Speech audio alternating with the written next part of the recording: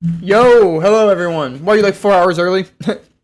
Because I'm just gonna stream all day. I'm gonna be here, sitting here all day. Grape, grape. How's it going, everybody?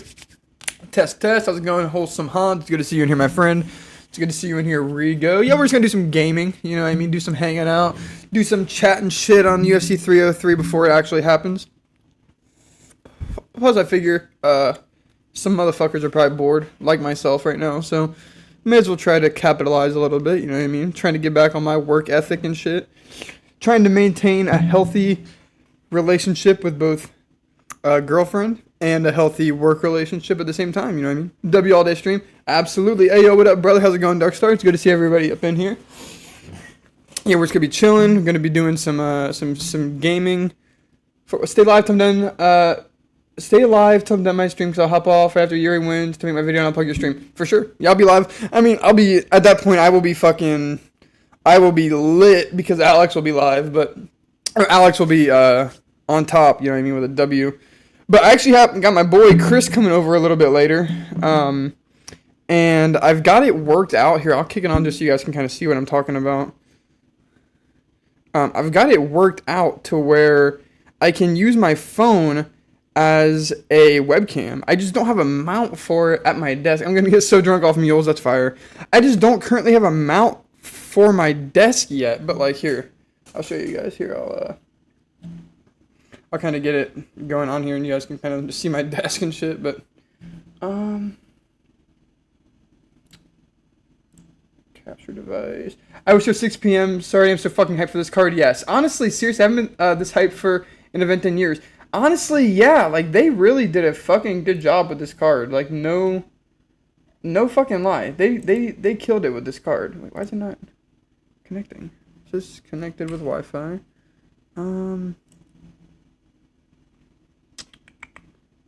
Give me 1 second, you guys. Why is it not connecting? Good luck tonight, Rigo. I hope so. I hope so you cash in. You know, of course, I want my boy Rigo to get his money up, to get his bread up. That would be iconic. But god damn, you really had to go against you really had to go against the man. You really had to go against the man, didn't you? And that just makes it tough. Darkstar, I'm gonna be so rich. Elden Ring DLC is so fucking fire, bro. I need to get back into Elden Ring. Back in the day, man, before I had a PC that could run Elden Ring, I picked it up on the P5, and I fucking just regret picking it up on the P5 so much. Why is this not? It's peculiar. It's not. It was working just fine. Please, Galacolo. True that, Landon. Yeah, I need to, for real. And I would definitely stream it if I did. Rigo, I'm scared for you, to be honest. It sucks fucking cock, honestly, about this whole fucking... It sucks. The PS5 is like... I used to be such a PlayStation fanboy, and now the PlayStation 5 is like ruining my life because I have like all these games that I bought on there I want to play on my PC. And you also now have Black Ops 6 releasing, what is it, a week early on the PS5? Like, what is that bullshit? I'm not fucking about to buy Black Ops 6 on my P5 just to buy it on my PC a fucking week after. That's so bullshit. I'm scared for you. Black magic is so powerful. It is very very powerful. That's on my 8-leg parlay.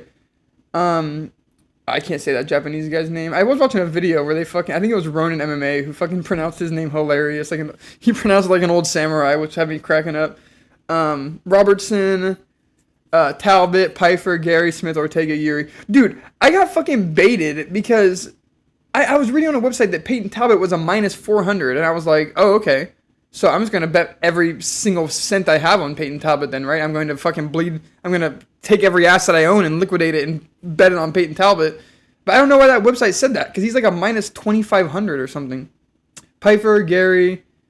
Why is Talbot the lock of the week, the month of the year? I mean, just because that's just what it is. I mean, the UFC's allowed to make these kind of fights, and they're allowed to kind of do whatever they want when they're trying to build stars, and we just accept it, and that's okay. I don't think that's too insane to believe, honestly. I really can't comprehend why my computer is not able to... No, it's not my computer. I don't know what this is. Why it's not able to find... Oh, you know what it might be? Yeah, you know what? It might be because of this. Because it's already on here. So let me delete it off of here. I think that was it. I think I just fixed the problem here. Imagine Talbot takes a dive. Yeah, I mean, it might not be a... Yeah, so I'm seeing... Please run camera hub. I'm running the camera hub. Why is it doing this? I am running the camera hub, you fuck.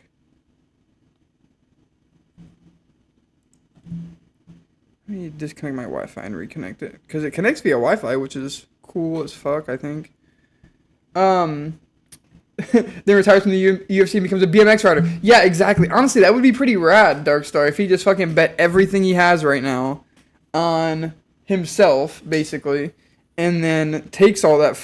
against himself, sorry. Takes a dive, takes all that fucking money, cashes out like a boss, and then just spends the rest of his life BMXing and fucking skateboarding. Like Bam Margera. I think that would be pretty rad, honestly. I don't know. I had this fucking Elgato thing working perfect last night, and I do not know why I can't get it to run now. But I know it works. So, but I needed to get it to work because that was my whole plan, is tonight I am going to switch over to the Elgato camera and move to my couch area with my boy, and we're going to watch the fights. But I need this to work for that to happen. And right now it's just... It's struggling a little bit. I cannot comprehend why. Let me do that. You know Tony Hawk used to slay the hoes. Oh yeah, absolutely, dude. Abso-fucking-lutely. Are you kidding me? Tony Hawk definitely was getting a massive amount of fucking pussy. And then I go to open the Elgato. Damn it, can't wait for this card. It's killing me. I haven't been this hype in a while. That's what Rigo was just saying as well.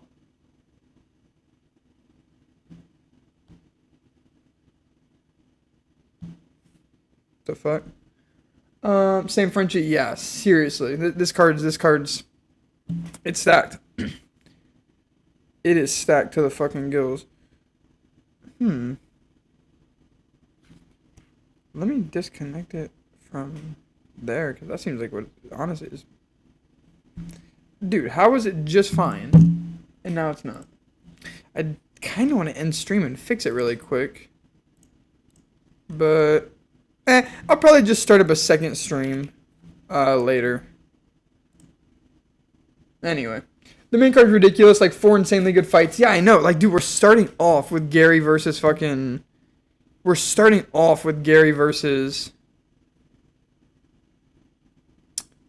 MVP. Like, are you shitting me? What a fucking awesome ass card. It just...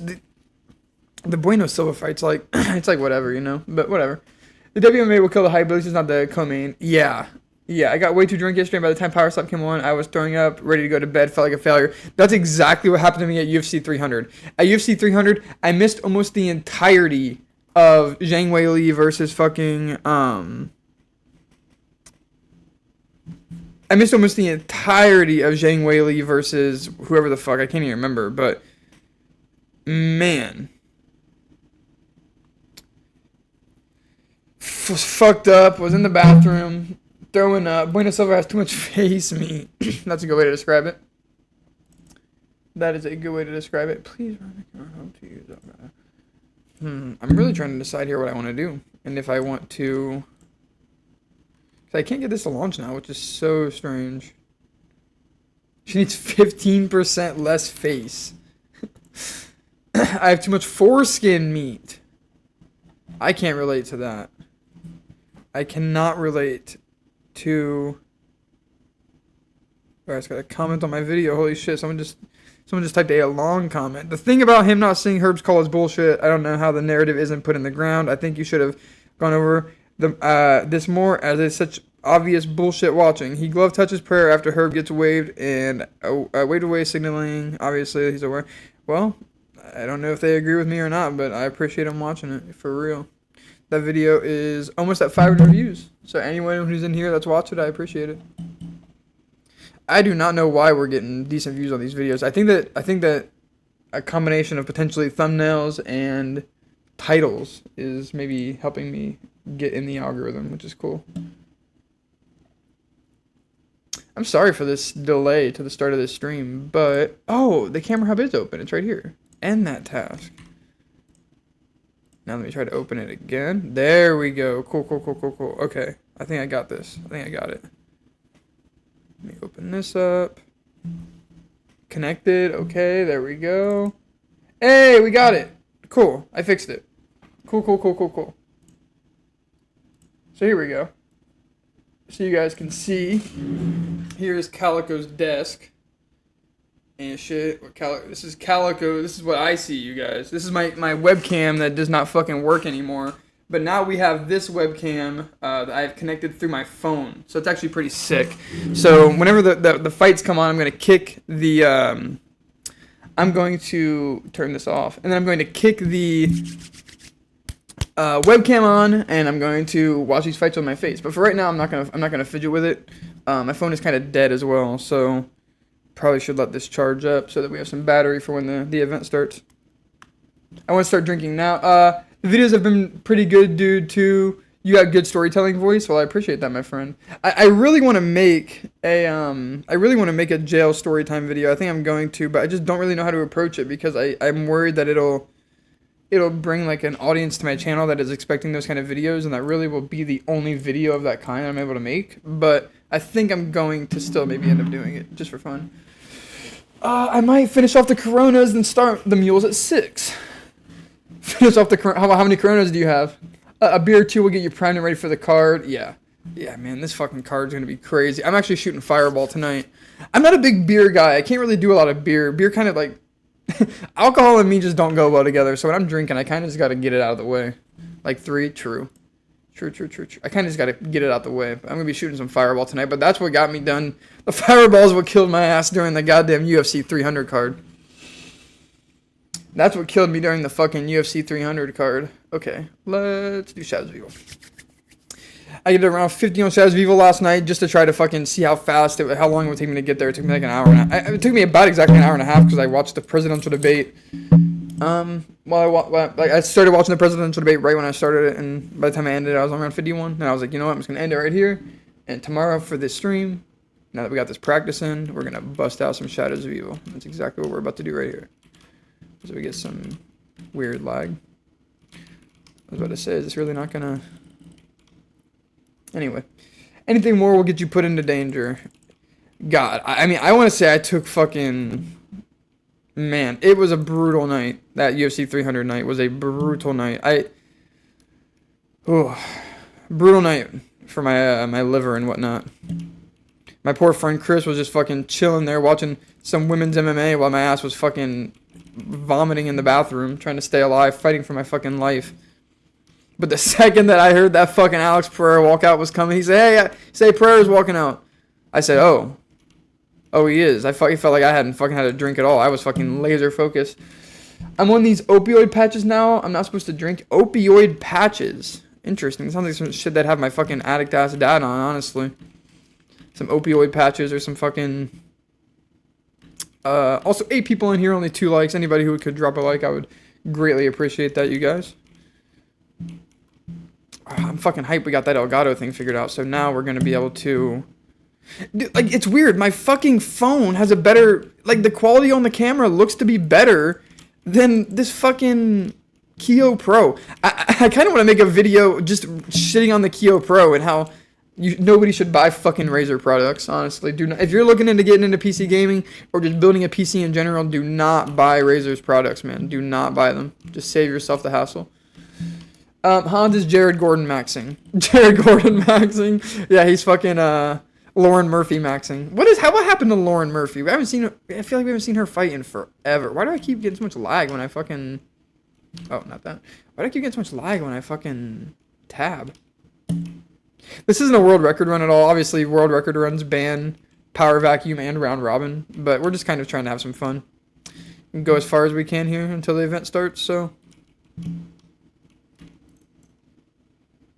that is basically what we are up to here. Chilling, enjoying ourselves. Ooh.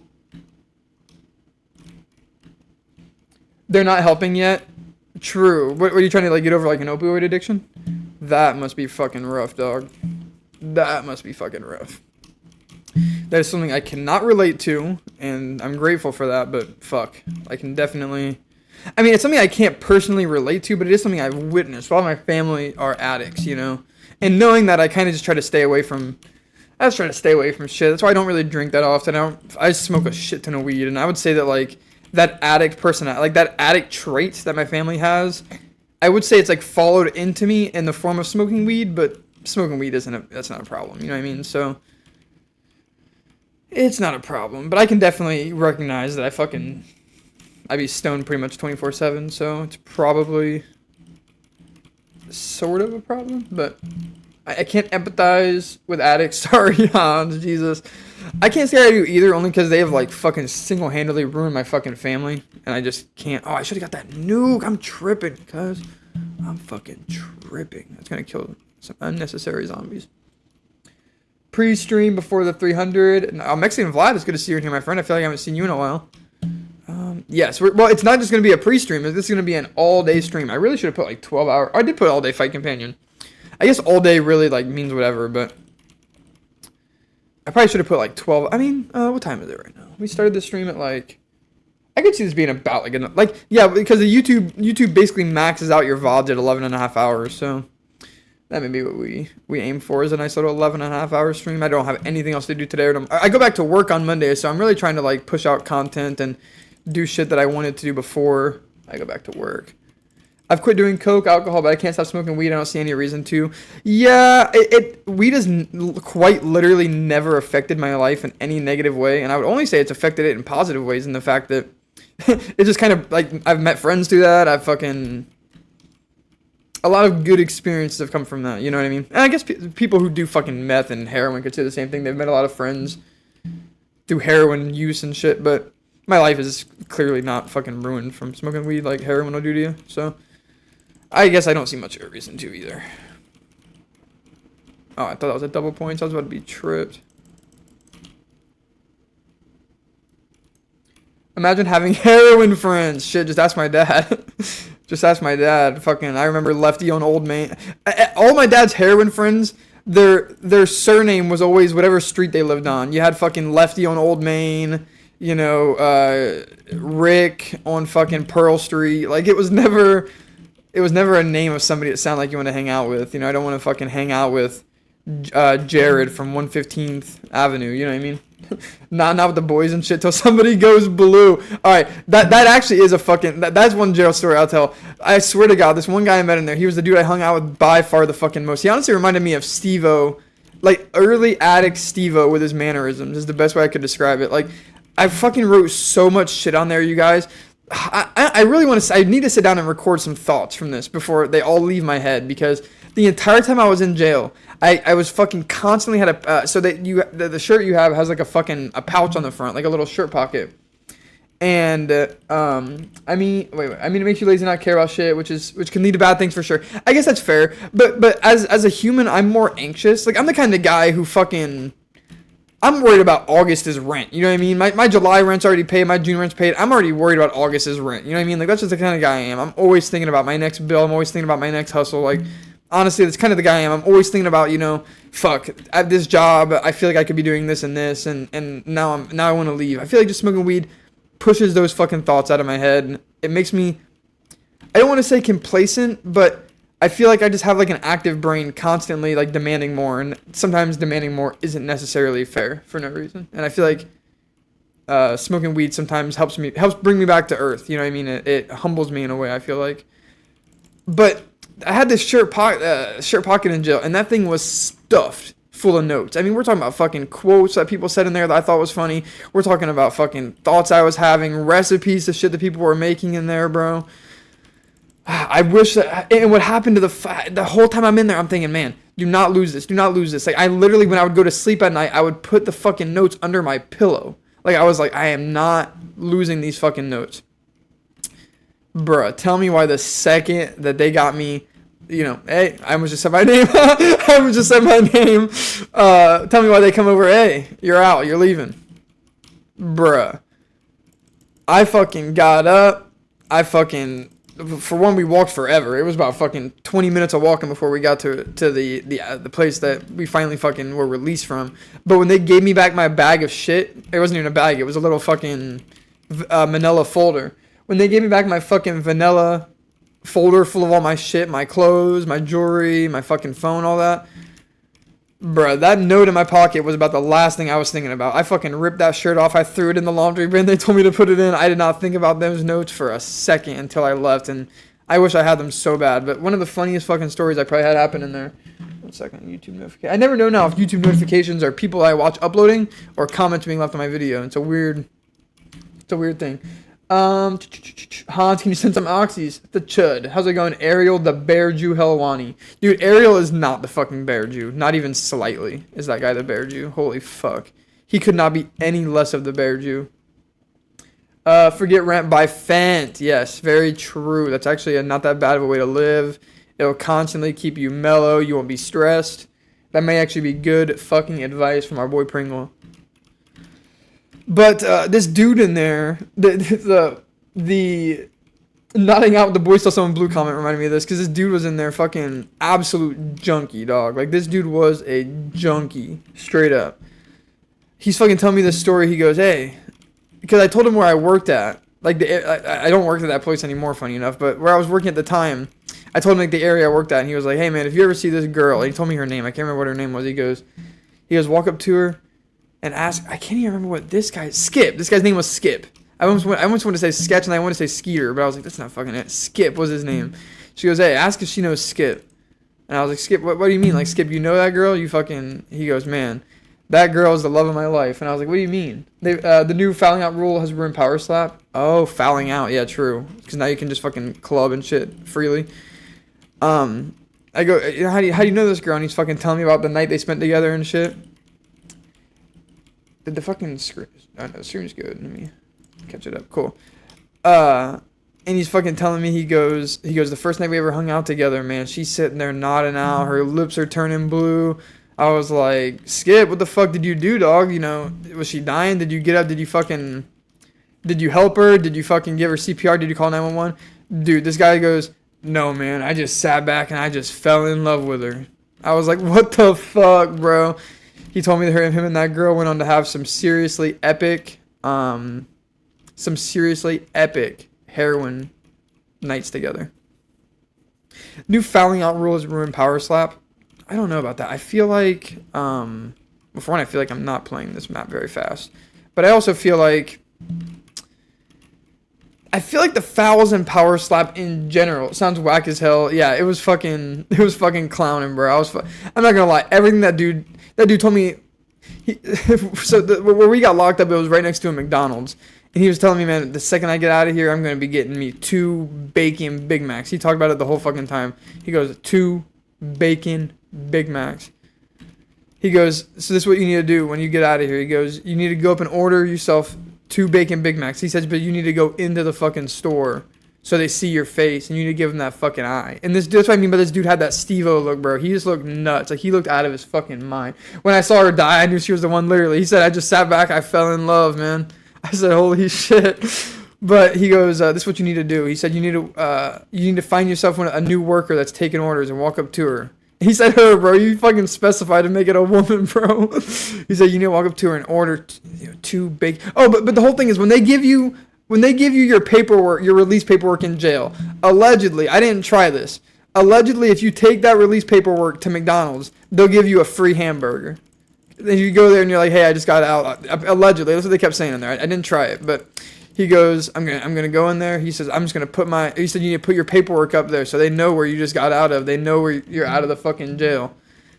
And he goes, order your 2 Big Macs, pay, leave, go outside, take the bacon off those Big Macs, go back inside, set the Big Macs down. Hey, what happened? I ordered 2 bacon Big Macs. And you need to fucking, not that you're fucking setting up a scene in there, but you just need to fucking set the tone. You know what I mean? You need to set the tone of how this conversation is going to go. You need to let this woman know you're not fucking around. And then when she inevitably gives you your 2, I'm going to take a picture of this really quick so I have all of these symbols in my phone. when she inevitably gives you your 2 bacon Big Macs, your replacement order, you need to take those bitches right back outside, throw your bacon that you've accumulated from the other 2 sandwiches on all 4 of these fucking sandwiches. And that's basically how I was told to approach my first moments after being locked out. I can't say I adhered to that advice, but I did go to McDonald's right after being locked up. And that, oh, are you shitting me? Oh, I went to the wrong place. I went to Canals. I'm fucking retarded. He can't wait to go scheming on McDonald's. I mean, that dude talked about that more than anything. That dude talked about scheming on McDonald's more than anything, I swear to God. Fuck, I did not want to go here. I need to go to the fucking waterfront. Now you got me acting like a fucking fool. Looking like a fool. Killing shit with a bloodhound. I'm not taking any advice if I go to jail. What was some advice I took in there? I took some advice. You know what I mean? Some advice I took in there. I remember whenever I was writing with a pencil. I was writing with a pencil that had a pen on it. Or, an eraser on it. And they had advised me, do not pick up any pencils around here with erasers on it, because those are commissary-only items. You get caught using that shit. Bro, you ain't gonna be leaving here on Monday like you think so. And it's crazy how they can catch you up in there like that. Like, it's fucking nuts. And I don't know. I'm just glad that shit worked out smooth. I just fucking chilled, did my thing. I like that to him. That's a huge W. Yeah, that was a huge W. Yeah. They did give me genius level con man. Oh no, that was some genius level con man shit. Honestly, I agree. That dude was on some next level shit. Did you goon to pass the time when you were locked? I didn't goon a single time. There was a dude they called the shower Miami. Hey, I'm going to Miami. Anybody need to take a piss? I'm heading to Miami. There was one dude, I think it was my second to last day when I was in there. He was in the bathroom from fucking when we woke up to get breakfast all fucking day. I don't know what he was doing. That shower was on the whole fucking time. I have no clue what that guy was doing. And he was a cool young black dude too. He wasn't like some weird old. He was like my age. He was like a young black dude, tall. I don't know what we talked about. I was in there the weekend of the Volkanovski Topuria fight, so I actually talked about that fight with a couple of people in there. Nobody really knew what they were talking about. People just knew who Volkanovski was. People didn't really know who Topuria was. So everybody in there was fucking picking Volkanovski, and I was kind of like, I'm not trying to start jail fights, so I was just like, Volkanovski's probably got it. You're probably right. Thinking in my head, bro, this motherfucker's about to get knocked out. I remember I called my brother. I said, hey, what happened with the Volkanovski fight? He said, bruh, you don't want to know. Jailhouse MMA podcast. Yeah, exactly. Honestly, those boys, I gave them my phone number. It was my work phone number at the time, but I still have that phone number. So if any of them get out and any of them want to hit me up, we will do some content, especially with Skip. I still got a couple other names. My boy Wayne. I never actually saw Wayne face to face or got to talk with Wayne. That's a lie. I did get to talk with Wayne face to face for just a little bit, momentarily. So they put me in isolation whenever I first got there, because dog, I was bucking. I was fucking when I first got there. I mean, I wasn't fully convinced because I was real drunk. I was not fully convinced that I was gonna actually be spending the night there. I thought I was finna be leaving. And that's not at all what happened. When I got locked up for rape too, he's getting revenge on the state by running up that water bill. Yeah, exactly. Nice hair. Thank you, Millie. It's good to see you in here, my friend. When I got locked up for rape too in the cell house, people used to call me Swiffer Wet Jet because I was known for gooning anytime anyone's letting it spray. No, I passed the time in there by reading a book by the guy who wrote Of Mice and Men on his journey to... He was the first person to do an expedition to... the Gulf of California, I think it was, or something like. I think it was the Gulf of California, and it was like it reminded me of like some shit, like a Charles Darwin, something that he would write. You know what I mean? Just talking about new species and shit, and how I don't know, just cool. Like there was a part in the book where they fucking like finally they got this turtle they've been trying to get for a fat minute, and then they went to eat it, and it just tasted like shit, and they just assume that you can't eat turtles and you can't fucking cook turtles. They're not edible. But later in the book, in their travels, they came across an island where they had run across some people where they were talking about it and letting them know, hey, we tried to eat this turtle and it just didn't work. And the people on the island were like, nah, man, you guys are y'all are just cooking turtle wrong, bro. Like, you got to do this and this and this. So it's kind of cool. Just a pre-internet, pre-fucking Google, pre-Quora world. Just very cool. I don't know. I love that shit. You got to cook turtle a certain way. It's gross as fuck. Yeah, it's exactly what the people on that island were like telling him. Is like, dude, you cannot just boil it or like however you were cooking it. Like, that's insane.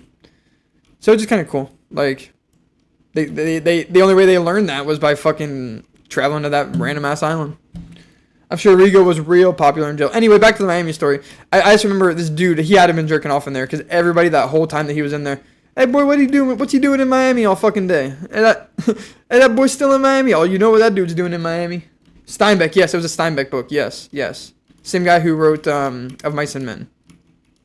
Yes. It was him and then another gentleman. The first half of the book was basically just like a short, not story, but like a short, I forget what the other gentleman's name in there was, but it was him and another gentleman who actually had passed away, not during their expedition, but in the prologue of the book, they kind of explained how he died, and the guy he was with was just like just a gangster for real. When I got transferred to medium security, I had more privileges, and they used to call me floor polish because I was known for mag dumping cum onto the cell block floor and just leaving it. Well, unfortunately, my nicknames when I was in there were Peter Parker and Harry Potter.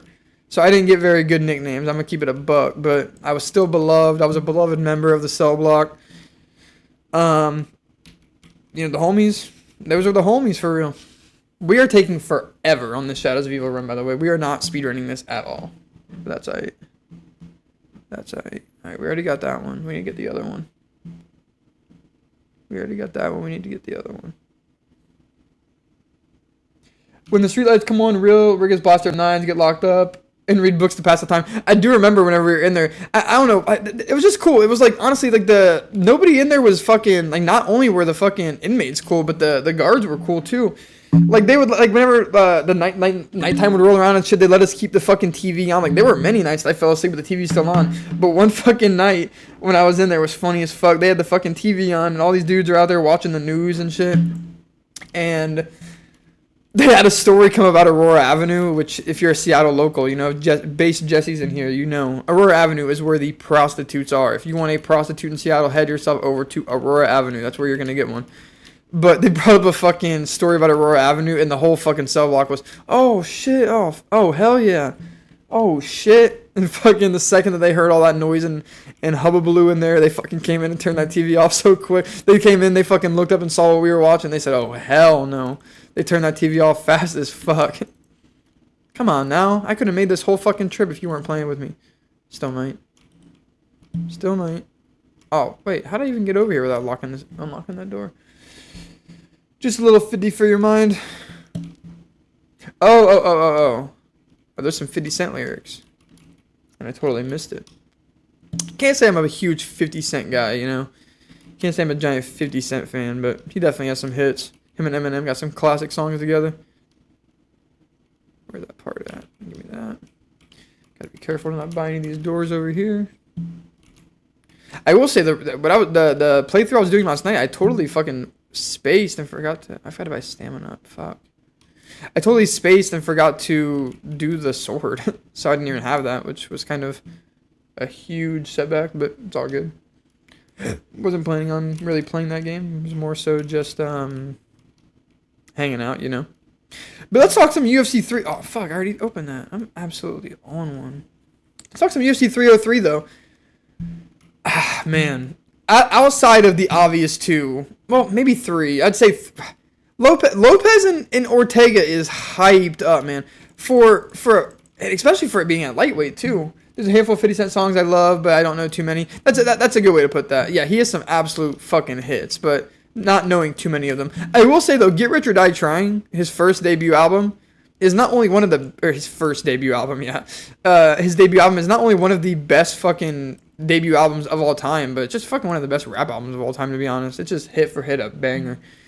Wait till Lionheart gets the cage door locked behind him. Yeah, he's gonna turn into an animal. You're gonna unleash the true Lionheart. He's gonna turn into a fucking beast, ain't he? An uncaged beast. I like every song on Get Rich or Die Trying. Yes, that is a great album. That is a great fucking album. You can't deny that album.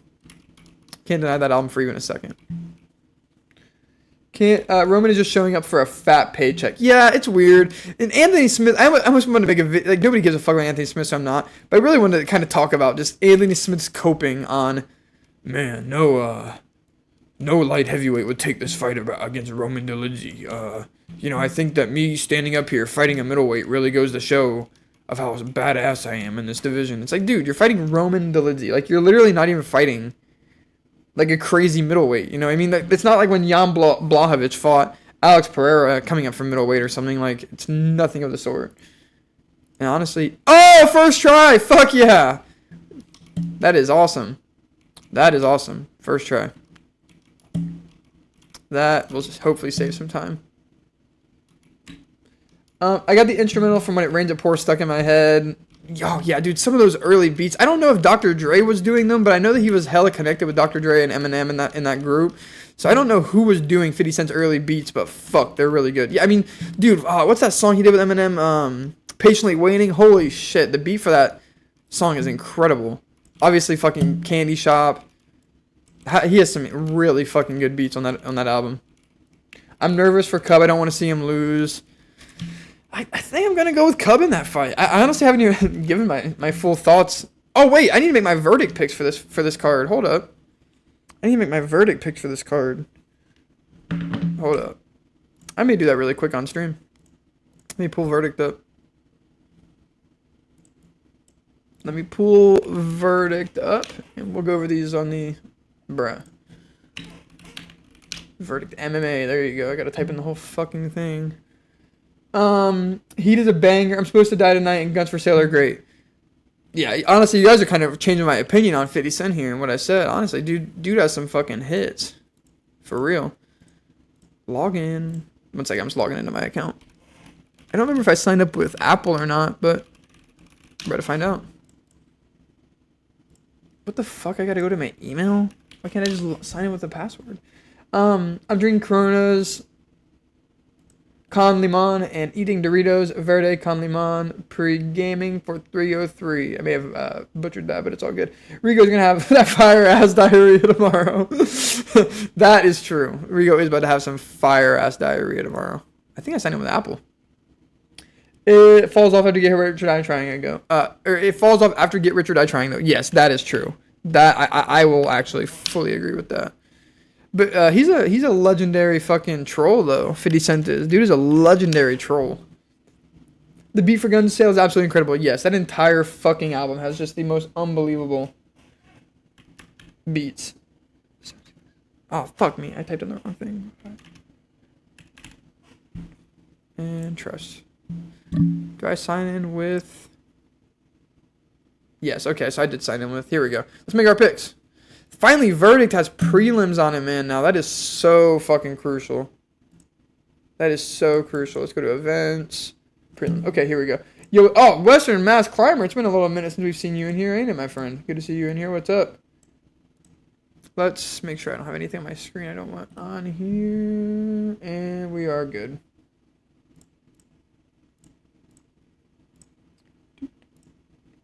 And turn that off. Cool. By the time the main event comes, Rigo's going to be drunk as a skunk. 50 Cent buying the entire front row at a Jaw Rule concert. So no one can tell it was an 8th year troll. Yes, that. And obviously you have the fucking challenging fucking Floyd Mayweather to read a book. Like, dude is a legendary troll. Legendary troll. Yo, what's up? Lloyd Banks had some great tracks too, like Take Him to War. Hey, fucking, I did not expect Western Mass Climber to come in here with some Lloyd Banks. That is, there you go. Welcome in, man, and welcome with that comment. I'm so confident in my picks that I already made a thumbnail with Lucas Tracy and Kyle Mee's face saying frauds and me grinning. Well, you may need to put my face on there too, man. You may need to put my face on there too, because I'm riding with him. I'm riding with him. All right, let's go. Here we go. So, are these actually the right odds? Because yeah, they are. 1,600, yeah. Because they had the fucked up odds here before. Ricky Simone is a big favorite going into this fight, huh? Minus 265. You gotta worry about Ricky Simone's fucking chinny chin chin, though. Even though I am a based Ricky Simone enjoyer, based Ricky Simone fan, and I will be picking Ricky Simone in this. This is gonna be a boring decision. This ain't gonna be that great of a fight. I'm gonna be honest with you. I'm gonna be honest. Maybe not, though. Where's this guy train out of? Weird. Last name Oliveira. Fucking from Brazil. Does not train out of Shudo box. That is a bad sign, ain't it? That is a bad sign, ain't it? By the time of main event, yeah, drunk as a skunk, 50 cents. Yeah. Poi, Tony Yao, the runt of the litter. Is it true Ortega versus Lopez was changed from 5 rounds to 3? Is it? I don't know. I know that it's a 3-round fight, but I don't know if it was originally 5. If they accepted that fight as 5 rounds, they're fucking beasts because they're fucking beast because that was a short notice fight if you've ever seen one. Ray Tusuri. I fucking hate butchering names and making myself look like a fucking retard idiot. So I'm just gonna stop. I honestly don't know much about these guys. Let's check it out. Blood be submitting and KOing people. So he's looking for finishes. Now, how's our dude here been finished? He's been knocked out and submitted. He just got knocked out. Oh, but Tesoro Tyra. Oh, I know who this guy is. Okay. But how would this guy get his last win? Ground and pound.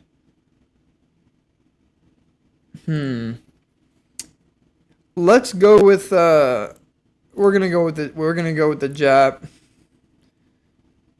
This is a Japanese guy or Chinese? I don't know. This is Chinese. He's Chinese, isn't he? Fucking. No, he is Japanese. Cool. Japanese. We're going with the Jap. And that's all it is. Moving on. Andre Arlovsky versus Martin Buday. That's sick, man. I stopped caring about how to pronounce foreign names when I lived in El Salvador. Not a single person can pronounce my name. What? If your name is what you say your name is, how the fuck couldn't somebody pronounce it? Are you kidding me? It's like the most easy fucking 4-syllable full name ever. A part of me wants to go with Arlovsky. Is he a favorite? No, he's an underdog. A part of me wants to go with Arlovsky, man. A part of me wants to go with Arlovsky, especially because Martin... Oh, man. Shamil Gadzhiev fucking KO'd this guy? Why didn't he pop up? Here we go. Man. Wait, what?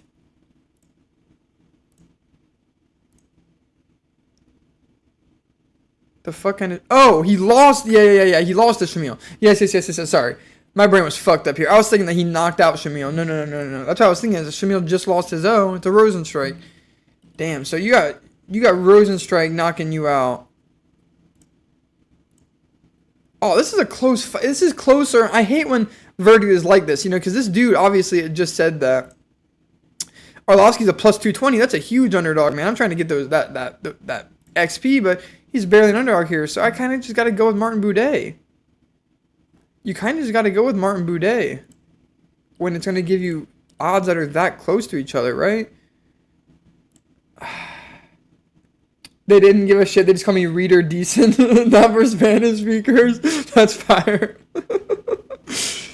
That is fucking funny. I'm gonna go with Andre Arlovsky here. I'm gonna say he just... Man, how long has it been since this dude picked up a win? Oh, shit! This guy hasn't picked up a win in a fat fucking minute, dude. Yeah, I don't know about all this. Oh, he did sleep Rosenstrike, though. How funny is that? Nah, we can't do that. We're gonna go Martin Buday. We're gonna say he just beats Arlovsky just over 3 rounds, and that's what it is. I think Arlovsky can get it done if he clinches up Buday. Yeah, I could see him getting it done, but I'm not gonna fuck with those close ass odds. Arlovsky wins the fight by faint maxing. It'll probably be a boring fight. Yeah, I could see this being a boring fight for sure. Speaking of boring fights, let's just get this one out of the way. I damn near feel good enough to pick her to just submit Karate Hottie, honestly. Why is this fight happening? Yeah, what the fuck? For real though, why is this fight happening? Like, honestly. This is kind of a crazy fight. I'm not going to do it because the XP just isn't there. I'm going to see if I can find better XP somewhere else, but this is a confident pick. I mean, she's subbing Karate Hottie. Karate Hottie's been subbed in fucking, I guess, less fights than I thought, but she's really been subbed 3 times. That does not sound right, but anyway. I didn't touch Simone versus Oliveira, Buday versus Arlovsky, Silva versus Jourdain, and Swans versus Philly, too unpredictable. I can agree with you saying all of those are too unpredictable, 100%. Especially fucking Silva versus Air Jourdain and Swanson versus Philly. Who the fuck is betting on that? You're out of your mind. I mean, because the odds are... How is this only fucking... I have seen people on here... When Bobby Green submitted Tony Ferguson, the odds were like 150 to 1. So it's kind of crazy to see only this being the odds here, but it just ain't happening. It just ain't happening. Sometimes betting shit like this is worth it. Like this is shit like this is low key the reason why I bet like DDP to knock out Whitaker and stuff. Is because the odds were just so ridiculous. But this just ain't happening. Oh, probably get him up out of there in the second round. I could see like a second half of the second round stoppage. He kind of takes it easy in the first round, lights him up the start of the second round, and then he just finds that fucking shot that puts him down and makes the refs call this fight off in the second. I could see it 100%. Peyton Talbot really might be him. And my reverse Macy, yeah, fuck that. I love gambling. It's so fun and basically free money. I like gambling a lot as well. I'm a fan. I see a lot of people taking Gene Silva here. Ah, man, I can't keep getting burned picking. I can't keep getting burned picking Charles Jourdain, though. I can't keep getting burned picking this guy. How you gonna lose? The split decision. And these are not good wins, straight up. Especially this. That is not a good win. Man. I want to go Jourdain. I'm going to go... Oh, whoops, my bad. I'm going to go Jourdain, though. I'm going to go with Jourdain here. And just wins. Man, we're seeing decisions. I don't see a lot of finishes in this first half of this card, honestly. I could see a finish here, but I don't see this being a finish. Or, not this. I don't see this being a finish. This could maybe be a finish. Gene Silva missed weight by 1.5 pounds. Interesting. I'm still going to go Jourdain. I'm going to say that motivates Jourdain to take his purse and his fucking win money and take it all. And try to get himself a fight of the night. Because Jourdain can have fight of the night. He can have finishes of the night. He can have performances of the night. He can have whatever you want to fucking say. He is an super exciting... man, like, I remember fucking... It is so weird to see how he's fallen off. Because I remember being so hyped for this guy. But I guess looking back to his wins, losses, he never went on like any crazy streak. But his fights are always just so fun to watch. So we're going to go him. Here we go. Cub Swanson versus Andre Fili. Oh, I love seeing Cub Swanson as the underdog here. Yeah, I love seeing Cub as the underdog right here. I ain't going to lie. I really like that. Ooh. Can Cub Swanson still get a knockout, though? I think he can. I really think he can. This is going to be a good fight. This is honestly going to be a really good fight. This is a fight to be excited about. This is 100% a fight to be excited about. There's no fucking question. Holy shit. We maintain pretty good viewership throughout this whole stream. I didn't realize we started 11 people in here. I appreciate everybody who's in here. If you could drop a like, thank you very much. We're going with Cub. We're going to go Cub Swanson. I'm going to go Cub Swanson and actually get him up out of there. And get this is going to be, I'm calling it. This is going to be the fight to be like, okay, we're fucking here. UFC 303 is here. We're fucking live right now. And it's going to be when Cub Swanson sleeps Andre Fili in the second round. I'm feeling it. Everything else leading up to this is going to be like, it's going to be, even like the knockout here is going to be like, we were expecting it. Touchy-feely versus Cub Swanson. Yeah, this is when the night is going to start, and it's all uphill from here with Joe Pyfer and Marc-Andre Barriault. This is a fucking... Damn, man, we got some good fights on here. We got some good fights on this card, you guys. How can you be anything but fucking hype? Could it be Cub Swansoning? I cannot wait. Cubs Swan Song is what you said. They said Swansoning, like fucking Joe Swanson. Cubs Swan Song, yes. That's a good way to put it. I like that. Cubs Swan Song. For anybody who's going to be making a Cubs Swanson video after this fight, a recap, that's a good thing to put. Cubs, yeah, I like that. I don't want to pin the message because when I pin messages, it puts it at the top of the thing, and that's annoying. Not the top of the chat, but at the top of my actual, like this right here. Puts it at the top of this. I just don't want anything up there. But I would normally pin that Cub Swan Song comment because that was fire. But, wait, has Marc-Andre Barriault been knocked out? Once. And it was by Cheaty. That is funny. This is a pretty, that appears to be a pretty, that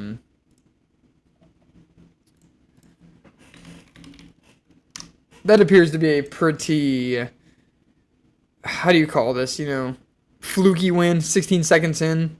I can't say that really tells me that much about this guy's chin and how much of a fucking punch he can really take. I would say his chin's probably still pretty fucking solid. Yeah, it happens. That shit happens to everybody. That's happened to Islam Makhachev. That's happened to everybody, unless your name is Habib Nurmagomedov. The sentiment is appreciated, of course, Hans. This is my fight song, stand up and grave song, push Hans in a well song. Fucking, oh my god, are you fucking... Who sings that song? Is that a Katy Perry song?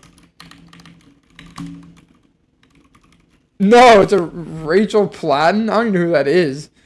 It just seems like a Katy Perry song, doesn't it? That fucking the song that You're Good at song.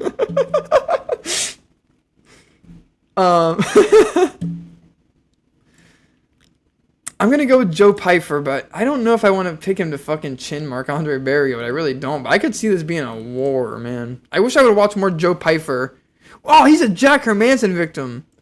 What the fuck? Oh, this fight just goes to anybody then. If you're a Jack Hermanson victim, this fight's going...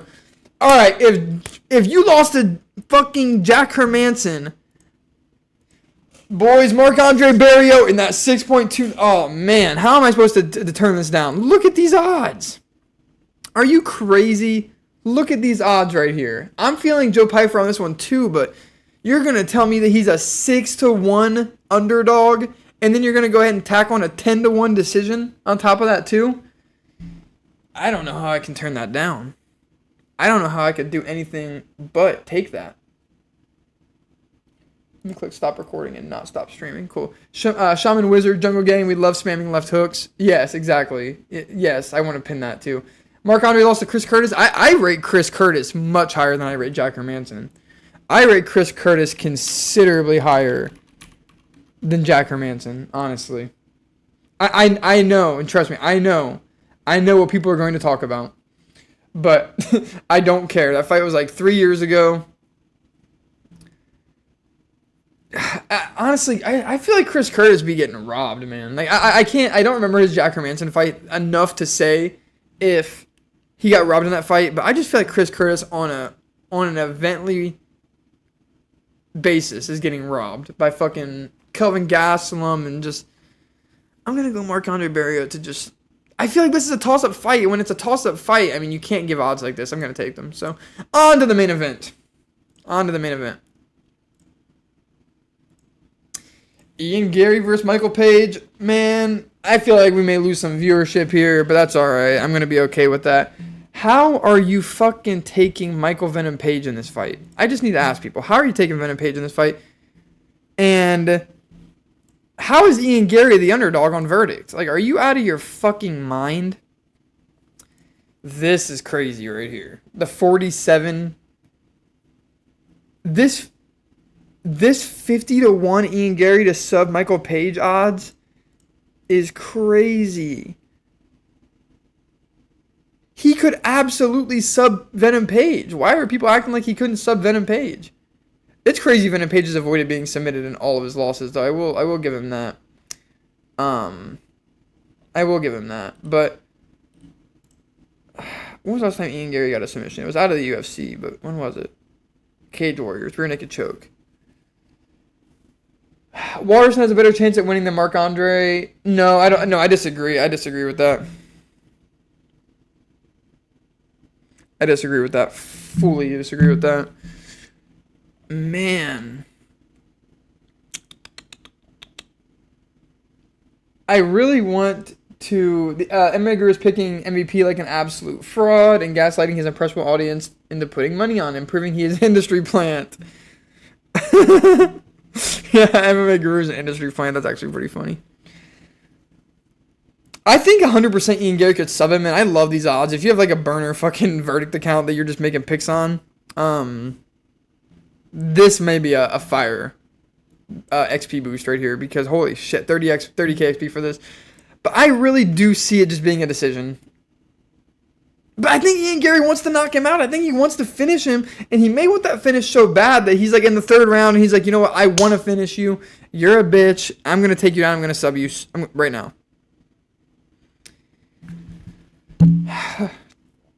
We've seen MVP get knocked out before. But never by like a comp. We've never seen anybody put... we've never seen anybody put combinations together on MVP. You know, like his only knockout loss was just a flash KO. It just happened right then and there. And I don't know. It's gonna take combinations, I think, from Ian Gary. I don't know if he has that power to just sleep Michael Venom Page in one punch. This is a tough one. Call me crazy because the MVP stalking Gary like Sean did Izzy. I mean, I'll be honest. I didn't think that MVP had any fucking chance at beating Kevin Holland. I'll be like, I was that kind of MVP. What do you want to say here? Like doubter, MVP doubter. Give me 1 second, guys. I'm gonna grab a drink.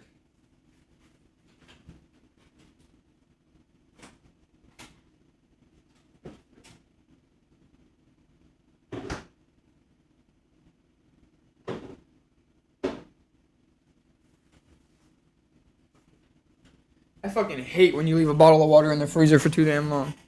Nothing more I hate than that shit. Rico, I could see the other way. You're probably right, though. I'm a casual. Who the fuck has MVP ever walked down? Yeah, I don't really know about walking him down. He's more like a karate guy. He's like a karate kickboxing guy. He doesn't really have the background of walking people down either. Western Mass, you had one fire pick, bro. You had one fire pick, and then the streak ended when you fucking tried to pick Yuri to beat Alex the first time. And you spread this narrative that I unmodded you because of that pick. Nah. I'm going to say he knocks Venom Page out. I'm going to say he ends up knocking Venom Page out. I really wish Conor was on the card. I feel like if Conor was on the card, it would really inspire Ian Gary to go out there and just have a performance that he should have against a guy like MVP. But I feel like the vibes are a little bit low. But thankfully, MVP knows how to bring a press conference and knows how to bring some vitriol to a fight. Like, you got to appreciate him for selling this fucking fight. You got to appreciate what MVP bring. These Bellator guys, they come to the UFC and they bring it, man. Chandler brings it in his promotions. Venom Page brings it in his promotions. These UFC guys, man, what, like, bruh, these motherfuckers are doing better promotions than you got Sugar Sean and, like, guys that I feel like the UFC is calling the stars. Like, I don't know. Basically saying the branding is all that makes UFC competition more respected. Well, I don't know about all that. I think that generally the UFC guys are definitely harder fights than Bellator guys. There's no question about that. And I think that it's kind of funny that on this card, oh man, I wonder if they did that on purpose. Hold up. I wonder if they did that on purpose. Originally, this card was set up to be both of the Irishmen. You had Ian Gary and Conor McGregor fighting the Bellator guys. Venom Page and the Bellator Ticks, as McGregor would have put it. And Chandler, that's kind of cool. Calico spitting right now. WMC is the average MVP picker. They have zero idea how he fights and delude themselves into thinking he can beat Gary because they hate Ian. People do hate Ian Gary a lot. And yeah, that is definitely swaying people's... Hey, our fucking Jamal Hill video hit 500 views. I appreciate that for everyone who watched that. I just noticed that. Anyway, Ian Gary, Venom Page. This really, to me, feels like a fucking... Like, the UFC's kind of happy that Kevin Holland lost to this guy so they can be like, no, Venom Page is a real fucking fighter. Don't sleep on Venom Page. And now they can feed him to Ian Gary and pretend he is more than what he really is. And I think that that's what is going to be the takeaway from this fight, ultimately, to be honest with you. And just one quick second.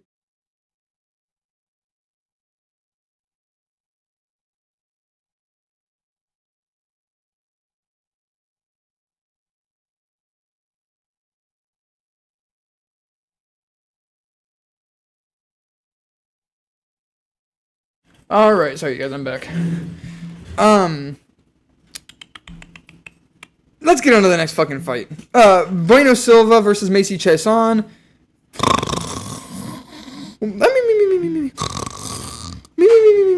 I fucking fell asleep picking this fight. I'm gonna be definitely napping during this fight. I'm definitely going to be ordering food during this fight. I will not be paying attention to this fight. And with that being said, I think I'm just going to take Macy Chiasson. Usually I always do this. I always normally do this when there's like a sort of... is this really a one-on-one fight though? I gotta... Oh, hell. A split versus Norma Dumont. Oh, you got guillotined by fucking Raquel Pennington. I guess Rocky Pennington isn't. Is Raquel Pennington the champion right now?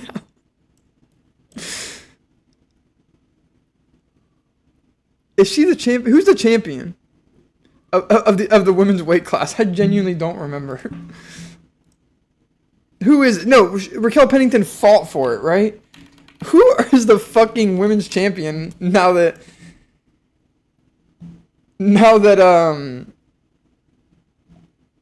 it is Raquel Pennington. It is Raquel Pennington. Why the fuck? What the fuck? Dude, Google doesn't even have it updated. It doesn't even have it. It still says she is number 5 in the UFC's women. Oh no. Sorry. I'm reading this wrong. In the pound for pound, she's the champion. Okay, I'm tripping. She is the champion. Rocky Pennington's the champion. Whoa, what is this world that we're in, man? We're in a weird post Amanda Nunes world that I'm not ready to accept fully yet.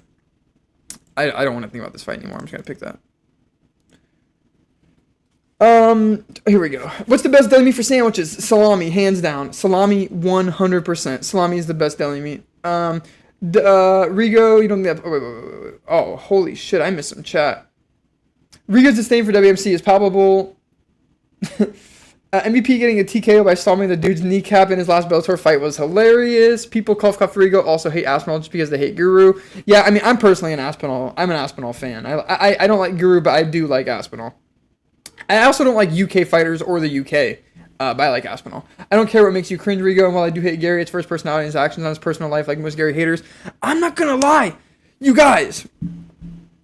In a way, Ian Gary has almost brought me back to being a fan of him because I'm just like, bro, this dude, think about him versus Paddy Pimblett, right? Think about Ian Gary versus Paddy Pimblett, how they handled their fucking, like, being canceled by the UFC fans. Like, UFC fans decided to start hating the guys. Paddy Pimblett went fucking quiet. He stopped posting. You don't see him fucking, he's not carrying his fucking, he just doesn't carry himself with that pride and ego he did before. But Ian Gary has not backed down at all, and you kind of got to respect it. Like, Ian Gary is still like, yeah, that's who I am. Fucking deal with it or don't. I'm going to get my wins. UFC doesn't have to fucking rob guys like Jared Gordon for me to get wins. I fucking put people to sleep. I kind of respect it in a way. I really actually think, I like his confidence in the face of adversity, I think is how I'd put it. I like how confident he's remaining even though everybody is picking against him. And I just don't think Paddy Pimblett does the same. I think Paddy Pimblett just stays quiet, and I think you gotta respect the boy. Wait, what the fuck? Am I tripping or what just happened to this? Why is this all fucked up like this? Why did they have Silva and Chase on here twice? Hold up, what is going on here? You guys see this too? Yeah. Did the card order get moved around? Please tell me this fight is now. Yeah, I swear, just at the beginning of this, that was at the top. But anyway, Mexican Vlad, that's my go-to. Hans writing the opioid dragon again. Yeah, Hans is on that fucking guitar, that shit from fucking South. This is Hans right now. Hans is on his fucking Randy Marsh shit from fucking that Guitar Hero episode of South Park. The heroin hero. Calico, I hate to admit it, but I'm starting to feel like that a little bit too, but I'm not there yet just by a damn sight. I think that I'm back on the Ian Gary fucking hype train, dude. I really do. Hans. Typical Hans fucking experience right here.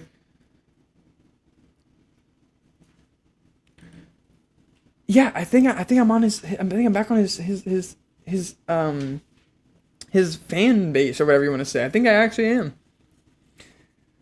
And he just doubles down on everything. You look at him and you say, "Hey, you're trying to be Conor McGregor." He look at you and say, "Yeah, I'm trying to be Conor McGregor. I want to be rich, bro. I want to fucking." I kind of respect it.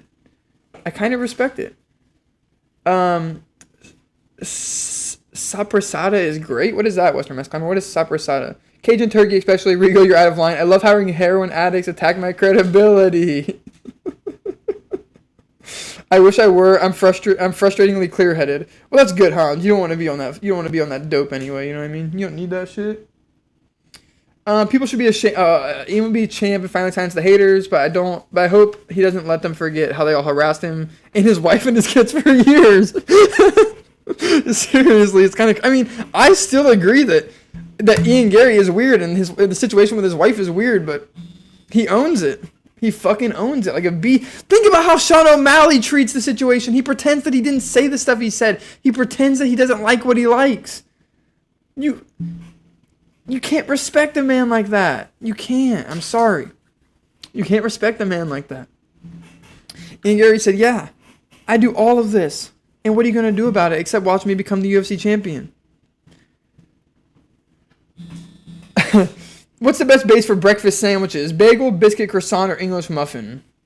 Ooh, that's a good question. Probably a croissant. They're so fucking fluffy and they absorb. Like you put a little bit of mayonnaise on one side of that thing, it absorbs it perfectly. Should I put table by mouth before working out? No. Do not pull. The level of fucking autism on this card is actually out of control. You have so much autism on this card. That's why everybody's so hyped for this card. Everybody in the MMA fan base is also a little autistic. So we are all rallying together for this autistic card that UFC's put together for us. I mean, you have the main event talking about magic. They're talking about using magic against each other in the fucking cage.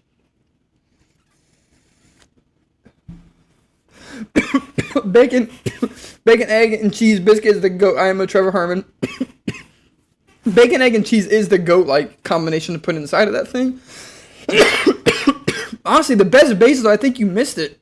The best base comes from the McGriddle.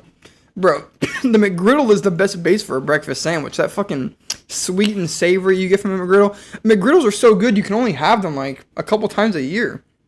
You have to save them. Truly is the best sport. Yeah, it is the best sport. It is the best sport. McGriddles suck. No. Come on now.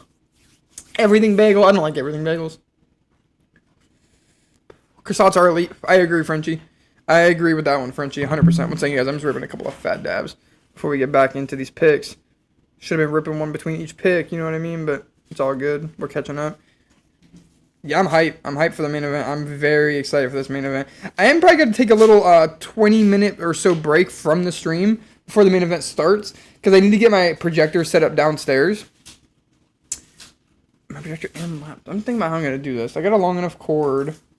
I got to get my projector set up downstairs, and I got to make sure my phone's fucking all the way charged up. Yeah. I love drinking beer in the shower. A lot of people like drinking beer in the shower. I wish I could enjoy a beer, man. Just a casual beer, you know what I mean? But I just can't. It's not my thing. I don't think it ever will be.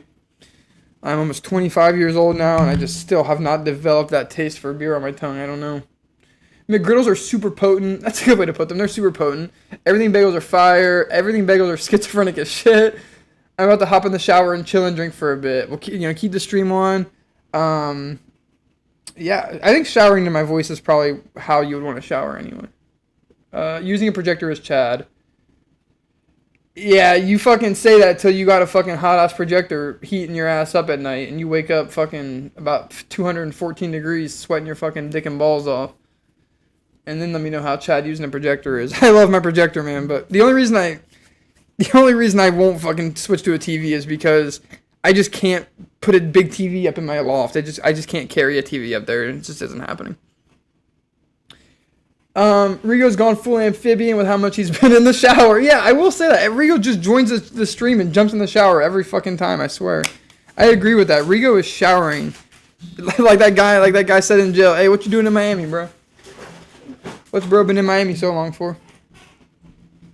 Roman's up to 150 views on the stream in total. I appreciate everybody who's stopped in so far. This is definitely our most viewed stream we've ever done.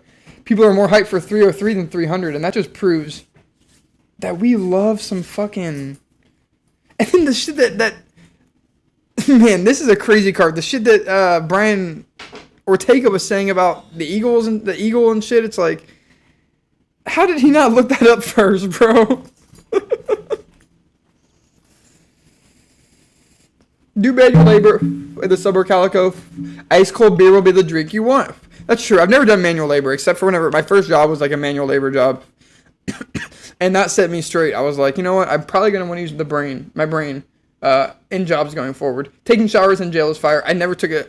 It's a lie. My first night there, I took a shower, but that was when I was still in like the isolation chamber area, so I didn't have to worry about being around people.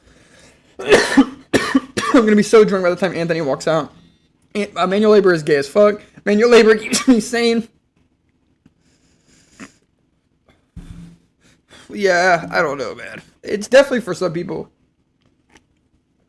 My dad did manual labor his whole life, and it kind of fucked him, but based Ortega just blindly believing things. Yeah, literally.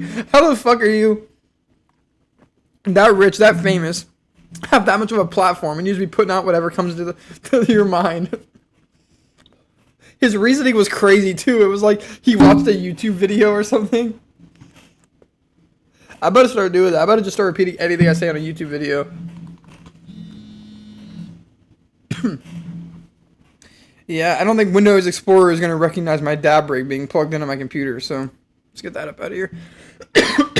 He saw it on Facebook is what he said. If that's true, that's fucking hilarious. Okay, here we go. Anthony Lionheart Pigheart Smith versus Roman Dolidze. Oh my god. I'm going to be fucking pissed if I pick Anthony Smith and he loses, because I never want to pick him. I always want to pick whoever's fighting against him by brutal round 1 knockout, as a matter of fact. I can bet everything I have on it, because it's hilarious to watch Pigheart get knocked out. It is funnier to watch Pigheart get knocked out than Johnny Walker, and I would argue that. But I'm gonna go Pigheart by definitely not submission. Roman has that fucking Roman's username. His nickname is the Caucasian. I almost want to pick him just for that. Roman Whiteheart Dolidze. Lionheart is gonna dominate. I really agree, but I'm not putting any XP on that fight. I am slightly excited for that fight though. Whoa, are we really already at the co-main? Damn, 1, 2, 3, 4, 5. Yeah, we are. What the fuck? This should be the card. They should make these fucking women fight, and then because it's so boring, make them fight again for real when they're all tired and shit. This is how the card lineup should be, I think, but it won't happen that way. Oh man, here we go. Here we go. Here we go. You motherfuckers, bro. You motherfuckers. Who is picking Diego Lopez like this, man? Are we being fucking for real right now? Are we being for real right now? Johnny Walker should retire. I agree. Yeah, you can't keep watching that dude get knocked out the same way every time. Even though we will. It's not good for him. It's only good for us. This morning I started a new dose of patches from 10 micrograms to 20. I'll keep you all posted. Yeah, Hans, hopefully that works out for you, my friend. Hopefully you are able to break this illness that you have, you know? Yeah, I'm the insecure one, not the guy constantly talking about how many gay little trimming tree jobs he has any Mexican alien could do. Yeah, I will never forget how fucking upset Western Mass used to get with those fucking impression of Western Mass brutally falling out of a tree comments. Johnny Walker should never try to be a technical boxer. He needs to go full schizo, 100%. He doesn't have the chin to be a boxer. And he doesn't have the chin to be technical at all. Working blue-collar jobs makes the post-work beer or joint so satisfying. Interesting. I can't see any path for Dolidze. Yeah, I can't really either. Unless he maybe could. Dolidze has some big power, right? Like he could maybe chin. He could maybe chin Pigheart.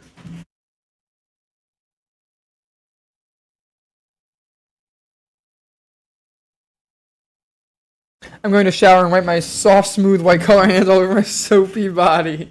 I haven't been able to work since 2015. It's not been fun. That's almost 10 years, man. Hopefully, they got you hooked up in some way to where you're taking care of yourself through all that, though. Yeah, I'm going Brian Ortega. I'm not going to think about this one too much. I'm just going to go Brian Ortega. I could see this. I think this is probably going to be a decision, though. I think this is going to be a decision. I do. It's going to be a good fight. This could be a real... He has 6 losses. Like, are we being fucking for real right now? Be so fucking for real. This dude has been subbed. Are they counting all of his losses or just his MMA losses? What is this guy's actual record?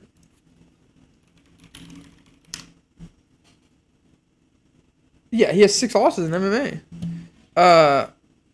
So he's been subbed multiple times. This is combat jujitsu though, so these got to be good fights here. He lost on Contender Series. Like, he lost all sorts of fights on the regional scene. I just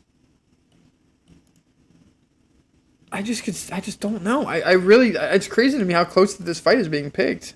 It really is. And I'm not overthinking this one at all. I'm not overthinking this one at all. My answer will remain the same. Pereira will find that chin of Yuri in the second round. Whoa, whoa, whoa, whoa, whoa, whoa, whoa, whoa, whoa, whoa, whoa, whoa, wait a minute. What just, hey, you guys see that? They tried to switch my pickup. Hold up.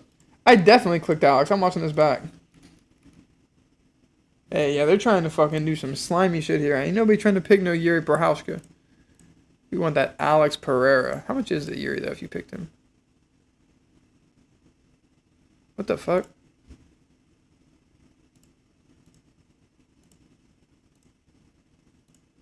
Oh, okay.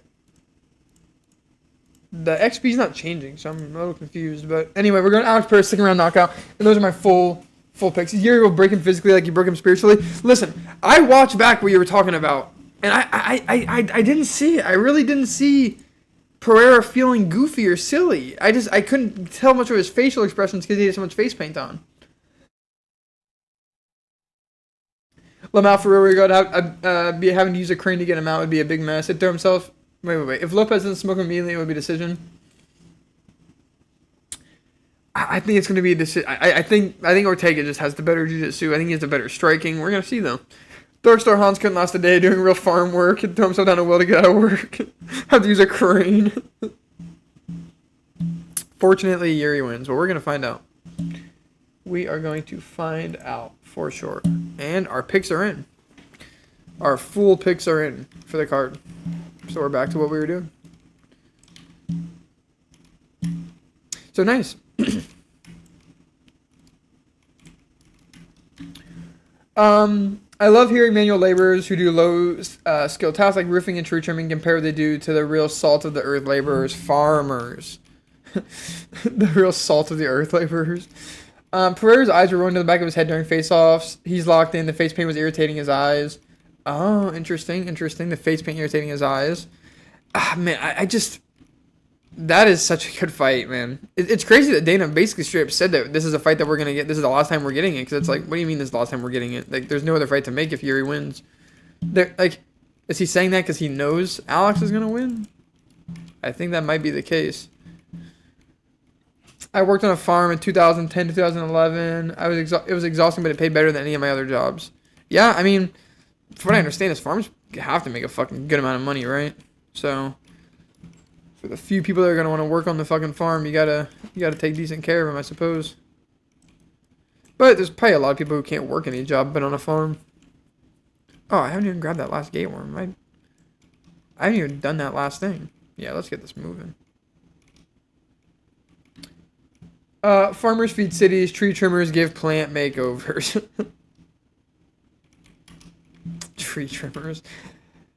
I guess it depends on what kind of tree trimmer you are. If you're one of those fucking tree trimmers that can cut a hedge into like a fucking zoo animal, that's pretty wicked. I can't lie, but anything outside of that, I don't know. I don't know about all that. Oh, nice. We already get the tentacle. Cool.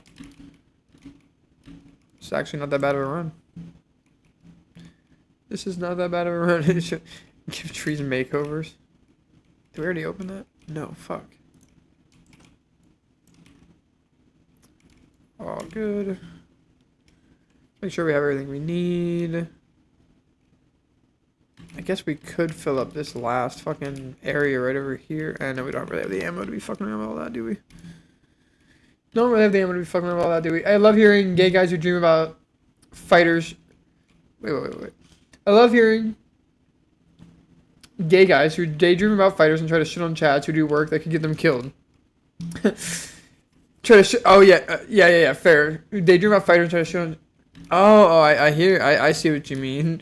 The tree cutting work could get you killed. I don't know about all that. It seems like it's pretty safe work to me. You're harnessed in up there and whatnot.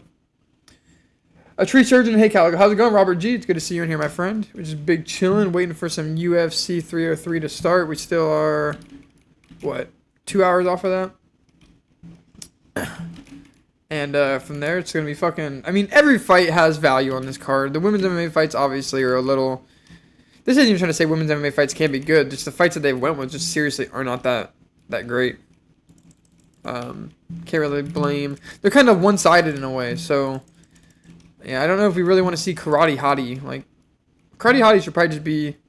No, you don't want to see her on a fight night because they put Karate Hottie on a fight night now. She's the main event. It's like, what the fuck? How did we get here? Pipe down tree bitch. Yeah, this is a true battle of the mods. Western Mass versus Rigo, truthfully. Please let the double points pop. Bro, the double points popped up as far away as humanly possible. It's kind of shit that fucking happens to me on these. A plane could crash into your office. Yeah, I mean, fuck, do not get me thinking about plane crash and shit, bro. I fucking think about helicopter. Every time I hear a fucking helicopter or plane go by my apartment, I'm like, bruh. This is it. This is it, ain't it? Let's get that double point nuke. Yeah, we're fine now. Cool.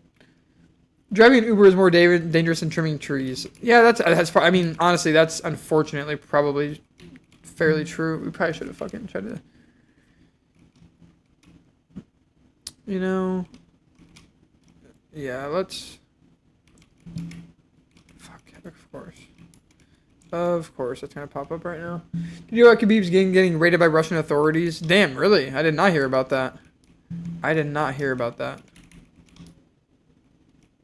Are you fucking kidding me? I'm really trying to get that mule kick, but it doesn't want to give me it, so that's cool. That's cool. Some of the attackers in Dagestan the other day were like his cousins or some shit. Really? I mean, it seems like fucking everybody in Dagestan is cousins, so I guess that doesn't really surprise me that much. Every fucking fighter that comes out of there is Khabib's cousin, and he's coaching them, so I guess that doesn't surprise me too much, but that sucks to hear. Oh, that's not where the box really was. Okay, that's cool. My uncle risks his life every day mowing the lawn, guys. Logging is hardcore. Cutting big branches through it makes a higher percentage of getting cut. I mean, that's very, very true. Yeah, I haven't looked into it though. Imagine trying to frame basic lawn work is dangerous. You got stats to back that up. We go, yeah, Vlad, I haven't looked into it though. Oh yeah, I did not hear about that. That's fucking shitty to hear though. As a base Habib fan, don't want to hear about his gym getting raided, of course. All of Dagestan's are cousins. Yeah, that's what I'm saying. Could there be some content there? There could be some content for sure, definitely. Fucking Habib's gym getting raided. If you're MMA-centric content, yeah, that's probably news that you'd want to talk about. Habib is probably one of the 5, I mean, just biggest MMA fighters in the company in general. I mean, every time that they put out a video with that guy's name on it, it gets a shit ton of views. Anytime that guy's on a pay-per-view, it gets a shit ton of views.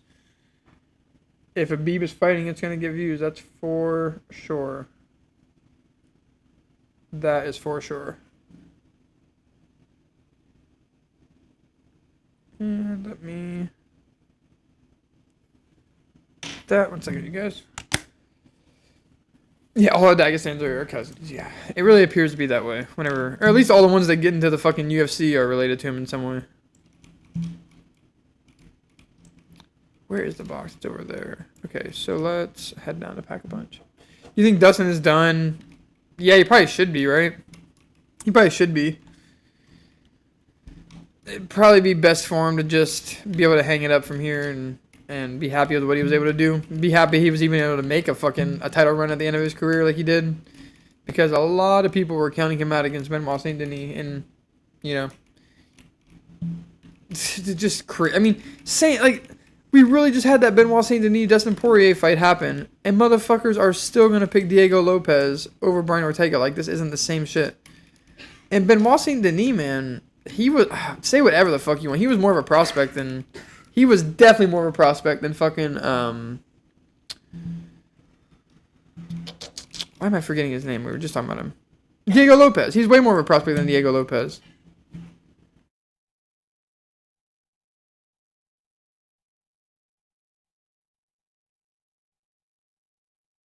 Poirier has been done for years. Yeah, I agree with that. Poirier has been done for years. That's true. I mean, to think that he fucking got head kicked, knocked out by Gaethje, and was fighting for the belt before Gaethje was, like, I hate that. I fucking hate that. I really do.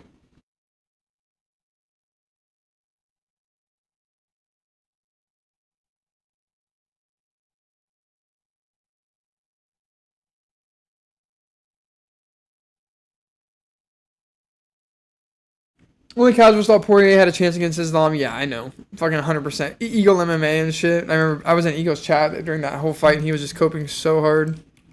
You have the same area as Ehor, so it would be a nice touch. Ehor Poteria. Wait, let me read.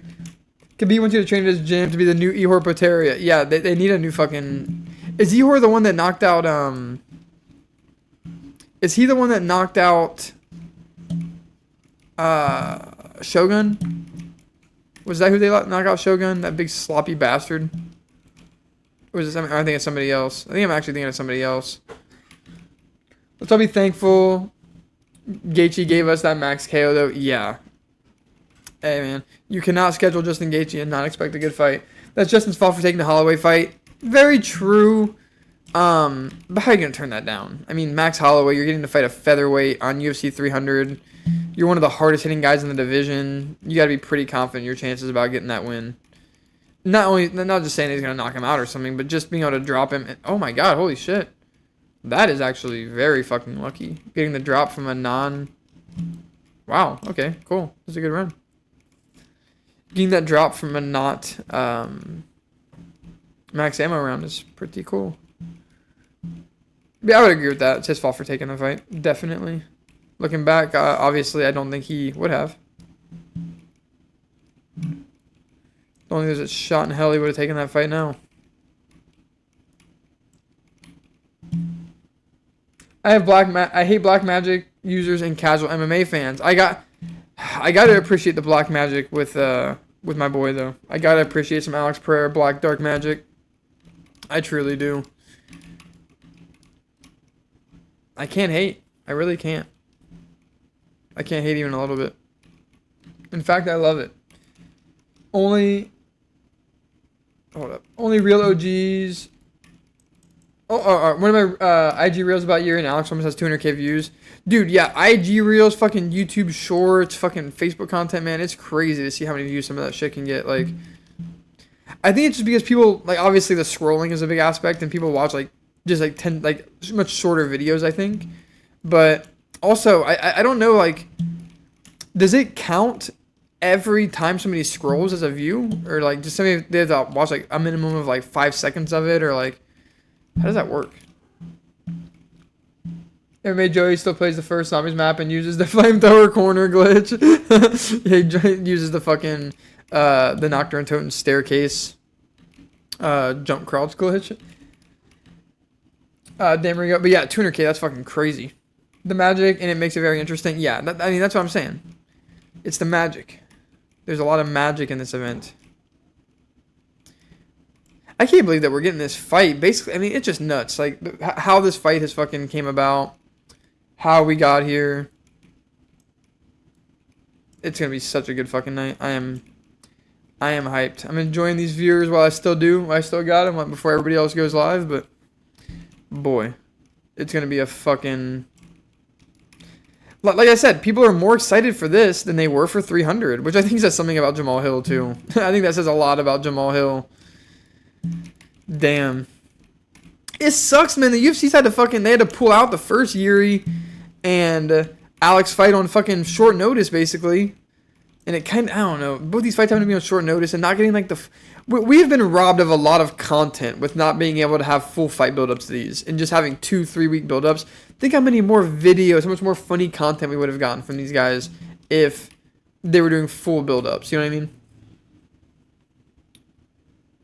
I love that Alex didn't deny the magic allegations. Oh, yeah, exactly. Of course not. How the fuck is he going to deny them? They're plain as day. He's clearly... And Yuri's right. Everybody knows it. Just nobody wants to talk about it. But, of course, Alex Pereira is the fucking main character. He's using magic. That's a fact. I mean, how is he hitting people with this same left hook and just sleeping them every single time. Every single time, the same fucking punch. Doesn't matter where it hits them, on the side of the face, right on the jaw, barely clips them, top of the head. They go to sleep. That is not real. It's fake. So you have two options. You can either believe in magic or you can believe in the rigging of fights. And I'm honestly going to go with the side of magic on this one. Yuri is doing anti-magic. He can do as much anti-magic as he wants. It's just not going to work. If there was anybody, and I truly believe, you could argue, though, that Adesanya did find that anti-magic. If anybody in UFC history was going to find the anti-magic to Alex Pereira, it was going to be Adesanya. He's obsessed. He's a freak, you know what I mean? And he definitely believes in that kind of stuff, too. But maybe he did find that anti-magic, and that's how he was able to eat that left hook in their second fight in Miami. But I think I just have a belief that... like the South, like Miami, you have like Miami, and then you have like New Orleans, like these like very voodoo-driven, voodoo-based cities.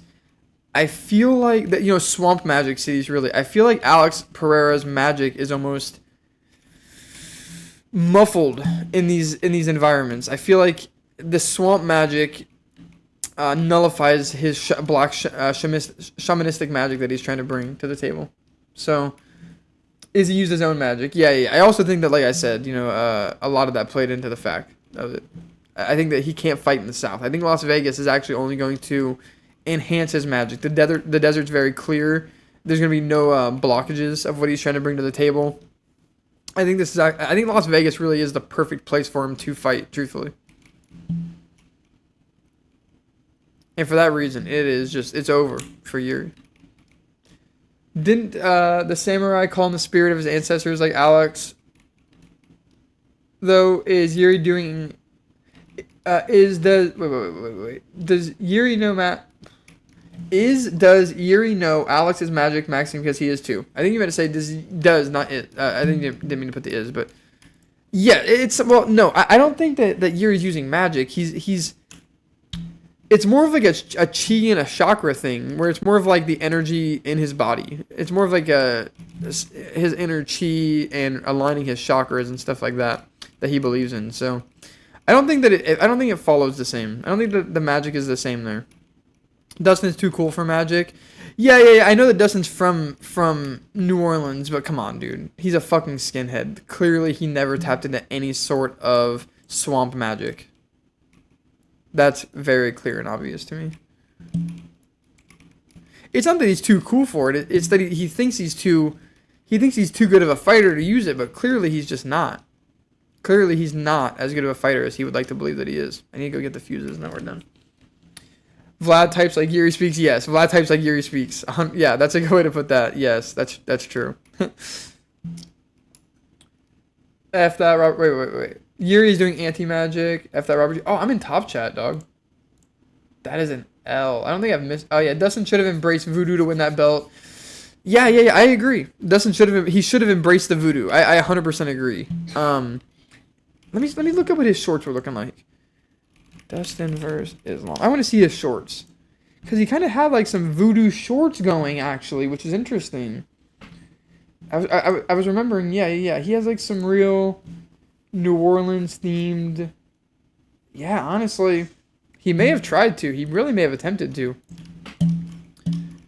He might have attempted to get some black magic going in there, and he just couldn't. It's just not in his blood. It's not his background. Finally hopping in the shower with a nice fresh bar of soap. Wait, wasn't I just... Oh, man. Let's get this fucking... Dude, these Mark Rods are going to be so easy to take out once we get this Silver Protector built. Once we get this Silver Protector rocking. Get that money tonight, Rigo. Sleep deprivation is based. Yeah, definitely. It fucking... Dude, both these guys are dessert maxing, too. Fucking you have Yuri talking about how chocolate strengthens his body, so he's eating all this chocolate. And then you have Alex Pereira just unbelievably fucking based, eating a tiramisu. I mean... Anybody eating a tiramisu in a UFC embedded episode after the whole Khabib thing is base as fuck. I don't give a shit. After the Tiramisu Tuesday shit with Tony and Khabib, if you're eating tiramisu in a UFC embedded episode, you have my full-on respect. Rigo singing Don Hoy Tiny Bubbles to his shower beer. Yeah, Rigo singing in the shower using his fucking shower beer as a microphone.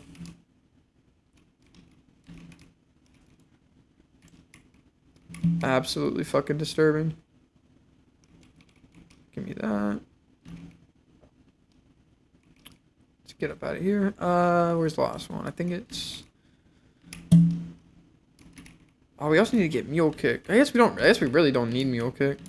But it would be nice to get I guess it would be nice. Though. Truthfully. I guess it would... Oh, we need little Arnie's is what I'm forgetting about. Fucking little Arnie's. So we're gonna hit this box a couple of times, and then we're gonna go spin the gum. Fucker, I forgot about those bastards. I forgot about those fucking bastards. Get off me. That's unfortunate. It would be really nice if we could just get those on a couple of box spins, man. I'll probably spin it 2 more times and then just start using fire sales from there because I really would like to not move the box. I don't want any fire sales at all.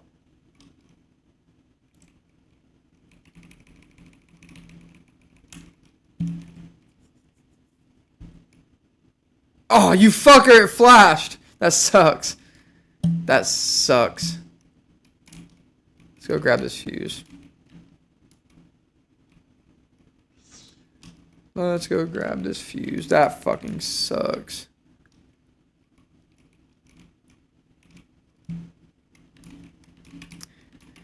An MVP versus Ian. I love how Dana in the press conference was saying how, you know, either the co-main event or the main event are shoo-in for Fight of the Night. I'm like, bro, are you forgetting what you scheduled to open this pay-per-view with? You scheduled this pay-per-view to open with one of the most fucking hyped up fights you could have possibly thought about. And I think the MVP versus Gary is actually probably...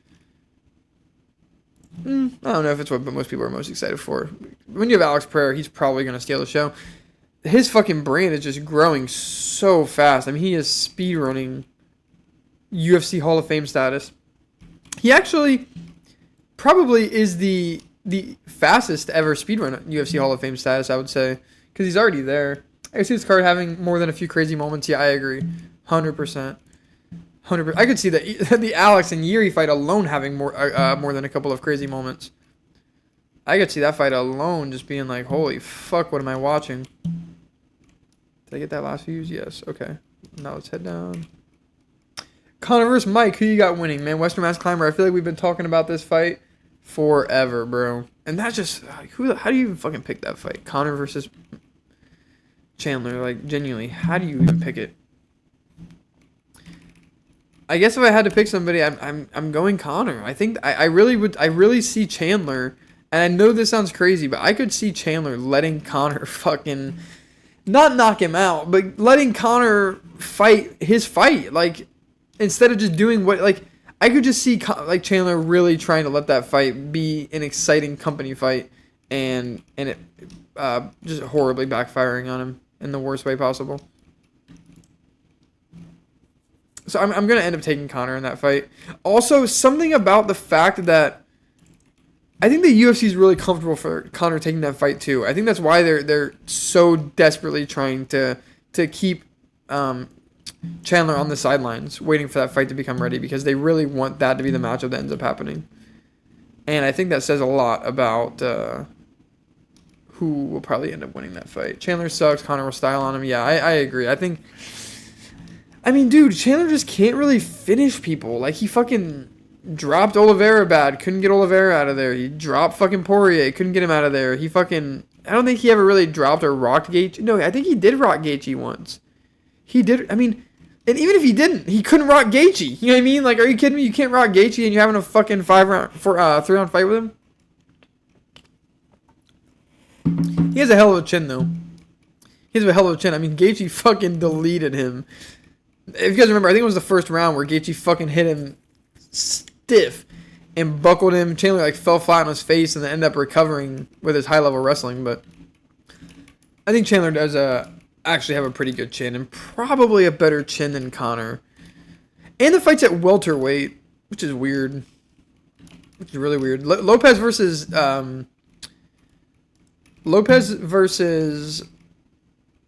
Ortega being switched to welterweight was really weird in my opinion too. I didn't much care for that.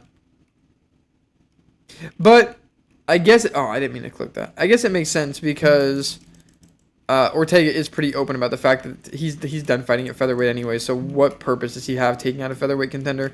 At least if this is kind of a win-win situation because now if Lopez wins, he wins. You know what I mean? If Lopez wins, they're going to pretend that this was a featherweight fight and they're going to move him up the featherweight rankings. That's a fact. But if Ortega wins, they can use the argument of, hey, there's no reason to move him down the rankings. There's no reason to let this be a blemish on his career. This wasn't even a fight at his weight class. So I think it really is a win-win situation for the UFC. Honestly, for everybody, it seems. It's a win-win for legitimately everybody. Except for Ortega if he loses. Because it's like, bro, you talked all this about wanting to go to lightweight and you're going to fucking lose your first fight at lightweight to a featherweight. Fuck out of here. You ain't no lightweight. Also, all these lightweights, everybody moving up weight classes, you know. You got Aljamain Sterling going up. You got Volt going up. You got Max going up. I guess Max isn't going up because he's fighting for the belt now, right? That's been sort of confirmed. I saw that on Sheck MMA. I know it's cringe, bro. Sheck MMA. Anybody watching that guy? But the title of his video was like Volkanovski versus Topuria confirmed. Dude, that shit was funny as fuck. Ortega's based as fuck. At the end of that interview, he just told Sheck MMA that he's been playing Fortnite the entire time they've been talking. Was not even taking his interview seriously. He took that money and ran, bro. And that is going to be why Ortega wins this fight ultimately.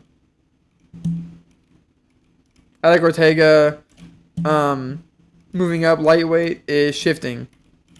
I think I agree with that too. But lightweight is shifting to a bunch of fucking old heads that have ran their course at featherweight. Like Ortega, bruh. That dude, like... I don't know. I guess he beat Yair. He's sub Yair, so I'm not going to say anything. God, Yair had us fooled, man. Yair had us fooled that he was the next guy. And I'm not going to say us, because I was honestly never on the fucking Yair, maybe Yair will head kick Volk and knock him out. I never once was on that train, so I ain't taking credit for any of that, but Yair really had the fan base fooled that he was going to be the next fucking guy, and he was going to clean sweep head kick Volk off his fucking feet. Ortega, is Topuria versus Holloway confirmed? I saw it on a Sheck MMA video that Brian Ortega confirmed that Topuria versus Holloway is confirmed, yes. Ortega wants to hang on to his undeserved featherweight ranking, purposeful weight miss. Yeah, dude, Ortega's one of the most insanely high-ranked people for not winning fights at featherweight. Like, there's just... Featherweight's kind of weird, or at least it was, but hopefully it can clean up a little bit with what's going on. Hopefully it can clean up a little bit with all this shit going on. Doing this on round fucking 24 was probably not very smart, but... Oh, hell. Get me up out of here. Are you forgetting he revitalized Beak Talon's feathers, casuals? I cannot believe he said that shit, man. But, whatever. Who cares? He does whatever the fuck he wants, right? There are prospects coming up too, though. What featherweight prospects are coming up to lightweight? What prospects are coming up? Because Diego Lopez is just coming up for this fight. Like, he's not moving to lightweight. He's just coming up for this fight, and this fight wasn't even supposed to be at this weight class. Brian Ortega just like snuck it on everybody at the very end. I don't even know how he got away with that shit for real, but funny.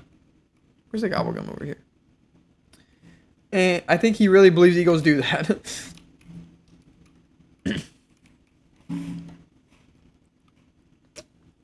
Well, he definitely did. He definitely did believe it.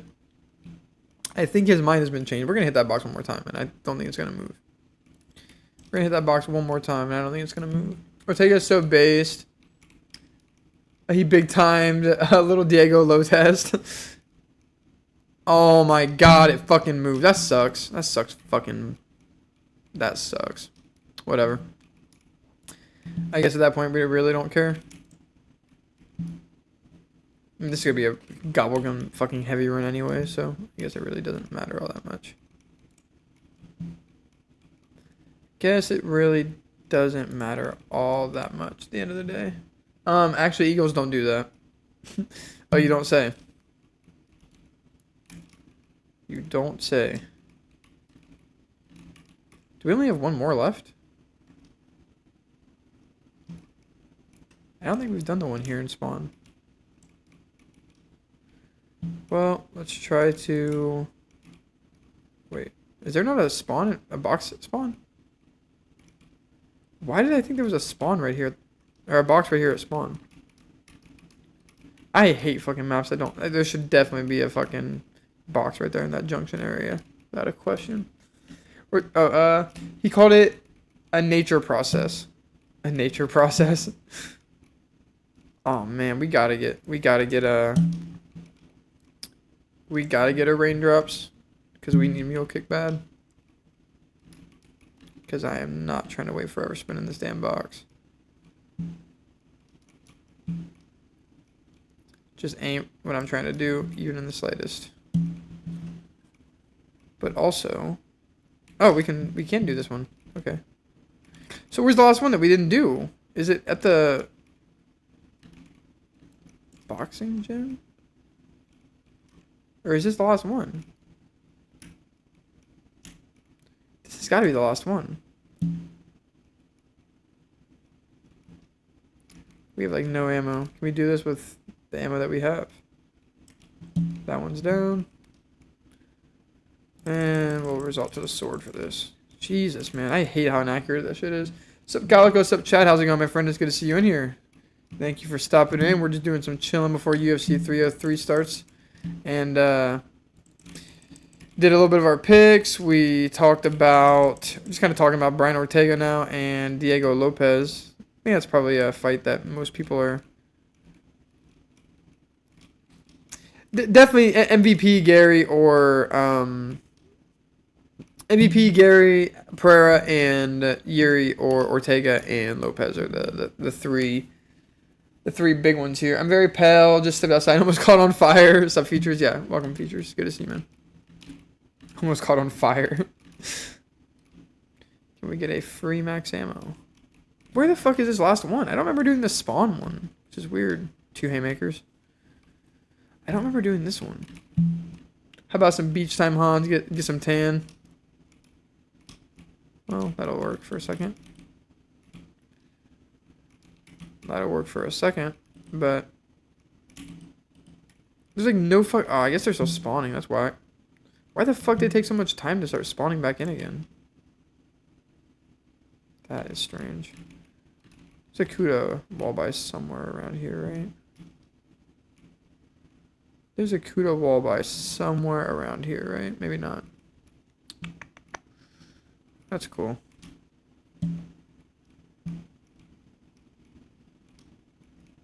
We just have no ammo. Where the fuck is a Kudo on the wall at? Without me getting caught by a zombie.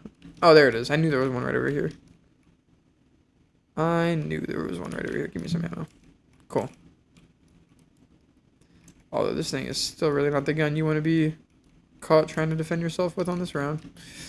Oh, we may find that out firsthand right there. Nope. Cool. Fuck yeah. What a fucking play. What a play. Oh, I've been able to hit the gobblegum this whole time. No, I don't want that. I need raindrops, dog. I need the raindrops, and that's about it. What is the last place that we haven't put this egg down at? I'm actually kind of tripping. I want to say it's right here at spawn. Because we put it down the second we came out of the boxing ring. I know that for a fact. Because I know that's the one I always forget to do. And that's the one that I always leave for last. But because of circumstances, it's the one I did first this time.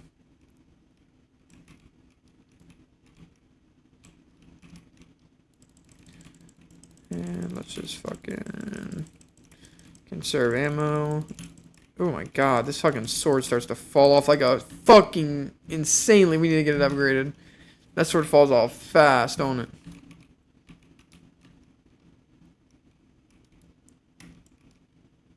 God damn. Piece of shit. That better not. That fucking fly better not be the last zombie. It's not.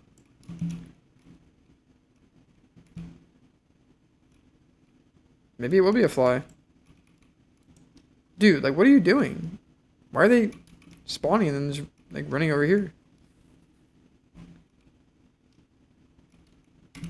That was weird as fuck. Was he in the last? Oh, it was the last one. Bastard. That's how you're born superior. Can't change. Oh, I lived in the Philippines for a decade. Never got a tan. I just burned. Jesus. Just burn. Holy shit. That's a nightmare. Raindrops. Nice. And it's not this one. Maybe it's this one over here. I don't think so, though. I really do not think so. Let's not kill any zombies.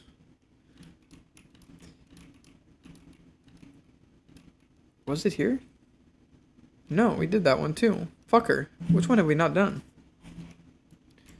I'm going to be pissed if it's the boxing ring one, because I just remember running out there and doing it.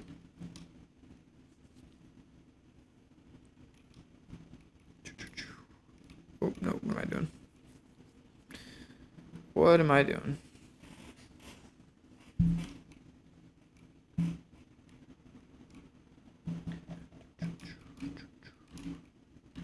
I did not want to run all the way back down here. Yeah, I fucking knew I had done this one. That is strange, because I feel like it's glitched. Because I definitely did the one in front of the, I definitely did the one in front of the theater. Is this glitched? Like, what the fuck?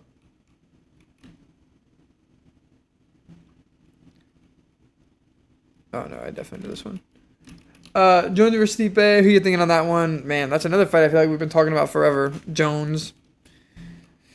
Definitely Jones. Stipe is not beating fucking Jones. Let's not get too crazy with ourselves here. Let's not get too nuts with it. Who wins in a street fight? You or Amanda Nunes? Dude, Amanda Nunes has beat me in a street fight. She's beat me in a fucking cage fight, a boxing fight, jiu-jitsu fight, judo, karate combat. I did this one. Alright, I guess I didn't.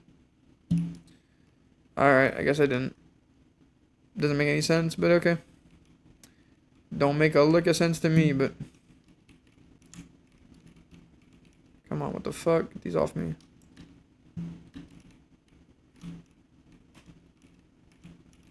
And we got our mule kick. That's pretty much all we came here for. Damn, 2 fucking insta-kills right there. It's cool. Let's get this finished up. Get this sword upgraded. Oh, you gotta be shitting me. Get me up out of here. No fucking piece of fucking shit. The fucking shit. You have to be kidding me.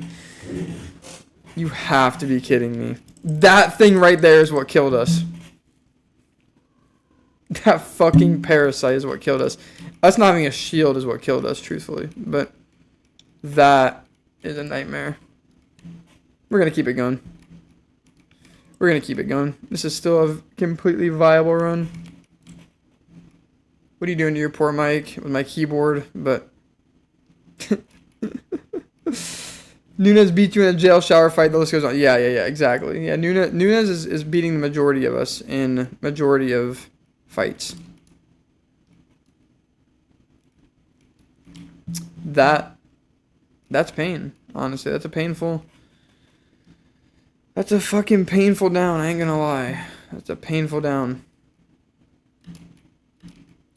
To the parasite is crazy. But all is well. Let's just grab our necessities here and keep this pushing.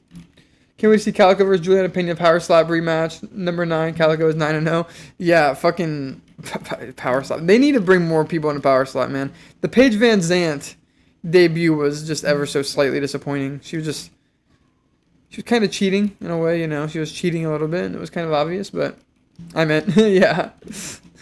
0-9.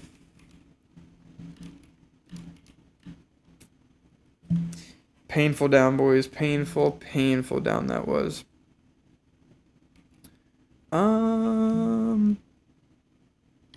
Let's grab.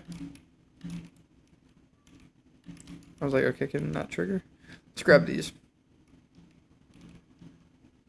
Oh, I didn't even turn that on. That's crazy. That is crazy. I'm ready for football season. Definitely. Definitely ready for football season, man. This shit is getting fucking... It's brutal. The football... Not having the football season is brutal. And then you have the fucking... All the basketball fans get to have fun because the NBA... Like, it sucks as a football fan because while you are going through an off season, every other sport is like having all their exciting shit happen. The NHL finals, the NHL playoffs and finals, the fucking NBA playoffs and finals. Like, all this shit happens. And I try to get into it, but I'll never be as much of an NBA fan and shit as I am an NFL fan. It'll just never happen. Where's the box? Where's the box? What the fuck? Oh, shit. Box is way the fuck over there. Jesus Christ. I'm a power slap Juliana Pena. I'm having power slap with Juliana Pena, but it's a motorboat. You take turns on her, slap her in the head with her melons, and then motorboating her. Yeah, that's what that Russian slap ass is, you know what I mean? The Russian women slap ass. Probably should grab a shield, but really just trying to focus on these armies. Does the card start at 2 or 3? I think it starts at 2. He's drunk. Yeah. Oh, Jesse's up in this motherfucker. What's up, Jesse? That's exactly what I want to see. A based Pacific Northwesterner. Pena so damn fine. Pena is definitely one of the finer women in the UFC. What? What a strange fucking... Just stray slugs out of that thing, huh? Little Arnie's. There we go. That actually wasn't that bad. That actually wasn't that bad. Now let's... I wish cards started that early for me. I think it starts at 2. I think it's here. Let me double check. Ooh.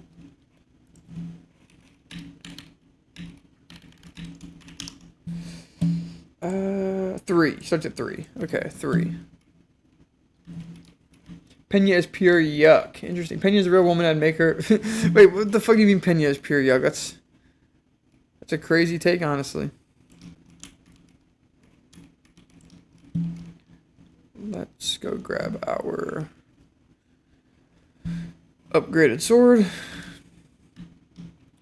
And from here, the run is set. We just gotta fucking get Little Arnie kills, basically. We'll slowly get all of our perks back from raindrops. WMCU may just be a homosexual, my friend. Yeah, that's... Wait. You have to be shitting me. It was that fucking Margwell that killed me, wasn't it? That is ass. What's that drop? Oh, that's like the most useless thing I can see right now. No, Dark Star's her voice. I can't get it past her. Ruin her. Oh, that's fair. That's fair. And she's just annoying in general as a human. Damn. Since starting this stream, we've almost went from 500 to 600 views on our Jamal Hill video. So anybody again who's watched that, I genuinely appreciate it. Anybody who's consuming this content anyway, whether it be live streams, videos, bro. Big ups for real. And I'm honestly just learning on the fly. Like, I feel like every single video I learn, like, oh, I should not do that in the next one. Has Mr. Pibb... I'm going to take a dab. Has Mr. Pibb made any impact on the homeless population in Seattle? Fuck no. No, Mr. Pibb will not even come here to do the podcast that we're scheduled to do. Mr. Pibb was supposed to fly out here, fly to my apartment. He was going to stay with me for a few days. We were going to do the Pibb and Calico podcast, and it just never happened. Honestly, saying yuck is gay. Yeah, yuck is gay man vocabulary. As somebody who has a semi-zesty vocabulary himself, yuck is definitely in the zesty vocabulary. There's no question about that.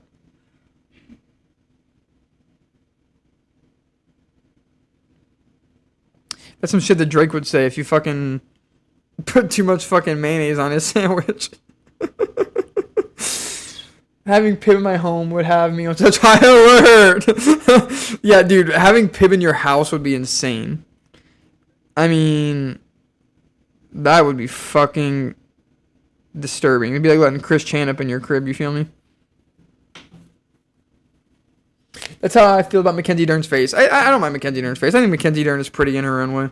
I think some some guys like girls that have like that like buggy alien kind of face. I think that it is actually like I think it's a good base. You know what I mean? All right, yuck is a race. Fair enough. Yeah, after that Drake mayonnaise sandwich comment, you were done. Once you start getting compared to Drake, it's over. It's over. But yeah, man, Jamal Hill. We'll talk about it for a second. For anybody who didn't watch the video, what a crazy fucking video that dude put up, man. What an absolutely insane way to view how his fight went with Alex Pereira. I'm just gonna run up this way, but we gotta be careful, man, because we can get caught right now. We should actually probably be running with an Arnie out. Actually, that's exactly what we're gonna do. Yuri will beat Alex based with pure performance, no bullshit, no dirty practices. It ain't happening. It just ain't happening, in my opinion.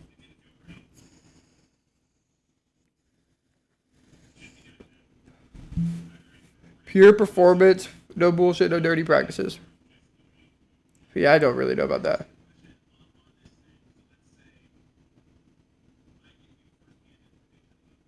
Alex is a broken man. Eh.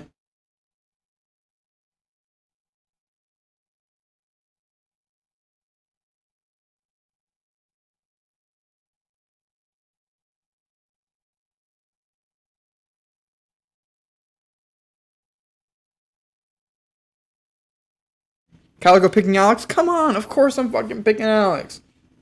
Pick. You know I'm picking Alex. This fight is just the icing on the cake. All the ingredients have been put together already. Damn, that's a good way to put that, Rico. Well, that's a good way to put that. I like that. I like that. That is a good way to describe this whole card, to be honest, man. Over 30 hours watch time on that video too. Shit. Not bad. The fight just yeah. Yuri spiritually mogged him. Alex a broken man. No. No, I can't be convinced that any of that's true, to be honest, man. I really can't. Dude, we are not going to be getting any consistent kills with that thing on this level. That's unfortunate. Honestly. Oh, man. This is going to be suspect. This is going to be suspect. I can't even lie. Rico is gay, but I agree with his take on Yuri versus Alex. And if he's wrong, I'm canceling my membership. Didn't you pick Yuri the first time, too, though? I think you're just a Yuri fan. Western Mass. I think you're just... Oh, why did I not grab my fucking shield before I did all this? It's just really dumb, honestly. Just really dumb, honestly. To not do. Yeah, let me grab all this stuff. Dog. This is really dumb right here. That was really dumb right there. I'm glad that neither of them fucking came up behind me, though. We should be good this time. Sure did. Yeah, exactly. So you're just a Yuri fan, I believe, and that's okay. I'm just an Alex fan at the end of the day. I'm just a lowly Alex fan at the end of the day, but I was a happy Alex fan the first time they fought, and I think I will be a happy fan again this upcoming time, truthfully. Dude, what luck. What shit luck. What's this game called? This is Black Ops 3. This is Black Ops 3 Zombies, my friend. Austin 5, that is a new face in chat for sure. Welcome in, my friend. It's cool to see you up in here. Thank you for joining the chat. If you look at this fight based purely on performance, Yuri wins. How? Come on now. What? Like, he's literally not the technical striker. He's not the technical fighter out of the two. I think it's actually like the complete opposite. I think if you're looking at this fight and like you were to simulate it, I think it would favor Pereira usually. And yeah, I'm a Yuri fan and an Alex fan. It's really hard to not be an Alex Pereira fan. He's really, really fucking likable. Really likable guy. Okay, now let's head back to where we were. Didn't mean to do that. Based on performance, yeah, I don't know.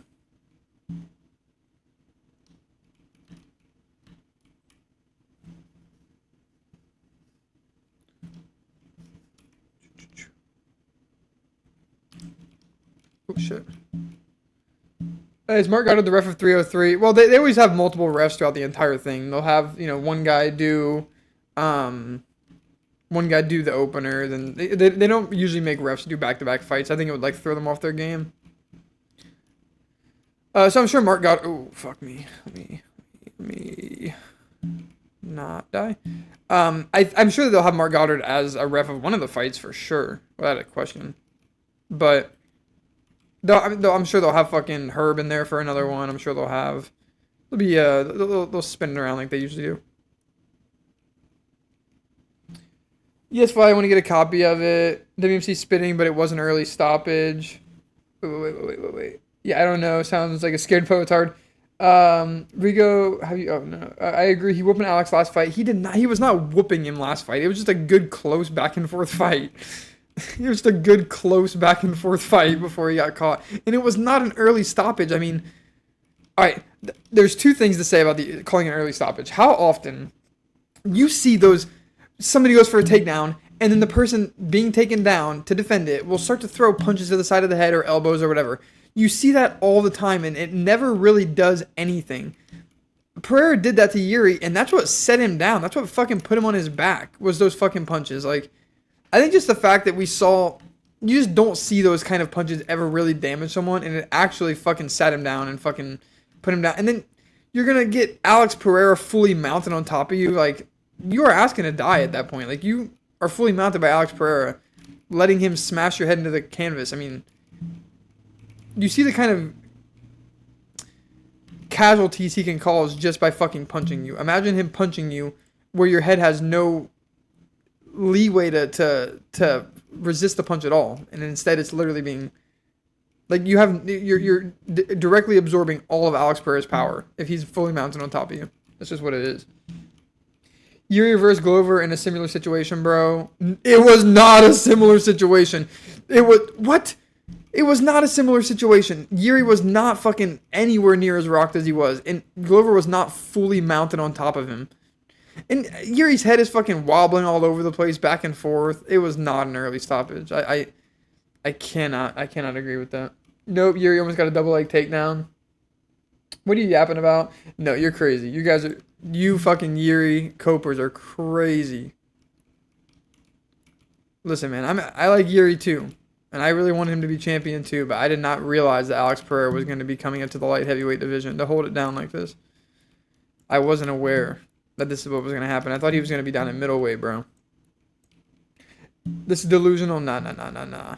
You guys are crazy. We'll see. I think what's delusional is picking the guy who got knocked out in the first time they fought. Procházka hasn't had a clean finish. What? What about his fucking insane flying knee of Andre Michailidis? No, bro, you need to go back and watch that Andre Michailidis fight. The flying knee. And if we're being honest, if that fucking Jamal Hill fight went on for a single other second, it was going to be very, very bad. I mean, same with the Sean Strickland thing. Like, you could say that all those are early stoppages, but, like, what are you going to do? Let this giant man mount them and just destroy them with his fucking fist of stone?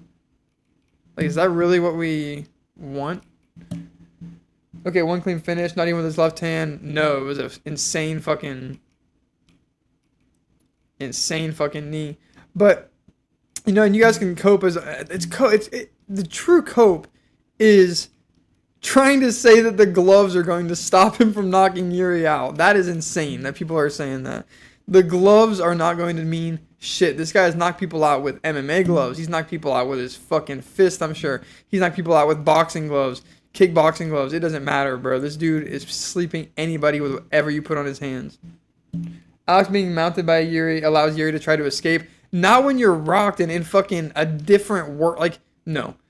I think that it is in full reason. Like, Alex Pereira is just a different level of puncher. That's somebody that you cannot be mounted by and be getting punched by like that. I can't agree. This isn't flyweight. This isn't fucking lightweight, bantamweight, where you know what I mean. Sean O'Malley can punch Aljamain Sterling and basically wake him up in their fight, and everybody. What about that? Why is everybody okay with that knockout? The Sean O'Malley. What's different about that? What was different about that knockout? He didn't slip anyone with his hands in the UFC. Oh no, he was not on oxygen. He did not go on no oxygen. He was just asleep. He was just having sweet dreams. Has Alex ever had a clean left hook KO? I mean, yeah. I guess for people who don't watch the UFC, just go back and watch his fucking kickboxing fights. I mean, his left hook legitimately deletes people. Like, if it touches you, your knees fucking, your legs give out, you go to sleep. I mean, even in the UFC, when people get hit with it, they shut down. Their bodies shut down. Jamal Hill, eyes roll on the back of his head, falls back, fucking giving himself up in a position to get punched. Yuri Procházka literally slumps over, puts his fucking head in Alex's dick. Like, was he trying to give him head? If he thought he started blowing Alex in the middle of the fight, Alex may fucking let off of him. Like, why was he putting his head in his dick? Alex is my favorite fighter, but the Yuri stoppage was early. We're gonna see tonight. I do not think it will be an early. I don't think there will be any TKO tonight. I think that because of the even the questions around the first finish. I think that no matter what, unless it's like egregious, this fight will not be fucking stopped by TKO. I hope Herb Dean is honestly in there, man. I really hope Herb Dean is honestly. I don't know though, because Herb Dean is low-key the one who'd be coming in and stop. I don't know who I want in there as the ref for this fight. Kickboxing didn't even apply to this conversation. It absolutely applies to this conversation because Yuri versus Alex really might not be a kickboxing. If Yuri beats Alex, it will be by taking him down and doing what he did to him in the first round of their first fight. I'll say that. If he is able to get the win, it will be in that same fashion. It will not be by being able to beat him at his own game in any way, shape, or form. Herb is confirmed as as the ref for the main event. Interesting. So we will have Herb. Herb and Alex just are buddies, aren't they? They be going together. Watch Herb ruin it. Bring back. Yeah, I could see that. I mean, honestly, as a Pereira fan, what's so fucking funny is like I love how you guys are like you guys think that I want these early stoppages. I wanted Alex Pereira to make Yuri Procházka's head fucking explode when he punched him in full mount in that fight. Like, I didn't want him to stop that fight. I don't want him to stop any of these fights. I wanted to see him decapitate Jamal Hill when he had him fully on the fucking side of the cage, slamming hammer fist into his jaw. I wanted Jamal Hill's jaw to rip clean off, like fucking King Kong versus those T-Rexes. But that's not what I was given. The fight was stopped. I didn't want that to happen. I didn't want that to happen at all. I wanted to see what we deserved. And what would have ended up happening. I'm neutral on Alex versus Yuri. I just want to see a good fight. I mean, it's the best fight you can make, I think, man. I really do. Smargwa is done. I only got Steak and Lionheart and Gary. I publicly rep them. You publicly rep Gary. That's interesting. It's not something you'll hear most people admit to, but I respect it. Truthfully, I do. My entire reputation is resting on clean sweeping the main card. Man, that is a pickle to be in for sure. That is a pickle I would not want to find myself in. That is a pickle I would not want to find myself in, honestly, with you. To be honest with you. I put a lot on the line for this. Well, we are an hour and a half away from these fights starting. That down sucks, dig. I can't believe I went down.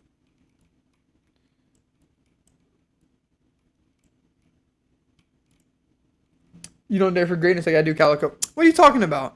What about my listen, I guess I don't often put my picks out there on the line, but when I do, they're right on the money. You know what I mean? They're right on the money. I'm still 1 for 1, you know? I've yet to post a second prediction video. But I should have posted some prediction videos for these Alex Pereira fights that I keep glazing him for. So I'm telling you, I'm calling that knockout every time. Yuri deserved a few. Yeah, I mean, I guess a few seconds, but all that would have happened in those seconds is he would have been getting hit in the face. I just don't know if if that happened, like it's similar to the Adesanya thing. Like Adesanya loved to bitch about, oh, it was an early stoppage or whatever, but it's like at the end of the day, if Alex Pereira put him out cold, if that's what ended up happening in that fight, would we have seen them run it back as fast as they did? No, I don't think so at all. No chance. Sold way more TVs than you this quarter. TVs? Explain. I'm 5-0 against women. Undisputed. Yeah, against women. I'm like Izzy going up to challenge Jan. I don't think Adesanya stoppage was early. I agree, but I hate fucking standing TKOs. I will always hate standing TKOs. Unless it's insanely egregious. It's like the dude is, still on his feet. Like, it's kind of the whole point of like MMA. I feel like with the standing TKO, it's like, it's weird because like, why is it MMA then? You know what I mean? I feel like the whole point of like MMA is like, you got to drop someone and then be able to finish them on the ground too. Like, it's not boxing. It's not kickboxing where it's just on the feet. You know what I mean?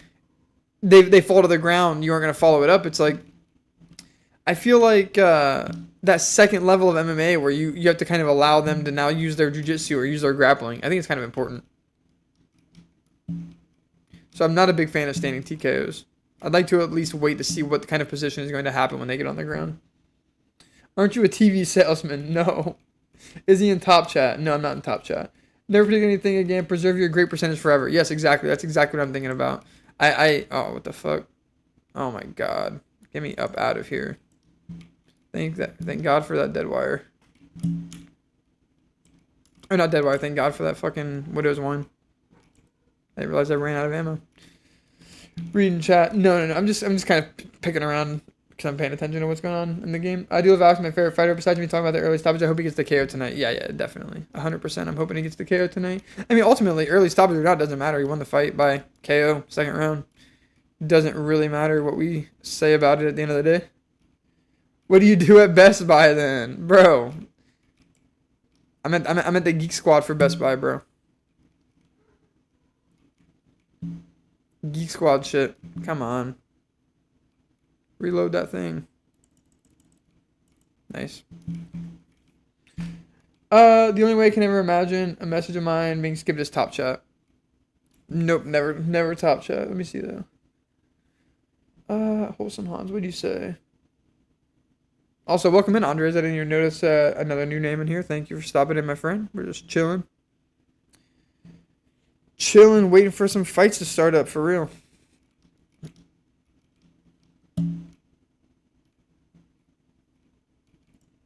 Was it Boogie or Wing Your Redemption who sat on his small breed dog? Definitely Boogie. Definitely Boogie. 100% Boogie. Are you asking because you don't know, or is this like a trivia? Are you testing my knowledge? Part of the followers of Rigo? True. That makes a lot of sense. Those are definitely the people I find that come to the live streams and enjoy live stream content, which is cool. Geek Squad is what we call roaming a pack. Is what we call a roaming pack of meth. Meth heads where I'm from. Yeah, the Geek Squad. They're all geeked up. Wings left a kitten and he until it died. Yes, Wings did do that. He trapped a kitten under a bucket. And it died. Wings did do that. Out here. What the hell? Geekers, a Darkstar? Yeah, Geekers, exactly. Exactly. Sat on his small breed dog. Oh, fuck. What a sad thing this round may be actually ending. We probably have enough kills to go upgrade the Arnie's. Oh. That made me throw that. I thought I could hold it for longer. That's unfortunate. Yeah, I think Alex would have still won by TKO in the Yuri fight. And I can sort of understand the stoppage, but it's annoying because people say online. Yeah, exactly. Yeah, the only reason why I find it annoying is because people online can now say that it was an early stoppage, but I didn't think it was an early stoppage when I watched it. Don't think it's an early stoppage now. Don't think Yuri would have won. Just think fighters deserve a few more seconds. That's fair. I think his time to recover though was after he was. People seem to think that he just got rocked by a left hook and then he fell and that was it. It's like no, he got rocked by a left hook. He fell into Alex's dick shooting a panic double leg takedown, and Alex fucking hit him with like 30 unanswered elbows to his temple, and that's when Yuri fell over. So I think his time to recover was the time going for that double leg, and I think Alex did what he was supposed to do and fucking put damage on him for that whole time, that whole period of time, and didn't allow him to recover. I consider myself a whale watcher. Yes, exactly. Me too. He was rocked badly, but he wouldn't have gotten a reverse or anything. Yeah, exactly. He was rocked badly. Straight switch from a samurai to a crouch sniffer. I mean, he was a crouch sniffer that entire first round of that fight. He didn't want any part of the fucking. That's why I'm like, people are like, oh, he was going back and forth with Alex. It's like, in the second round, they were having their exchanges. I wouldn't say we got enough of a sample size to say that anybody was getting the better of anybody until the finishing sequence happened. But he spent that whole first round terrified of fucking. You know what? We'll just do this. We'll watch the fight. UFC uploaded it. We'll pull it up. We ain't watching no free fight marathon. We won't watch the whole fight. We're watching the finishing sequence, of course. But five elbows landed, and they were all partially landed. Let's see if that's true, because I don't remember it that way. I do not remember it that way.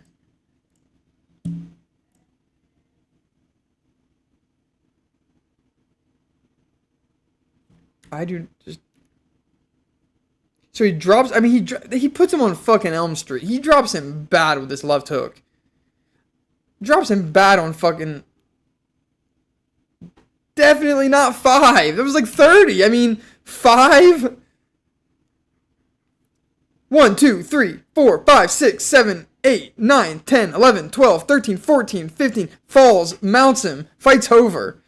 I mean, bro, even Yuri himself, whenever the ref gets him off of him, he's still fucking fighting for his life, rolling to his tummy. I think leg kicks will be a big part of the second fight as well. People acting like Yuri is piecing Alex up. I mean, yeah, this was not a bad stoppage. Look at his body go limp twice in the span of 10 seconds. Fuck out of here. Limp. Fucking turns off like fucking Windows XP. Self-booting down. Good night. Shooting up. Yeah, exactly. Crotch sniffing. Literally trying to give him head. And then, who does this? He just goes limp. Like, he's basically fucking out. How many times is this dude going to be allowed to get flash KO'd and wake up in a fight before we're like, bro, you don't have a chin. I'm sorry. You just don't have a chin. If they were all on his shoulder, then why did they drop him? Like, is he really getting dropped by shoulder shots? That's an early stoppage. Not a chin. You cannot just fucking fall on your back limp like that. Like, I do not care. Looks rigged. Goddard and his gay hair rigged it. Goddard.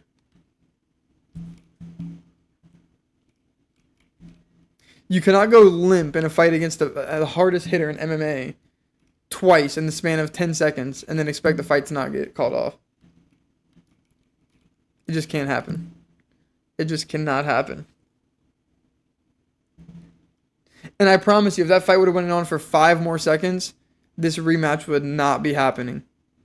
Yuri would have not fought on 300. This rematch would not be happening, and he would have had to take like a year off from the sport after Alex fucking. He may not even ever. He may have ended his whole fighting career. Well, Austin only said that he thinks it's early because, yeah, I mean, let's be honest. You gotta dare to go against the grain sometimes. Not everybody wants to say what's true, but it's what's true. You can't. But Austin, what you're saying doesn't really make sense. Like, how can you say it was early, but you still think he was gonna knock him out? If you're saying it was early but he was still gonna knock him out, you're basically just saying that he needed to, like. How could those two things exist? If you think that it was early, but he was still going to knock him out, the only way you could think it was early is if you think that Yuri had a chance to come back. So if you think he was going to knock him out, then all you're saying is that you wanted Yuri to get hit in the face more. Imavov versus Cannonier was a great stoppage. Listen, I had Cannonier versus KO, or I had Imavov versus KO in that fight, so that was a great stoppage to me. That was the stoppage I needed for that fight. That was an incredible stoppage, honestly, and I needed it for my pick to be correct. Because we were fucking XP maxing on Verdict MMA. I hate when he gets that fucking. I hate whenever he picks up the goddamn nuke. As frustrating as an early stoppage is, a late stoppage could be theoretically fatal. Exactly. And Alex Pereira is quite literally the only person that you do not want fully mounted on you, hitting you in the face. He just hits too hard. And you could argue that how hard he hits comes from how he stands and his legs and stuff. So hitting you on the ground isn't going to be as powerful. And I could agree with that. But why take the risk? He just isn't the guy that I think you'd want there. He was hurt bad. He had a low chance of reversing it, but he still could have, even if the chance was low of doing so. Yuri's back in the mix. The Pereira fight was the first one after a shoulder injury. I think he might be too much for Alex. We're going to find out. Alex was landing tapping shots inside of Yuri's head. Yuri could have ate the rest of those and bucked off Alex and maybe subbed him. I'm coping, but the guy who got knocked out was going to buck him off and sub him. Holy shit. He could have ate those and bucked him off and subbed him. Is crazy to say. Yeah, and if I would have trained MMA from the time I was 10 until now, I'd be the fucking champion. You know what I mean? And if I had a billion subscribers on YouTube, I would be a billionaire. You know what I mean? Like, what kind of thing does? Yeah, if Yuri didn't eat that left hook and get deleted off the face of the earth, he would have won that fight, right? That is insane. That is an insane. No, get out of here with that. That is insane cope. That is insane cope. Bugged him off and maybe subbed him is insane to say.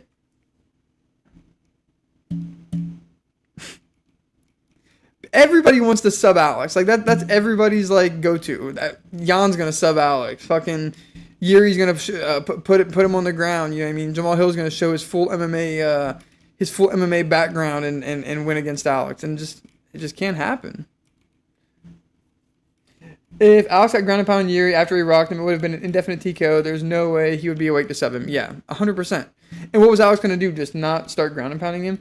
If me and WMC agree on a take, which is next to never, has to be objectively true. No. If you're agreeing with WMC, you automatically know you're wrong. Because WMC already picked Yuri incorrectly once. Hill never wanted to sub him. He always said he wanted to stand and bang. Yeah, but people were saying going into that fight that Jamal Hill was the way more complete martial artist. Everybody says that going into every fight with Alex, that this person's more of a complete martial artist. They can shoot a takedown. They can do this. It just doesn't happen.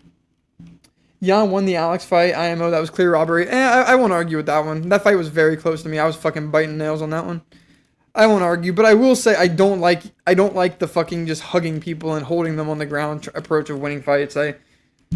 Jan did 0 damage in that first round, quite literally 0 damage, and only went for tiring him out and only tired himself out. So it just would have been a really embarrassing way and with what's happened after. Does anybody want Jan Blachowicz as the fucking champion? Are we being dead serious right now? Like, Jan fucking Blachowicz, the guy who fucking tried to lay on Alex Pereira, one of the most exciting fighters in the entire UFC, to sneak himself a win with his old ass.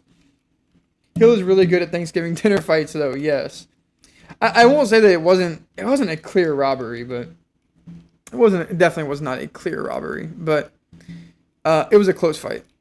It was certainly a close fight.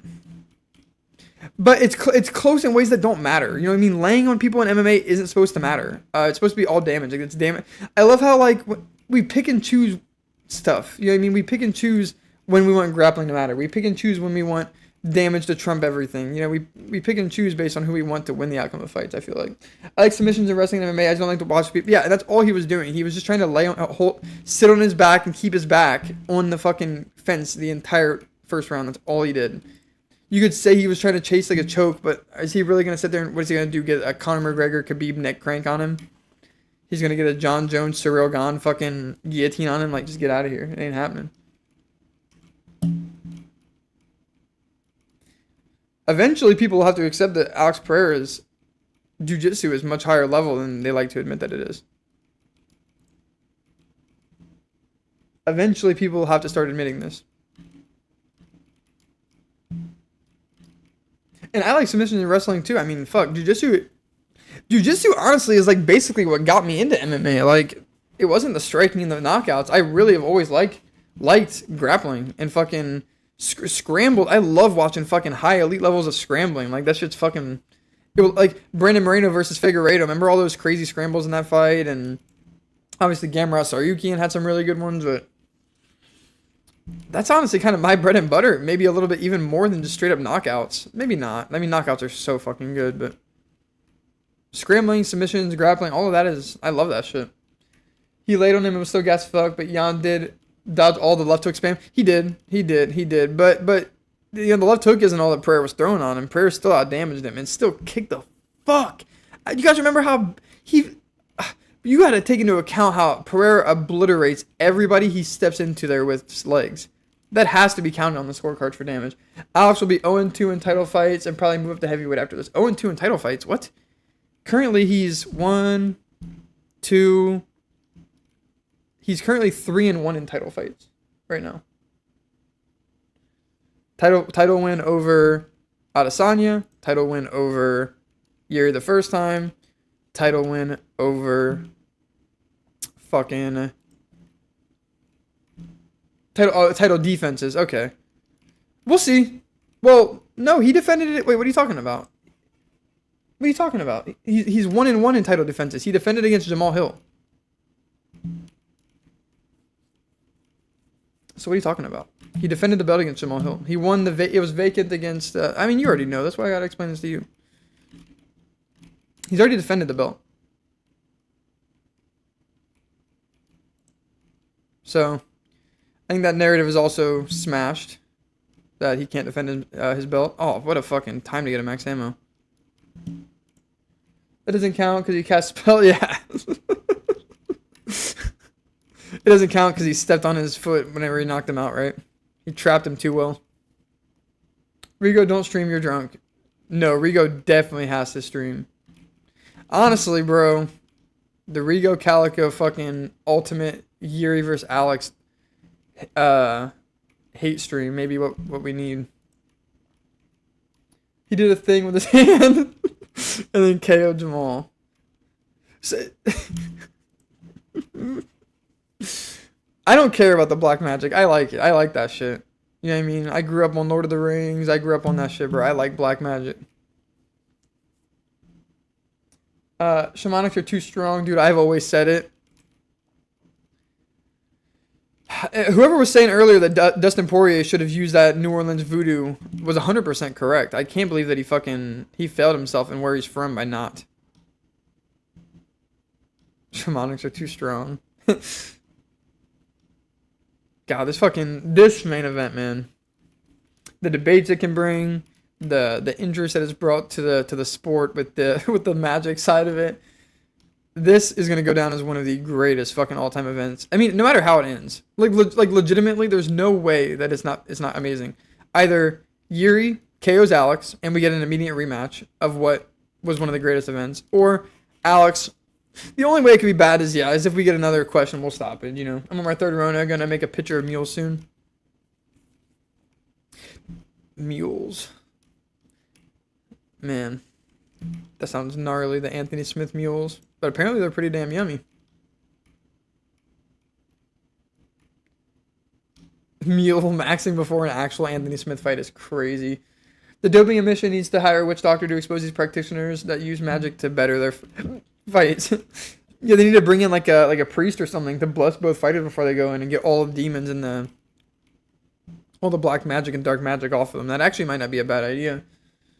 Bro, I like both fighters. I don't see either lose. If I got to root for Alex to get that KO though. I like Yuri. Yeah, I think I was a bit more of a Yuri. I think how much I like Alex has genuinely clouded my judgment of how much I like Yuri.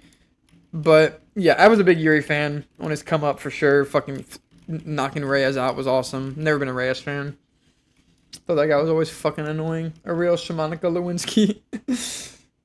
Yeah, bring in Shamanika Lewinsky to suck the demons out of these fucking fighters. Lionheart ain't gonna drink anything. Lame for real. He's a vet of the game. I thought I thought that he does mule max before the fights, though. I thought that was his thing. If that's the case, honestly, we may need to pick him to take an L in this fight. I'm not even kidding. I may actually have to switch it up to Delidzi, because we don't even know Delidzi could be using his own strategy against him. No, he iced latte maxes. Ew. You're right. He does love a fucking sweetie treat and a sweet drink. I remember that now. Rigo, the better method is to get yourself a cooler with the ingredients, sit by your desk, and individually mix the bevs at night. Goes along. As the night goes along, picture of cocktail is so wrong, man. A picture of a cocktail is so wrong. Explain that one, WMC. I don't drink enough to really understand what you're trying to say there. Like, what's wrong with making a picture of a latte, or a picture of a latte, picture of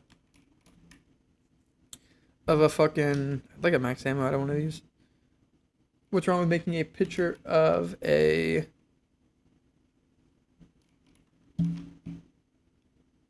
cocktail? Goddamn. Bush Peach and mules are S tier. Many people have tried to defeat the Great Lionheart. Only 19 succeeded.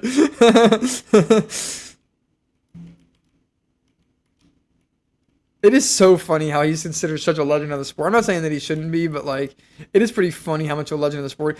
I will say one thing though, it is kind of sad to hear him like talk about, and oh dude, a Max Ammo, fuck yeah. I know he's annoying as fuck when it comes to on paper and all this, but it's kind of sad to think about how many steroids John Jones was on and how clean Anthony Smith probably was and what he did to him. It's just absolutely crazy to think about. He will take an L every now and then, definitely. He'll take a massive L every now and then.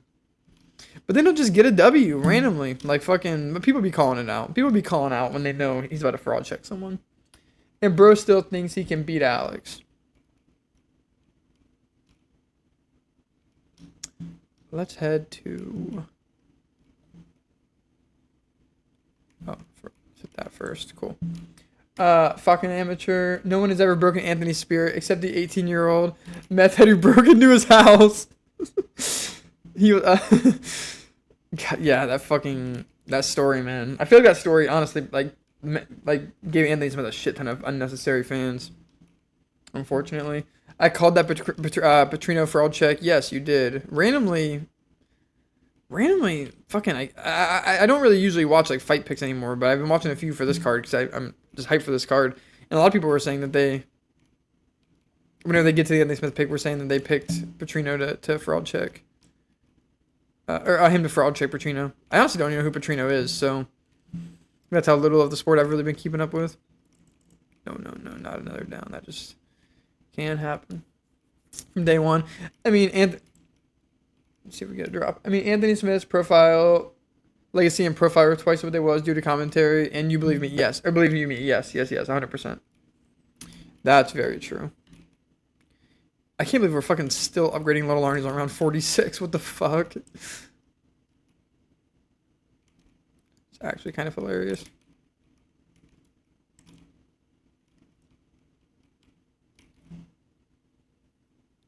Those do their thing for right now. Wait, yeah, Alec did touch his dick right after the nut shot from Hill. That's the way he channeled the mana from Lingham, aka penis. But it's actually casted at her to stop the fight early. Listen, you guys can say the Yuri stoppage was early, and I'm done arguing that. But the Hill stoppage, you can't say was early. You cannot say the Hill stoppage was early. When your eyes roll in the back of your head, it's over for you, man. It's over. It is game over for you when your eyes start rolling in the back of your head. Acknowledge Rigo. The fuck? Why is this? Please let this end the round. You gotta be kidding me. To be honest, to Anthony, a lot of his losses are from early in his career, and he never did amateur, so he was fighting like absolute killers in the region when he was 20 years old, and that's fair. I mean, he's a great fighter, and like, that's why I was saying it is kind of, not a great fighter, but he is a good fighter. I mean, for how many fucking people there are that fight professionally in the world, Anthony Smith is a great fighter. Like, just to be honest, like, he would knock out all your fucking buddies. He would knock out your buddies, five of them all at the same time. You know what I mean? Like, he's a beast. But what I will say about Anthony Smith is man, he's fucking annoying. But it's kind of sad because, yeah, like he was saying, he's been clean his whole career. And low key, he did come up in an era where everybody was taking steroids for real. And I believe him that he's been clean his whole career. Because I think that if he was on steroids, I think he has the build and like the the fight IQ and the on paper that I think he actually probably would have maybe gotten a belt at some point. I think he probably has that ability if he was rated up genuinely. Dude, Hill's face was too funny on that slow mo. Yeah, dude. There's no. I will not listen to anybody say that Hill stoppage was early. That's insanity to me. That's fucking insanity to me. But I guess I will slightly. I will not agree. But if some people think the year stoppage was early, I guess that's what they think. But you can only get dropped so many times by somebody who hits as hard as Alex does before they just gotta call that fight off. WMC, I don't have a cooler, but I'll think about your suggestion. I have a mini fridge right beside me that's unplugged, actually. Damn it. We were kind of out of position for when this Margwa spawned, so... we need to kind of get him, like... let's get him, like, right here.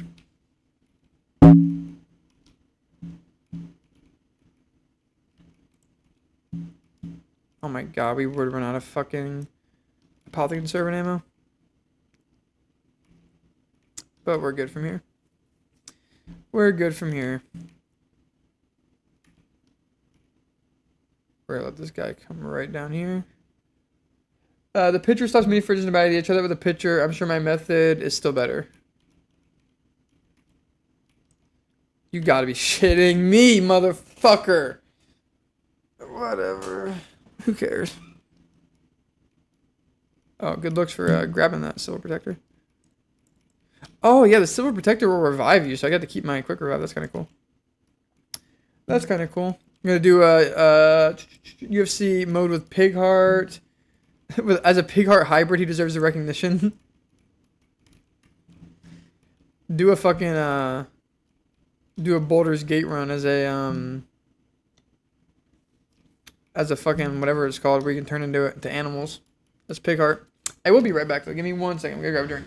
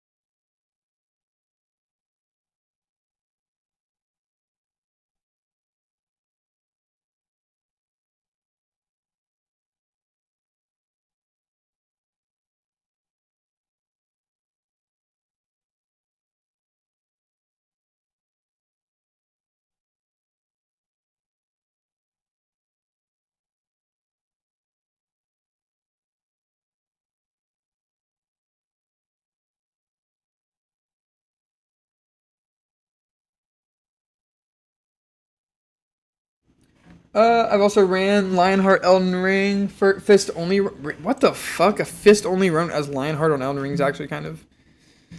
That's actually kind of unhinged. I won't even lie. I wouldn't even attempt that. Not even. Definitely not.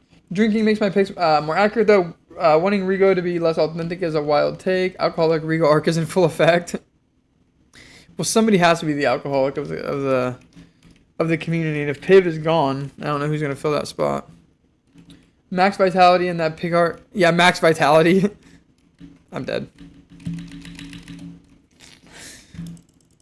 I'm not really paying that much attention to this, to be honest, at this point. I really thought these fights were going to start at 2, and that'd be perfect if they did, because, man, we would be ending this run at a perfect time, but we're going to keep it going. I was going to say, no jug is right around here. Let me grab that. 60 vitality, 99 strength, and the use of iron balls, and it's effective as fuck. Yeah, I need to play Elden Ring, man. I've played all the Souls games fucking too much to not play Elden Ring. I'll do my Perico picks in Colombia and see what my pick percentage is like. Perico picks. That'd be cool. Be cool content for sure. See what your pick percentage is like. Yeah, you have a legendary pick rate outside of the country. I believe that's the last zombie. So let's try to get a power vacuum going. Yeah, I'll take that though. I will take that though. Rigo, that's huge. Rigo with that huge ego on Perico. Yeah, what is Perico? I thought I was the only one, Western Mass, but apparently you out the loop too. Oh, we did lose our Pack-a-Punched HK21, which is kind of whack. Perico is basically a wonder drug, God's gift to men. Oh, Perico picks a wonder drug? Interesting. Never even heard of it. You had to go to Bolivia to get the source? Yeah, I've legitimately never even heard of it. That's some shit that Joe Rogan would fucking offer his guests.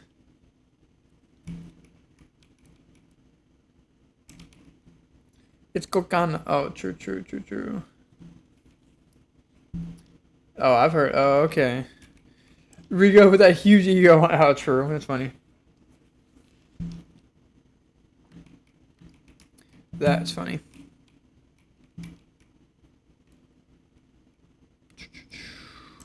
Holy shit. What an ineffective gun. Perico, kind of booger sugar, nose caviar, yap drug. Yeah, the yap drug. Legit cokehead for real. Honestly, yeah, the coke picks would be based as fuck. That's basically how Conor McGregor definitely does all of his picks. Majority of the UFC fighters are probably doing coke picks already. If we're being honest with ourselves. What combat sports do you train? I have not trained a combat sport in a few years. And the only combat sport I've ever trained was jiu-jitsu. Seriously. Obviously, me and my jiu-jitsu buddies would fuck around and, you fucking clinch up and you throw shit like it's Muay Thai. You throw shit like it's kickboxing, but you're not actually training it. Jesse, are you the same old Jesse? Yeah, that's Jesse. That's the official Jesse for sure. That's the official Jesse. Borderline should be a mod Jesse if we didn't already have so many mods. Han, you should have tried clean local Perico. I wish I had coca levels in Bolivia and it was more of... I had coca level leaves in Bolivia and it was way more of a high than most coke. Hans. This is dangerous conversation for you, my friend. Man, if a UFC fighter is not high on coke, I don't even want to see them. Like Marlon Vera is from the region and he lost his job. He didn't take Perico. Because he didn't take Perico. If a UFC fighter is not on coke, I don't even want to see them. I just feel like fucking... Unfortunately, so many of our favorite cokehead fighters have fallen off recently. Haven't seen a lot of wins from the cokehead fighters, unfortunately, recently. Oh, you'll see that clip of Megan O'Leary tweaking her jaw like crazy. She's high as fuck. I fucking don't like Megan O'Leary, bro. I don't like Megan O'Leary or Nina Drama, bro. I'm like... Coke isn't what affects them. It's the overuse of alcohol. Yeah, that actually is probably true. I mean, alcohol has to be like the most consumed fucking drug of all time, right? Should I switch from Michelle Waters to Gillian Robertson? I feel like Michelle can win, but I'm also severely retarded. Yeah. I would go Jillian for sure. I don't see a world where Jillian doesn't sub her, honestly. I think she submits her, like... I think she has woman handles her, rather, and submits her. When I'm on the snow, all I want is a beer. Karate Hottie has no chance. IMO, yeah, not a shot. Bad bet, unfortunately, if you are going for it. Trevor, you gotta go Robertson. Yeah, okay, I'll switch. I'll bet my life savings on Jillian. Yeah, bet your life savings on women's MMA. That is the best advice I could ever give you. Bet it all on women's MMA.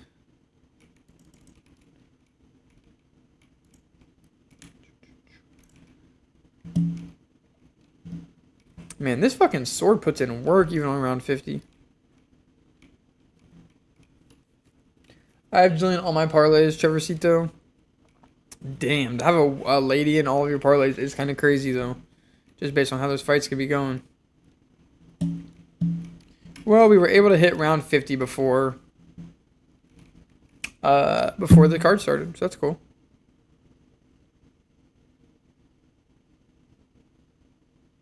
Damn, Paul George will not re-sign with the Clippers for anybody who be watching basketball. That's pretty crazy. That's pretty crazy. I would have assumed he definitely was heading back there. Nice, another max ammo. Damn, you better fight for your money, Rigo. I'm going to be filthy rich. Betting on ladies will always be a little suspect, but when you're confident, you got to take it. PG never sticks around. Yeah, you're right. Yeah, you're right. He's a fraud. Doesn't fucking win anything whenever he... Aside from when he was with the Pacers, he's always had a stacked team, too. And even this Pacers team wasn't too bad. Paul George on this current Pacers team would be a problem. No, I ain't even going to lie. Him and Tyrese Halliburton and crew would be a problem. Same bet on multiple parlays. I would jump off a cliff for David Feldman. I'm pretty sure.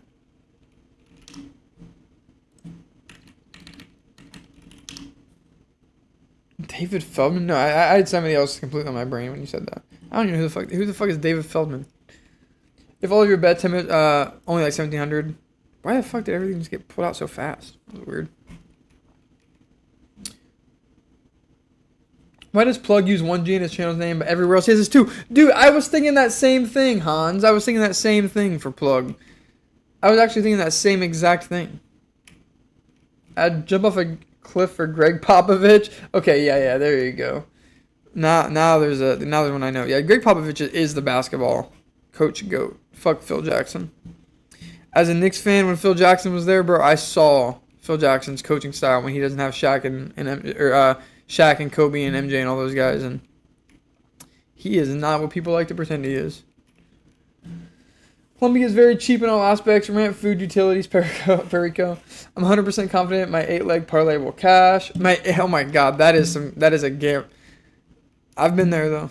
100% confident in my 8-leg parlay. That's still only a crazy turn for 150 for an 8-leg parlay. Yeah, for only putting in 150 in. Almost $2,000. It's not bad, especially whenever a lot of those picks are like foreshore picks, like not Trevor Peak, what the fuck, Peyton Talbot and Karate Hottie. You know what I mean? Like there are some locks on there that are gonna get you your money without a question. How many do you have Yuri in? How many in total do you have, and then how many do you have Yuri in? I hate how many fucking not max ammo. How many fire sales we're getting? I did not want to move the box.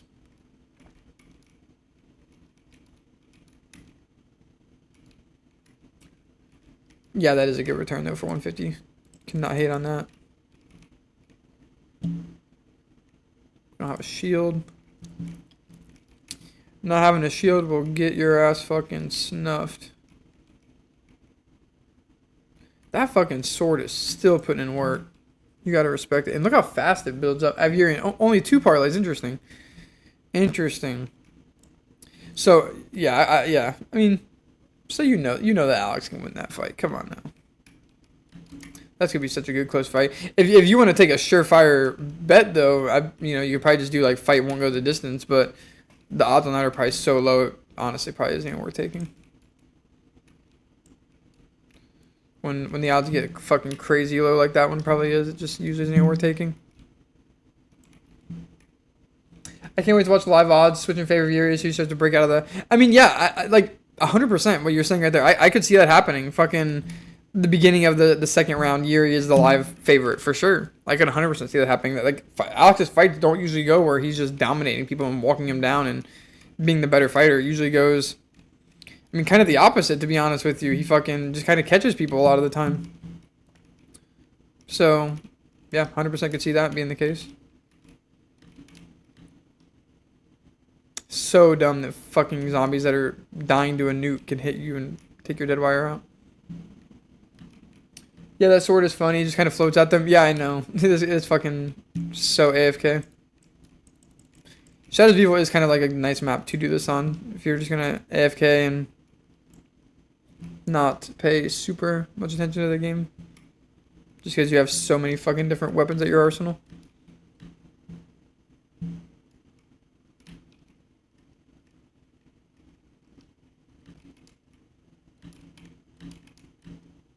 Let me get max ammo. Max ammo.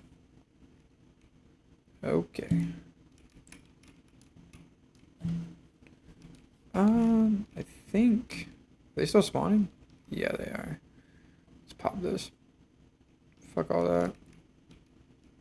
Fuck all that. Let's pop this for sure. Let's get our perk. Nice. That's probably honestly what we would have wanted. I don't even think we really will need the other two perks. I mean, double tap. We're not really shooting our bullets that much. Unless it's like an insta-kill. But...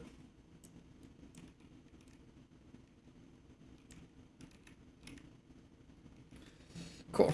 Easy, easy, easy. I'm so fucking excited for this goddamn fight, though. This whole card.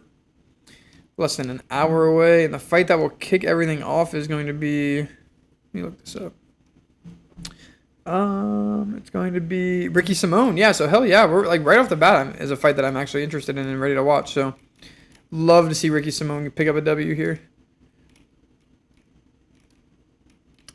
Sustained by the perkies. Get double tap eventually. Yeah, double tap will come through. Double tap will come through the raindrop cycle eventually here. But double tap really doesn't matter all that much on this round. Just because we're not really using our bullet weapons anyway. How's it going at Ryan's Belt? I think that is... Oh, yo, I didn't even see your message up there, my friend. I'm sorry. Welcome to the chat, my friend. We're just chilling. Playing some zombies before UFC 303. You know how it is. Welcome in, though. I think that is the first time I've ever seen you in chat.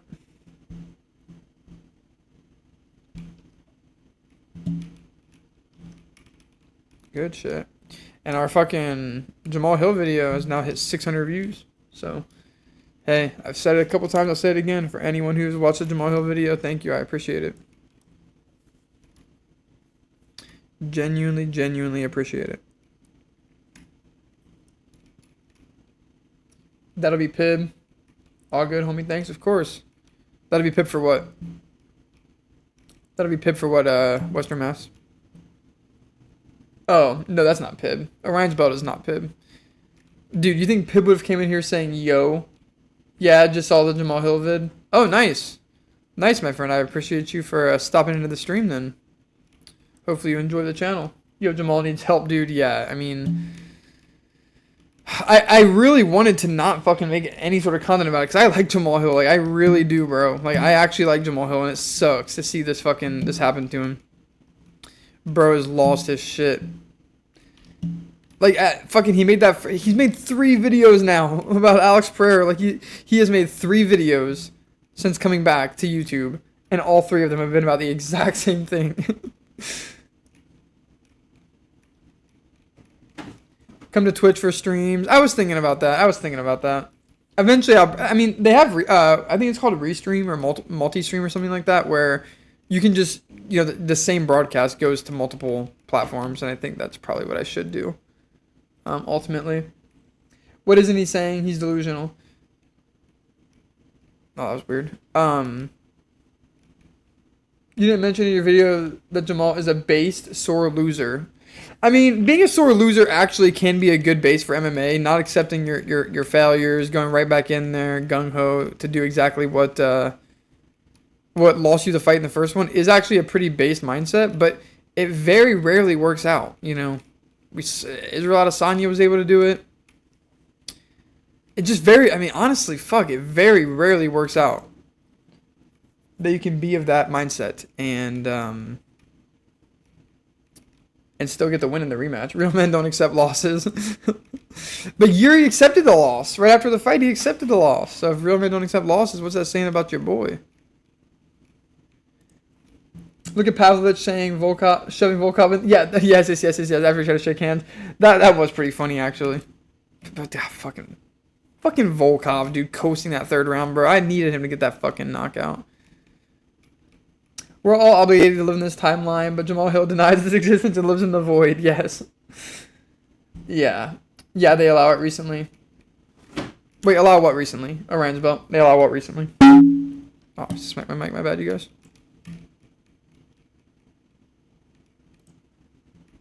Pav 10-7 him with that one moment. Yeah, they should have regraded the fight. Well, oh yeah, I already read that. I'm so glad I picked Volkov though. Pav cells were down fucking astronomically bad.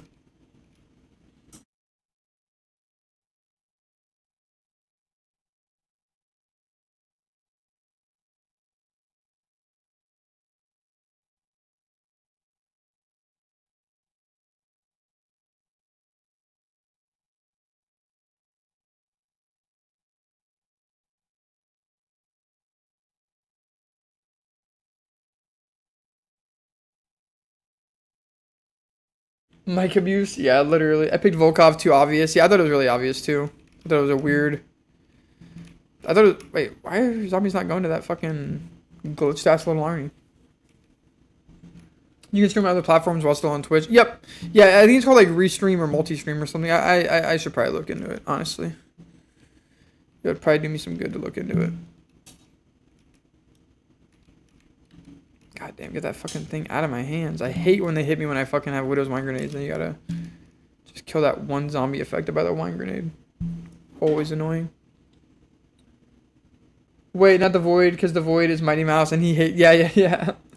He hate. Yeah, I can't believe that he fucking like I would understand if like Henry Cejudo, somebody that like the community kind of makes fun of, or like one of these other guys, like maybe not Henry Cejudo though, even because he is still a great coach. Like he's done some insane work with fucking like Zhang Wei Li and like these other fighters. So, but like I don't know, just if like one of these other guys came out and did a breakdown video, I would understand like him feeling like he can make that fucking video and try to fucking change people's minds about it. But like Mighty Mouse is one of like the most respected voices in the entire community. Wait, what? Jerry came out and said he thought it was a bad stoppage, but he didn't want to fan the flames against the rest. So he just accepted the fans. He accepted to call the fans down because he has honor. Yuri got up right away. No, he didn't though. We just watched it. He rolled over to his tummy. He was on all fours. Looked up at the ref from all fours, like a helpless dog. We're gonna see though. Enough talking about the first fight. The second fight happens tonight.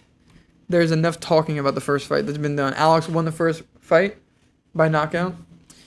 And at this point, that's all that matters. They're going to run it back. Strickland got up right away, too. That's the thing, is, like, who cares when you, like, get up right away? Like, just because somebody punches you, rocks your shit, and then doesn't get the chance to continue punching you and put your lights out, and you get up, doesn't mean that you weren't still rocked to shit and the fight was over. Worst stoppage, Aljo or Sean or Pereira versus Yuri? See, at the time, I fully defended the Sean stoppage too. I think that if you're fucking, in Aljo's case, rolling over onto your stomach, only allowing Sean to punch you in the back of the head, you like, what is Sean supposed to do in that situation? You aren't allowed to punch people in the back of the head. If they roll over, completely shell the front of their front and sides of their face up, and only allow you to punch you in the spot that is the most vulnerable to them, to me that tells me that you can't fight anymore. And I don't think that it was honestly that bad of a stoppage. The Sean knockout. Aljo had plenty of time to recover down there, and he was still all over the place. I don't know, maybe camera angle. We're going to see tonight. Tonight's what it's all about. And tonight's truthfully all that matters. Oh, probably should have raindropped. Yeah, probably should have raindropped. Didn't even realize it until it was too late. Wait, you can't make these things disappear anymore? You used to be able to teleport them. Weird. Weird. I guess we could definitely grab some double tap for this fucking death machine. That would not be a bad idea. That would not be a bad idea at all. Don't get me involved. I have butterflies in my stomach waiting for the fights to start. Yeah, I can't wait. I cannot fucking wait. It's gonna be so good. Give me some of that. Speed these up. Cool. Let's go try to get a gun. Bruh. This World at War fucking nuke ass shit.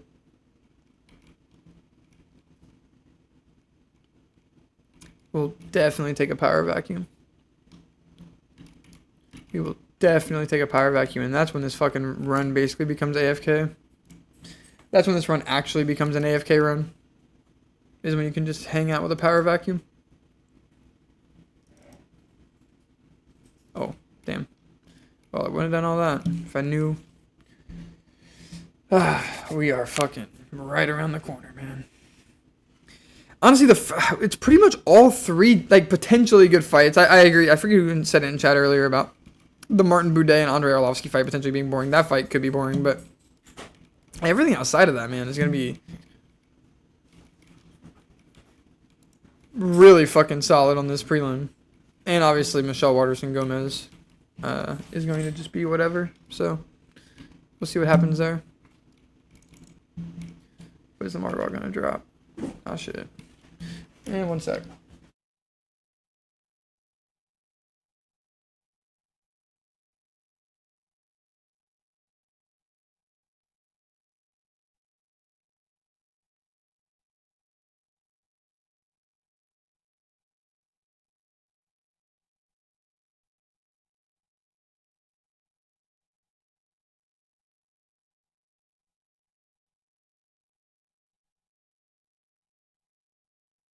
Almost forgot this was a McGregor main event. Yeah, this was a McGregor main event. But yeah, exactly. Like, you almost forget. It's like they've done such a good job recouping it. It's like you almost forget that we aren't getting what we wanted so badly. Why am I wearing these fucking headphones now that I think about it? I'm not even using audio. I'm like killing my ears to wear these headphones, and legitimately I had no audio this entire stream. Yeah, this is what the fucking... This is when this run just becomes stupid easy. Do not pick that up, you fucker. Get your fucking robot ass out of here, you fucking metallic homo. McGregor main event, yeah. Yeah. We are over... I mean, Pereira versus Yuri is such a better fucking fight than McGregor versus Chandler. And it's a fight that actually means something. Like, McGregor versus Chandler means nothing to anybody besides basically those two people and fans of those people. This fight actually had no relevancy to, like, the title picture or anything like that, so... Let's make sure we're still spitting this, though, so that we can pick power vacuum back up quickly.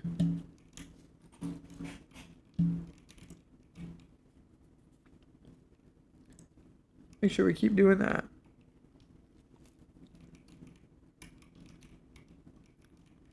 McGregor versus Chandler, like, if Pereira and Yuri were on the card, McGregor versus Chandler, I know it would never happen, but that, in every fucking world, like, McGregor versus Chandler, to me, really isn't even that great of a main event. Like, it just isn't. It hasn't, like, to me, like, what I always like about fights is, like, what matters after the fight happens, you know what I mean? Because sometimes fights have the possibility to just be, like, think about Ian Gary versus MVP. That fight could be kind of boring. They could circle each other, not throw that many crazy strikes, you know what I mean? They could just do a good job at filling each other out. But what happens after that fight is it means a lot. It really does, because Ian Gary is undefeated, you know what I mean? MVP's trying to make a title push late as fuck in his career. All this shit means a lot. McGregor vs. Chandler doesn't really mean anything. It was a shite card before the spell took effect. Yes, I agree. McGregor vs. Chandler was a PPV dud. Yes. I agree with both of those. 100%. Hey, Rigo, when are you doing your, when are you going live anyway? Are you going live for the very first fight, or are you going to, wait for some, better fights to start picking up?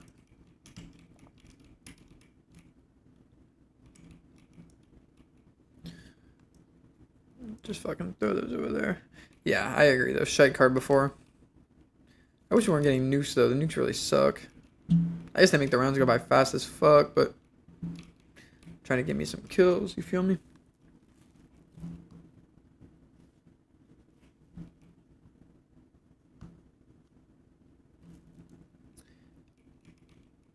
But I guess ultimately we should just be trying to make these rounds fly by as fast as possible for main event sake.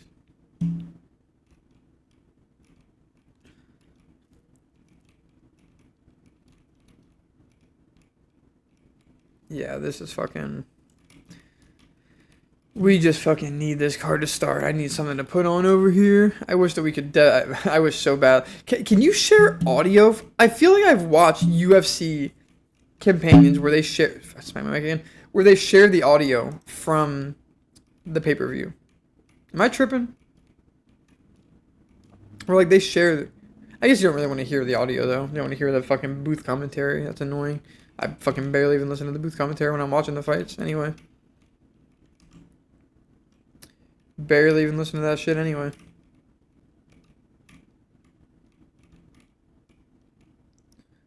So actually, I guess I don't really know much why you would even do that.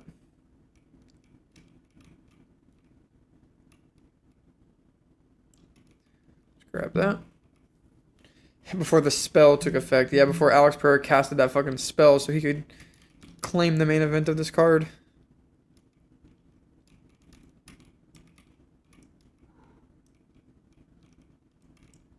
Let's get some of that shit going.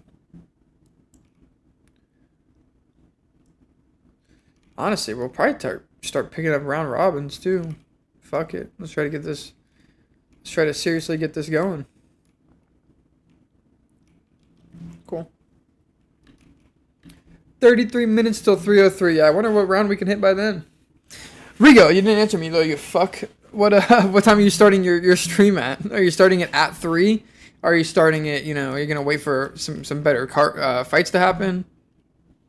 Fucking annoying goddamn zombies. Annoying ass zombies. Yeah, we're close as hell though.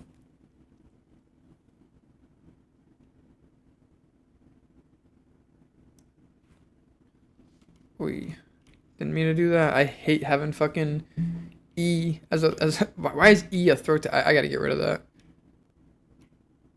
Sorry, I was doing something. I started right around 6, but that's 6 your time, so it's 3 my time. I gotta get rid of that. I don't know why I don't do this shit at a different time. Combat. Yeah. E. Who the fuck has E as their goddamn throw tactical? Yeah. Okay, cool. Nice. Nice. Poetarda. Hey, you do not want me in that fight companion, bro. I'm gonna light you up after fucking... I'm joining after it happens. I'm joining up.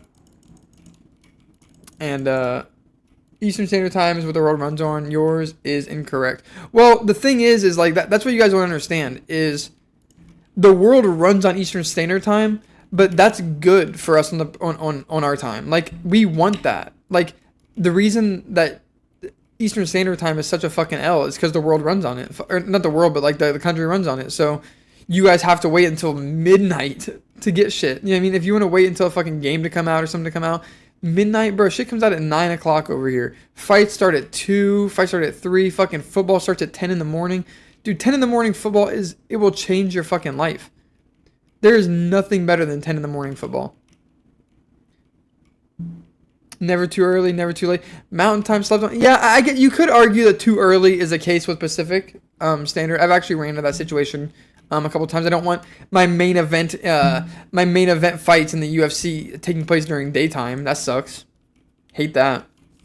So I can actually agree with there a little bit, but ultimately Pacific Standard Time, that California time, that's what the world really runs on. You know what I mean? California time.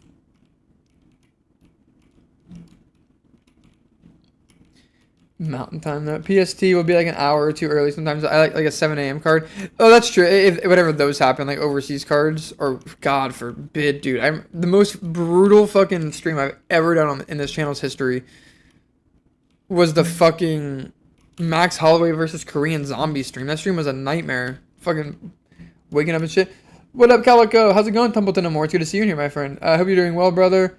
Also, a shout out to Rigo and Giga Girth. In his Giga Girth that calls it Girthquakes and the lips separate.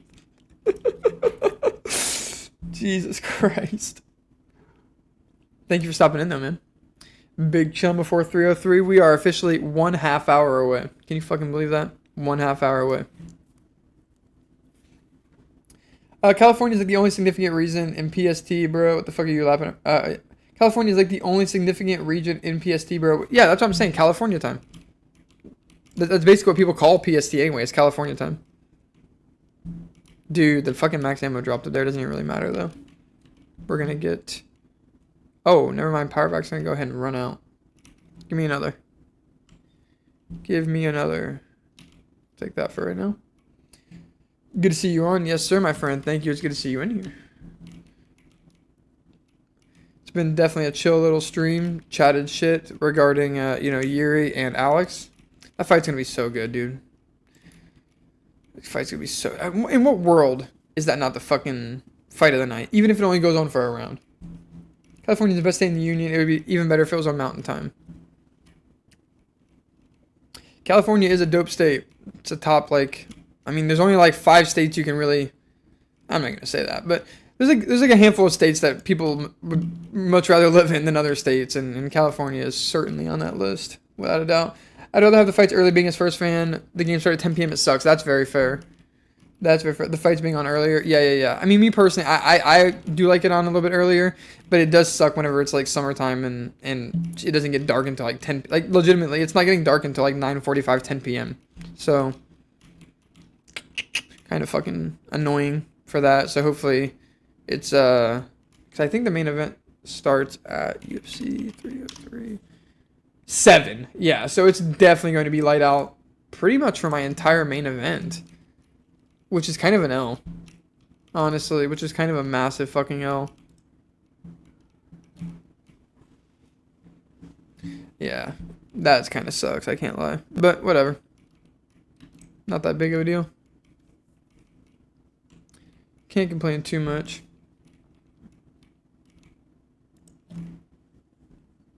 Yeah, 10 p.m. No, that's brutal for a fucking... That's brutal for especially if a fight card is...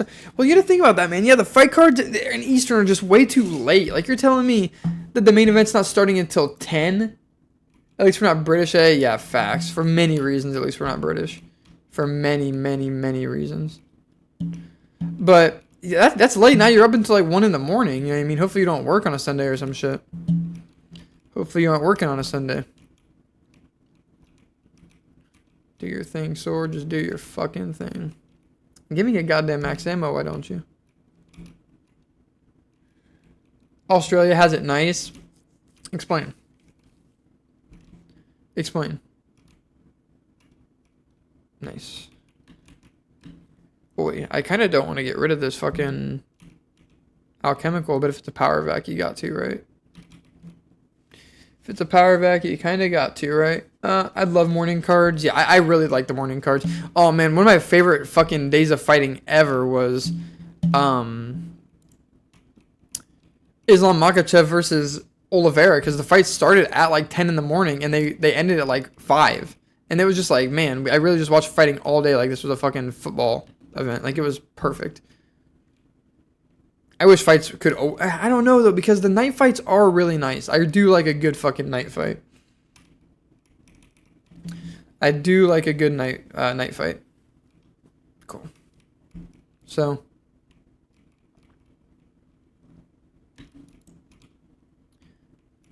Man, this Silver Protector is about to be annoying with all these drops every time it happens, but it's all good.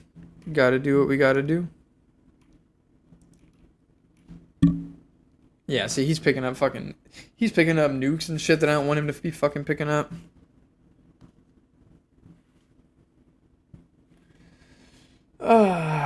Here we go. Hopefully this fucking is somewhat entertaining to watch while we are all chilling, sitting here, waiting for some fights.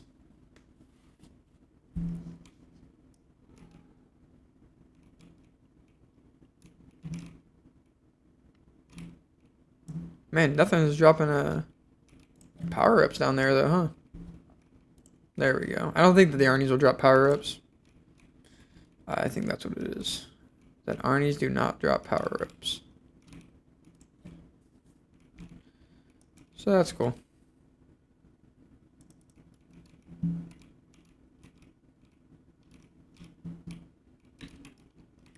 Oh, wait. How did I miss this? I want Alex to win, but I feel like Yuri's unorthodox style is going to get him.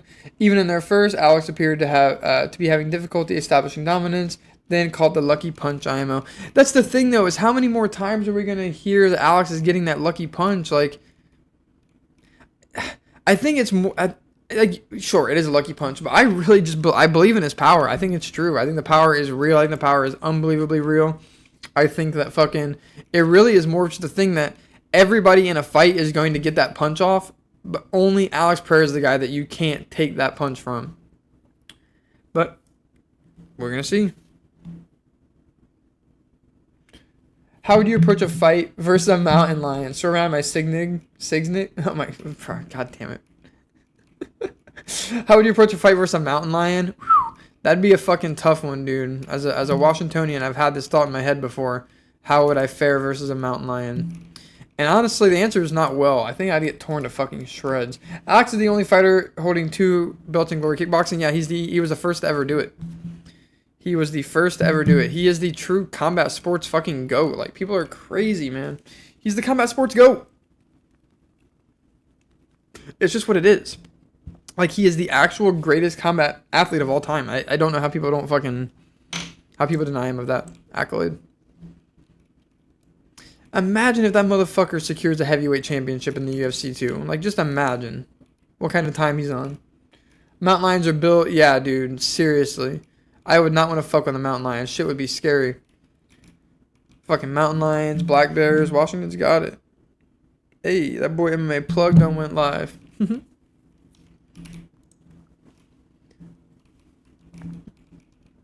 Yeah, mountain lions are built though. 100%. You just gotta take the mountain lions back and rear naked choke it. I feel like it would have to be some sort of win in that method. I think you're onto something there, Trevor Harmon. He is not Alex is he is not a lucky shotter. I agree. Yeah, it's not lucky shots that Alex lands. He just is more powerful than anybody we've ever seen. Like, you know, we watch these fights and like he's just landing fucking left hooks that are not that devastating looking. Like, you damn near want to call the fights rigged. You damn near want to call the fights rigged. They look so fucking clean. And they're vocal as fuck, hissing and screaming at you. Yes, they are. They're very scary. Very fucking scary. Dude, that fucking like pounce that they'll do. Not like pounce, but like when they'll start flailing all 4 of their legs, like when they start like a fake out is what it's doing. Like whenever it tries to like fake you out, like it's gonna run and charge you.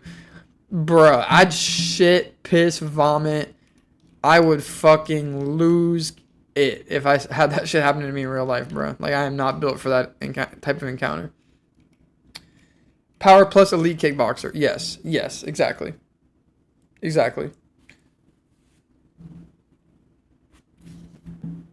Power plus elite kickboxer, yes. Unbelievably elite.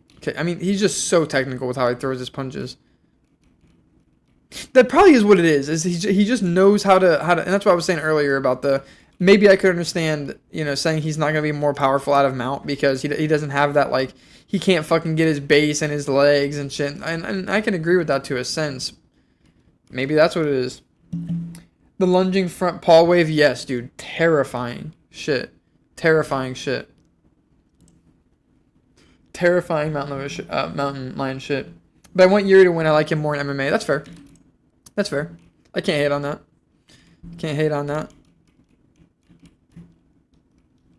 I mean, it's really hard to not like Yuri. Oh, yes. Got to dip in the river. Wait. Got to dip in the river right quick before this fight night starts. Interesting stuff from Western Mass there. Ooh, we're just taking fucking shots. Just taking licks, ain't we? We just taking licks, ain't we?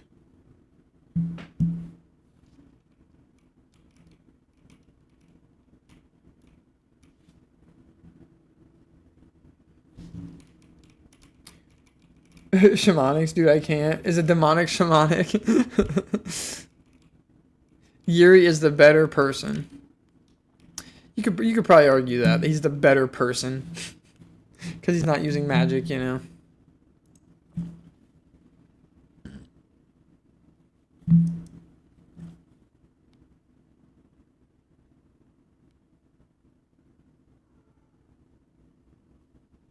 One sec.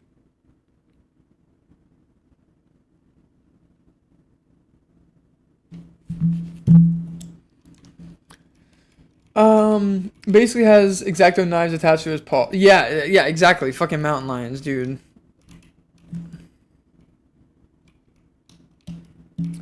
Yeah, shamanigans. Shamananigans, yeah. Shenanigans, yeah. Shamanigans. That's funny. 20 minutes to go. Win big or lose big, Rigo. Yes, sir. This is it, man. This is time when everybody got to put their fucking picks up and hope that you don't look like a goddamn idiot. Time to put your picks up and hope you don't look like a fool coming out the other end.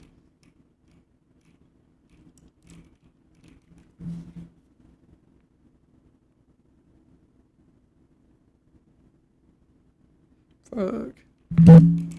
Sorry, I'm trying to send a text, but there's really no reason for me to pause this game because we can just shoot this and be all good for real.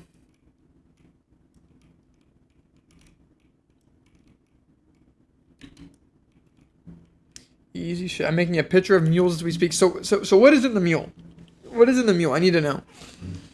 I need to know what's in the mule. I watched your video about it forever ago. Not a video, but your short on it forever. I want to say you made a short about it. I know you made a couple alcohol shorts. I remember watching it. I don't remember what is in the mule. A whole team of mules driving Rigo. Yeah. Rigo is just a bunch of fucking... What was that fucking... What was that cartoon? Not Ratatouille. It was more of like a cynical cartoon where they find out that the dude is just a bunch of fucking like dead... Not dead, but like, I can't remember. I'm all over the place with this fucking reference. That reference was like a fucking bad Family Guy cutaway. Oh, hell, I'm out of dabs, ain't I? Really, the only thing that's standing between me and a clean fucking sweep of this map is the goddamn Margwals. We just got to get better at handling what we do when the Margwals come around. Vodka, ginger beer, lime juice, simple and delicious. Smith fans all around America with full pitchers. Definitely. If you're a Smith fan, you have a full pitcher right now. Vodka, ginger beer, and lime juice. Yeah, it is simple as a motherfucker, ain't it? But it's that good, huh? Man, that thing has to get you pretty fucked up. If it's just vodka, yeah, fuck, you're basically just drinking more alcoholic vodka. Like, what the fuck? Yeah, if that doesn't get you smashed, I don't know what will. On average, 7 Anthony Smith fans die a day in accidents, in mule-related incidents every time he fights. Mule-related incidents.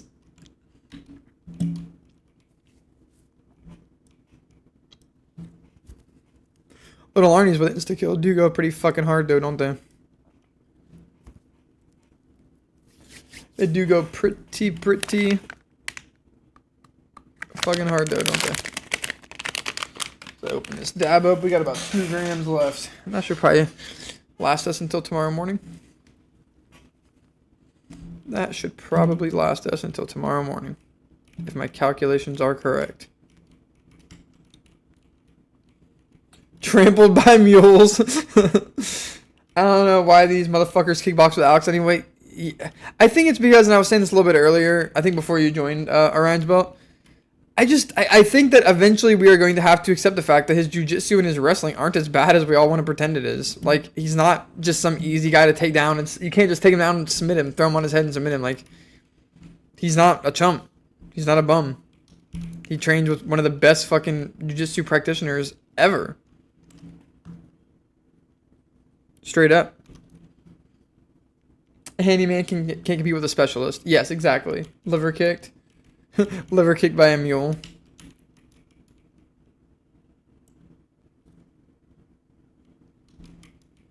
This might be a parasite round.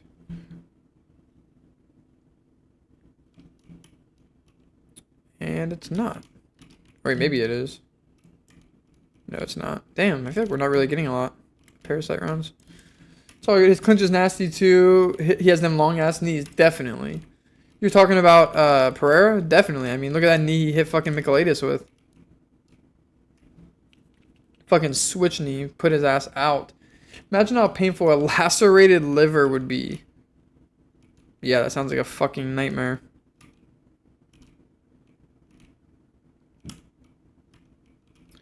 A lacerated liver. It's so descriptive, too.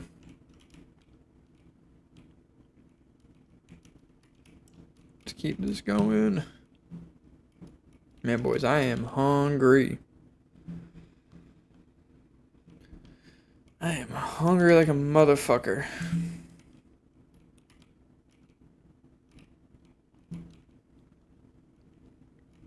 This could be the last round of our power vac here.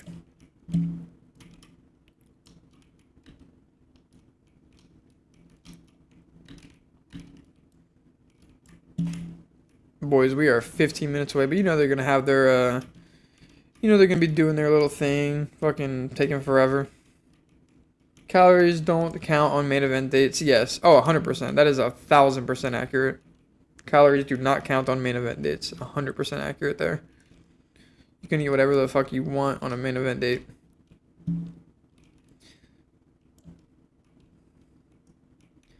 I'm still tripping over the fucking lacerated liver slightly, though.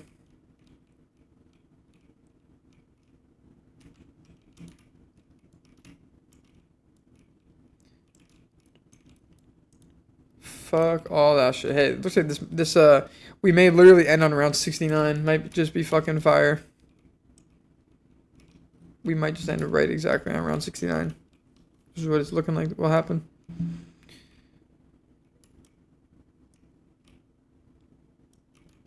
Put that shit over there.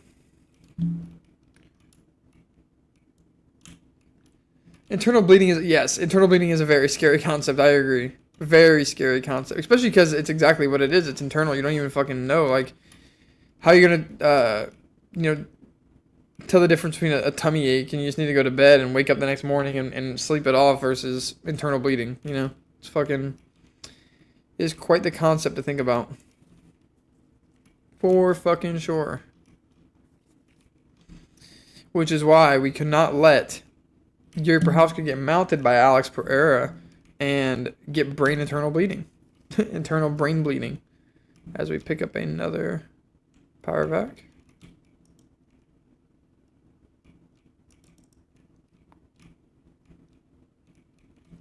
I was about to say, this round has to be over damn near. You can't bandage a cut liver.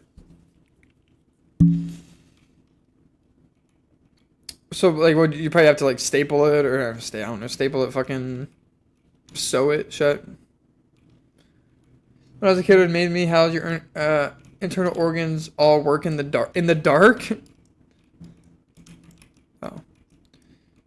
It was amazing that they worked in the dark. Fuck me, man. I'm honestly shook that we died right there. It's because we don't we have been neglecting the shield. I will say that. We have been firmly neglecting our shield, which is kind of silly, but this is going to be an easy recovery. No perks and shit, round 67. We may just no perk it for the rest of this run. Let's see how that goes. Let's just no perk it for the rest of this run, honestly. Oh, I'm dead. I was about to say, oh, the Silver Protector can get me though. That's why this is going to be able to be done. Oh, shit. The Silver Protector didn't land on the fucking, the Margwa. Ooh. Yikes. This run might be ending at the perfect time because this Margwa is about to be impossible to kill with fucking, this Margwa is about to be impossible to kill on this run. Or I guess not. We have this. Yeah. Dude, even on fucking with this, holy shit. That dude's eating bullets. Yeah, we need him to open his mouth one more time. Yeah, he ain't gonna do it, is he? Fuck, come pick me up, Silver Protector, you fucking bastard. Mogwonk is impossible to kill. No, I just missed the Silver Protector landing on him. I don't know how I missed that. Usually the Silver Protector just lands on his head and just insta-kills him. It's pretty not that hard to do. I just don't know how I missed it, though. And now I need, yeah, that death machine. I think he's dead, actually. No, he's not. Fuck me. This guy's a beast, isn't he? Is relying on sports betting to make rent based. It's definitely schizo as hell. And it might just be based. Oh, fuck. What almost killed me right there? I thought I heard wrong. Is his name Mogwonk? No, it's a Margwa. Margwa. Yeah, no, usually this thing just fucking landed. I don't know. I must have just called it a second too early or late. Happens to the best of us. Man, we gotta take this to at least 69 now. That'd be fucking... That would be terrible if not. Especially because our power vac is gone for the rest of that time. Who you playing with? Nobody. Just playing by myself. Not playing with anybody right now. Just me and my boy Civil Protector. I like watching people bet. Yeah, I agree. I also like watching people bet. Yeah, I mean, of course, watching people bet's gonna be better to do. Damn, living on the edge, Trevor. But yeah, no, it's God damn fucking Margwa. I mean, regardless, it was gonna take out our perks there, but we're all good. My lucky stat is like 3. My luck stat is like 3. Bro's pulling out the IRL Fallout references. And I feel like I got a decent luck stat in real life. I feel like I got a decent luck stat. Give me all that shit. Honestly, from here, we may just have to keep calling the Silver Protector because he's going to have to revive us. We may just fully rely on Silver Protector. That'd be kind of funny. Yeah. We gotta at least make it until our fucking power vac runs out. Rigo of Madness. Rigo verse of... Yeah, the Rigo verse of Madness. I'm about to take a dab, though. This round actually might prove to be difficult without Jug. Because these things can hit me from wherever. But I think as long as this is up... As long as these Arnies are up, we're gonna be fine. This round actually will probably be more annoying than the other ones, though. Hard Rock Cafe betting app is pretty solid. Interesting. Is that... Yeah, I mean, obviously, fucking... You have to be in a legal place to do betting. As they keep a fucking pigeonhole on betting everywhere. It's crazy. Can't make any sense of that shit. Can't make any fucking sense of that shit. The Indians run it with honor. Yeah, if the fucking sports betting isn't... If the sports betting casino isn't ran by the Indians, you gotta get out of there, bro. You only want those Indian odds. I'm gonna keep it honest with you. You only want those Indian odds. The Indians can run it with honor. LOL, the state wants a monopoly with the lottery. That makes sense, Wholesome Hans.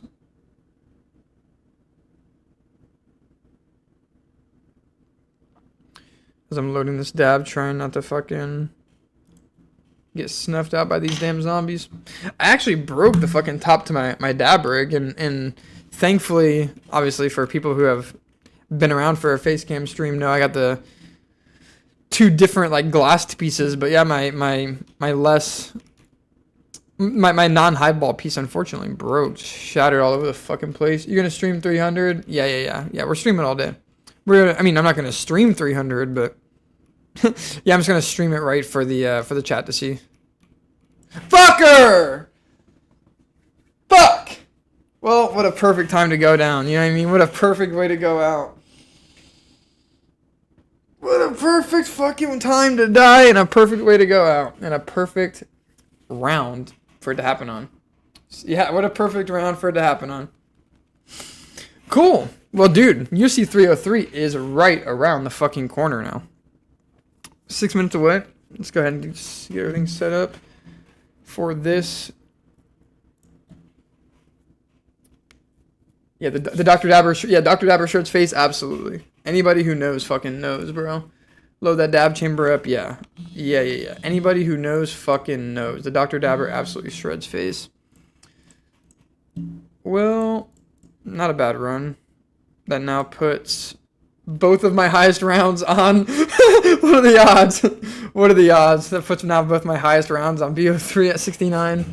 Both DE and Shadows. I just can't get past. I can't get past 69. I can't break into round 70. But like, can I watch it when you stream? Can I watch it when you stream it, or you're just gonna react? I mean, yeah. Anybody who does fight commentaries are just gonna be doing commentaries over the thing. You can't show the fights. You get show the fights out here. Yeah, you can't show the fights. I mean, whatever the fights end though, I always do show the press conferences. We'll pull those up. We'll fucking pull just whatever. I mean, earlier we had the Pereira and Yuri first fight on. We were watching that. I have a little flower in my bone. Fuck yeah, Andres. Fuck yeah, dude. We are close. Let's probably look to get this more set up for a UFC viewing stream. First fight is solid, definitely, bro. Definitely first fight is solid, especially being a Pacific Northwesterner, man. I'm always gonna be hyped whenever my boy why am I fucking blank? I just ripped a fat dab. Why am I blanking? Wow. Completely blanking right now. Oh, Ricky Simone, of course. Ricky Simone. Will we see Simone lay and pray or Oliveira KO? Man, I feel, yeah, Simone usually puts on entertaining fights. Simone honestly can go to war sometimes, but other times we don't see that happen. And he can definitely resort to laying and praying. We'll see what he ends up doing. I gotta figure out what I'm going to do for this. I think I know what I'm going to do.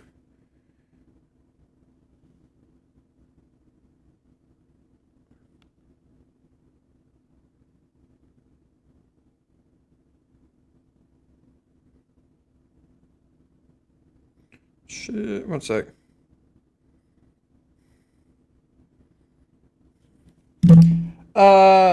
Play Battletoads. Yeah, let me run some fucking Battletoads right here, baby. Exactly what we're gonna do. No, I'm getting my my camera all set up so that we will just be reacting to fights from here on out. Let me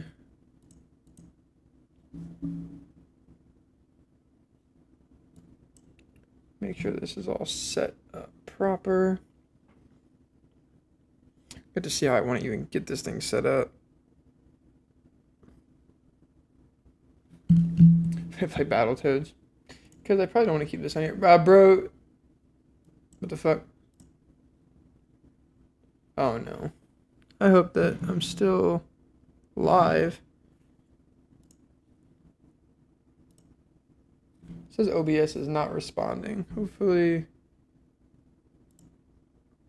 Oh no, you guys can still definitely hear me, but OBS is definitely having a fit down here. 100%. Are things changing when I do it? Yeah, it's still updating. Huh. Macy Chase on his cheeks. Bueno Silva versus the lunch lady. Chieson being above Gary versus Page on the card is wild. Yeah, they just gotta fucking have like those early fights to fucking get people interested. You know what I mean? Like, we've seen this happen before, unfortunately. Huh. Interesting stuff over here. OBS Studios is not responding.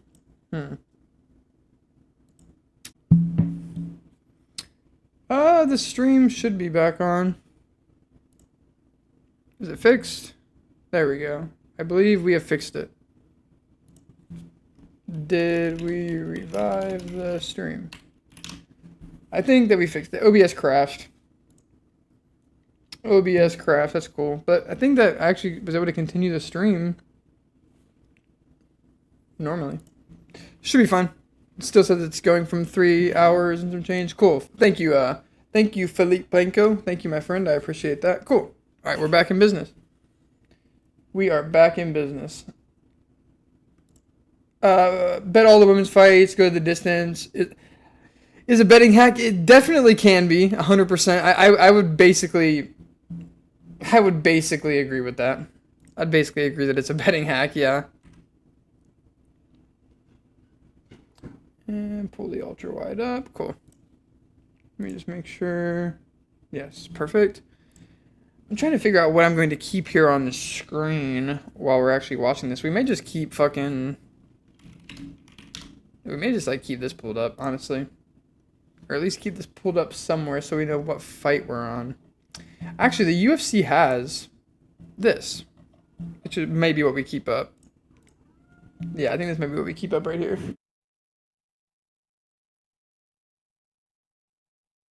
Yeah, just betting every single women's fight goes the distance.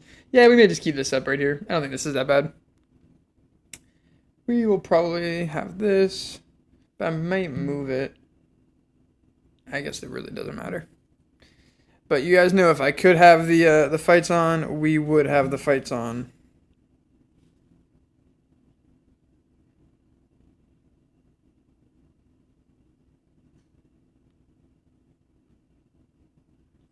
What the fuck? I'm getting some wild ass text.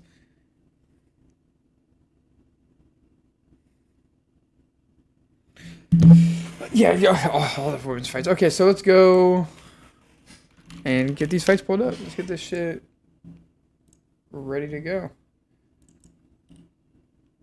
I can't believe that from fucking 301 to now, we're going from Pantoja versus Urseg to this. Pantoja and Urseg to this is just a quality drop that nobody was ready for.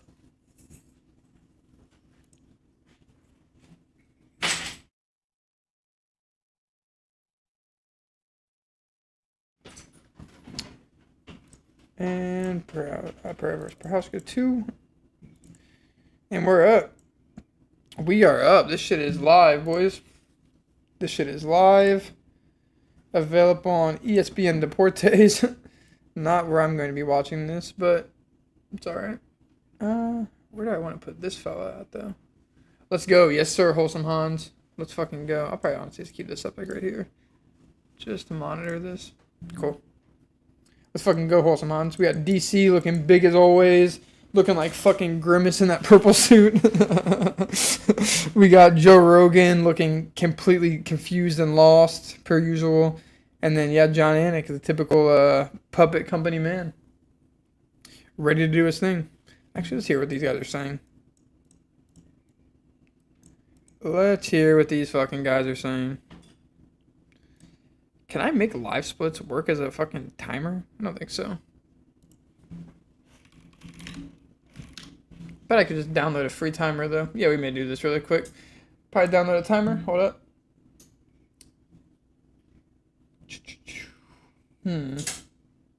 I'll do this for just a second, but I'm still here. I'm still here just to free up my... No, yeah, I think like minutes countdown timer. Download a little timer for us to put up for the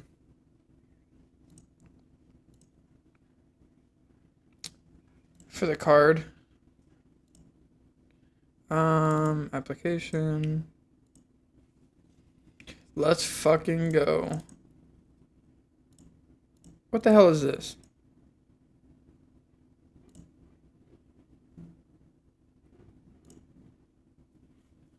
What the world is this? Oh, okay, cool.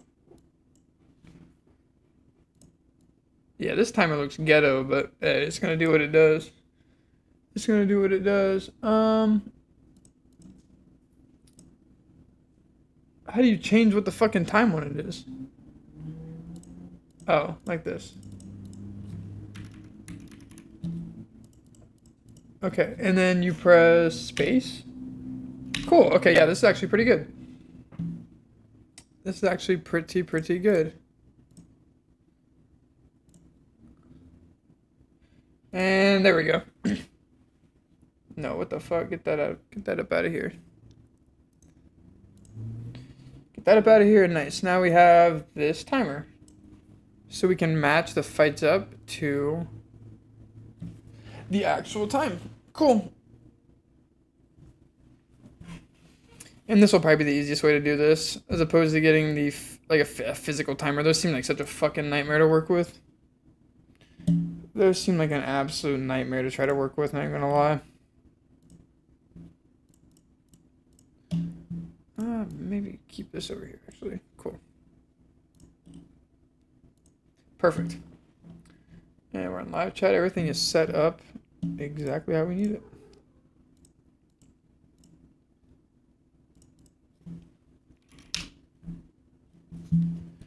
Ah, fucker. Okay.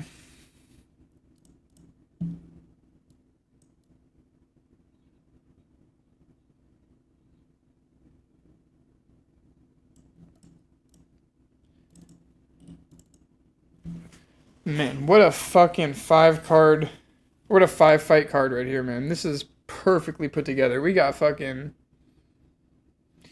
man, honestly, even that Anthony Smith fight, I'm just now honestly coming around to caring about it. I'm just now coming around to even giving a damn. It's crazy to think that Anthony Smith is talking about he's going to call out Alex Pereira if he wins that fight, though. You have no business calling out anybody but another, like, top 5 to 10 light heavyweight. Like, you're fighting a middleweight, bro. There is no title fight after this.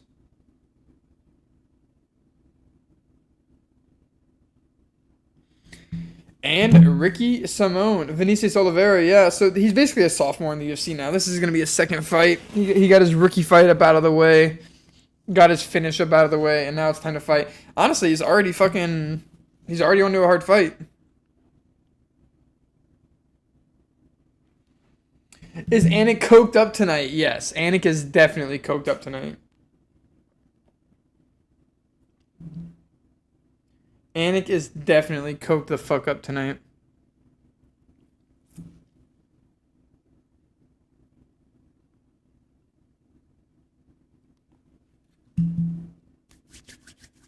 Man, yeah. Oh, man, Oliveira, that fucking knockout is sweeter every time you fucking watch it back. Absolutely brilliant flying knee. If Khabib can get a title shot off Bobby Green, Anthony Smith can off Dolidze. Khabib, you're thinking of Islam. Islam got a title shot off Bobby Green.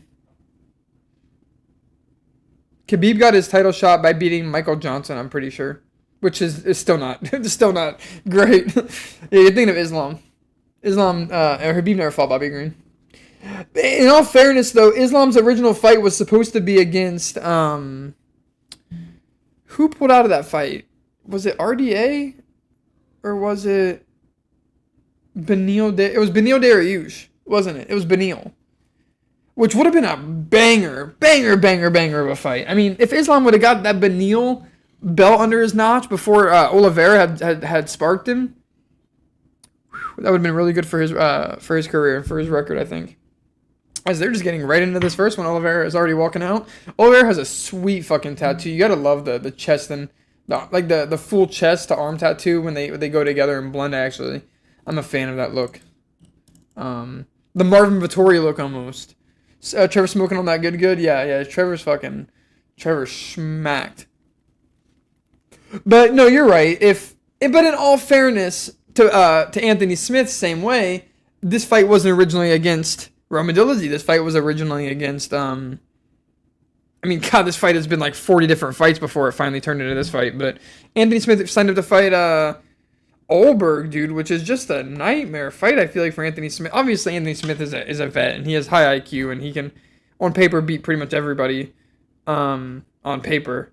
But when we're talking about getting in there with a heavy hitter like Olberg might have sparked Anthony Smith's old ass. He may have just sparked his fucking old ass. Oh, he's Naruto running across the cage. Ricky Simone's about to slam this guy. This absolute weeb. I wish Ricky Simone would go back to his mullet, though. He's really lost a lot of that oomph in his aura. He's lost his aura, to be honest with you. So press delete to reset. I'm pressing delete. Oh, wait, it actually means delete, doesn't it? Like, in the actual sense of that button. Yeah, it does. Cool. Gotta remember to start this up. Gotta remember to start that up. Ricky Simone dapping all his boys up. These are some big boys.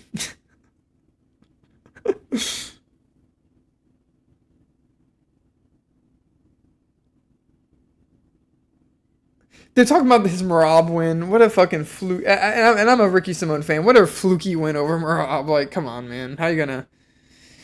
Ricky Simone's win over Marab may be the single most fluky win in all of MMA history. The single flukiest win in all of MMA history. It's weird how, like, they were down to go back... and change that fucking the outcome of that fight. Like it wasn't like after the night or anything, but on that night. But they won't do that for like when Zhang Weili clearly choked fucking what's her name out, Yan Jianan, in their fight, and she went to sleep, but she woke back up. Like, how did they not end up changing the outcome to that? You know what I mean? But I guess it's probably because the Marab versus Ricky Simone would happen at the very end of the fight. Is probably why I would assume that.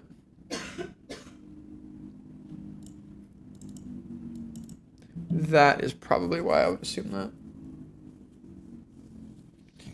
Man, they are really letting Ricky Simone's fucking song play. This arena is empty as a motherfucker, ain't it? Ain't nobody care about this fight. Yeah, this arena is about empty as hell.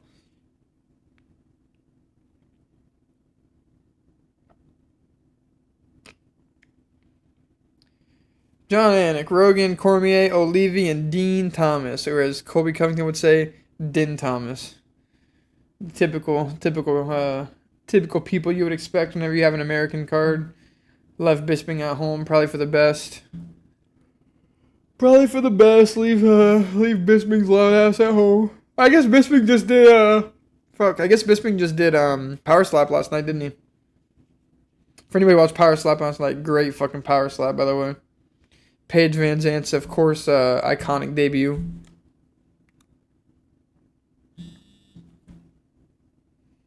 Yeah, this is going to be a banger, honestly. This is going to be a good start to this card. And obviously, for anybody who cares about my picks, we are riding with,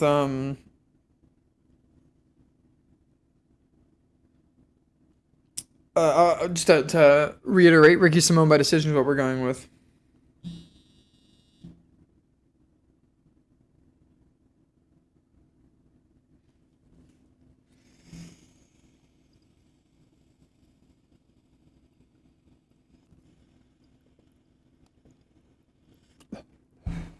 Sorry, you guys. Fucking. I guess it's a little bit harder to see what I'm doing whenever fucking I don't have the webcam, but getting nice and proper for this fight as they introduce these two fighters.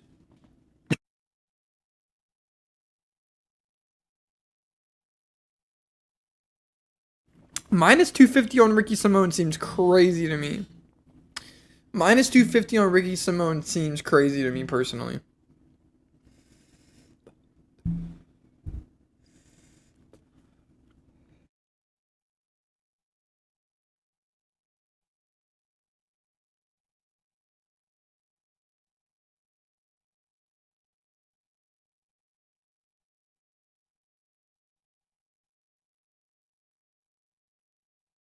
And fight is on, boys. We have the timer all lined up. As Oliveira will instantly take the center of the cage. Ricky Simone just feinting a lot. He moves a lot. I mean, these are bantamweights. You're going to see a lot of movement. Ricky Simone's fights are going to see a lot of scrambling, a lot of grappling usually. But this dude brings big fights. He brings good, great fights. No other way to put it.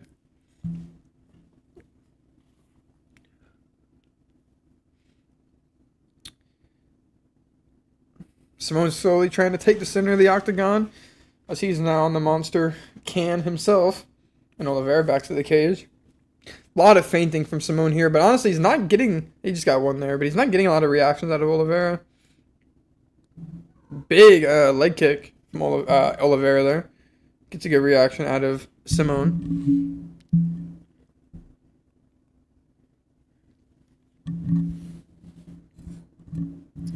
Ricky kind of swinging and missing here. A lot of feinting. Yeah, out of these bantamweights, it can happen where you don't get a lot of action to start it. I hate the almost borderline intentional head clashing when people try to enter the clinch with their fucking face head first, but it happens. Oliveira going for the leg kick game, not bad to see. Not a bad strategy to see at all.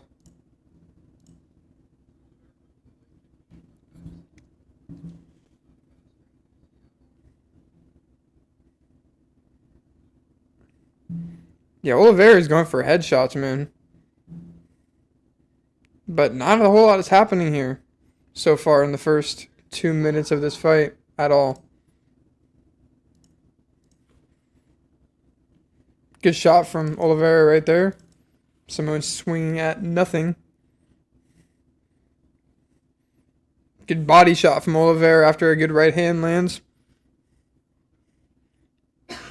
I wouldn't say really Simone is doing anything to try. Oh, good leg kick from Simone as Oliveira tries to enter distance there. And a great takedown, but Oliveira is able to keep himself on his feet.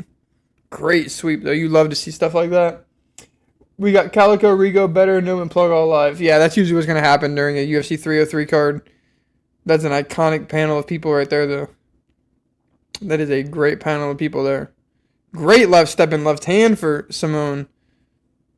As Oliveira just stalks him, hands down, real Bobby Green style, and lands a good hard leg kick. And another one. Oh, man. Close teep kick as Oliveira's looking to hit that Cheeto Vera on Ricky Simone. Ricky Simone, good body shot. Good right hand. Almost looks to buckle Simone's knees for a second, but Oliveira slips. Good right hand for Ricky Simone. Decent little back and forth round right here.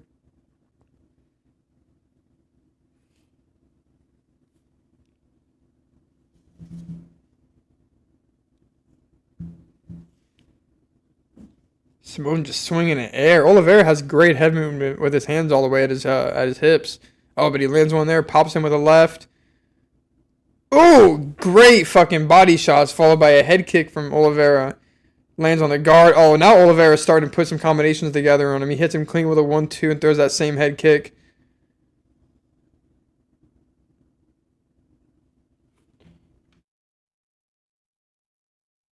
Oliveira switching stances, nicely landing some leg kicks. Has some nice head movement. Yeah, I agree. Oliveira has some really nice head movement right here. Just looks really good. Looks like he trains with Bobby Green.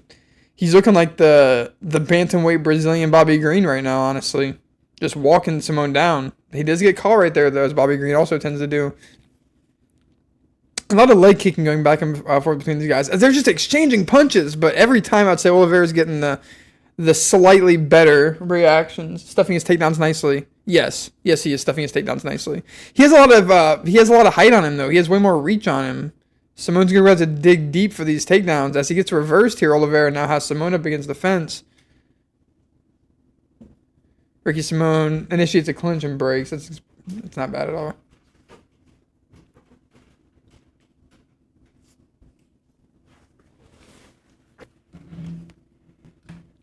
Good fucking shot from Oliveira. Has Simone on the retreat. Oh, man. Oliveira is really loading up his punches. He lands a big leg kick. And he's just unleashing on Oliveira. As Oliveira will take this first round handily, in my opinion. As he will take this first round handily, in my opinion. Nice left hand by Simone landed. Yeah, I'm gonna have to give that first round to Oliveira. As I'm actually over here going to get that pulled up so I can grade rounds here as well. Wait, what the hell? Oh, I clicked on the wrong one. I was like, wait a fucking minute. Okay. And round one, yeah, we're going to be giving that to Oliveira. I think that's pretty clear. I think that's pretty clear for my boy. Or not my boy, unfortunately.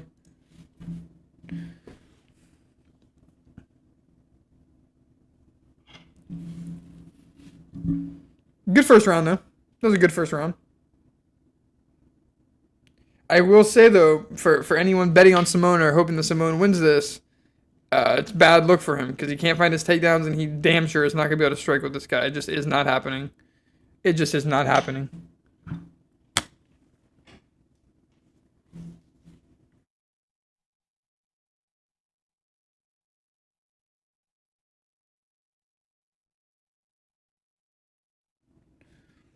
And we're back, round two. As Oliveira goes for a big leg kick and Simone lands a big left hand. Simone looking for a takedown desperately. Great defense from Oliveira on these takedowns. Ooh. Yeah, Anik points out that cauliflower ear on the right side bust out.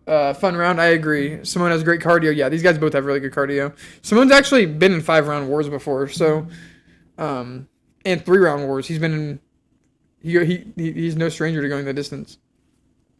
He is no stranger to going the distance and putting a high pace up through every single minute of that time. So as they're stepping, big right hand lands for Simone, but every time Oliveira has something for him. Bows exchanging knees to the body as they break. Good body kick for Oliveira. Oliveira still just walking him down. Has Simone swinging in the air, but Simone's able to get the takedown, and you can see on Oliveira's face, he's just like, fuck. Fuck. That is the last thing I wanted. That's exactly what you see on his face right there. Big takedown by Simone. Yes, sir. Big takedown right there. What is Simone doing? Is Simone basically just lets him up? Ooh. Simone catches him. Simone catches Oliveira ducking with a good right hand. Yeah, I don't know. Simone didn't do anything with that takedown. You're gonna damn near barely even hardly count it as a takedown. Good fucking slam right on his fucking. Did he land on his head? As Simone's gonna go for the back here. This is big, but Oliveira just has such good posting and such good strength. Oh, and he can knee him right here. He's not. His hands are not on that canvas. I think he does land a knee to the head. And a good elbow on the break. Catches him with a good right hand right there. Simone's great right hand from Oliveira, though, on the return. They're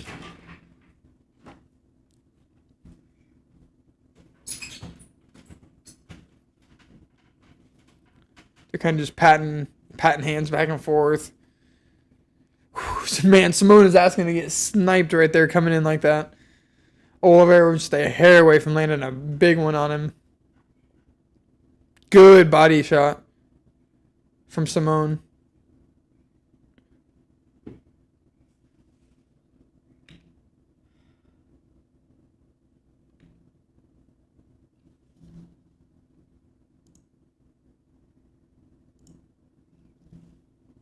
Big body kick lands from Oliveira.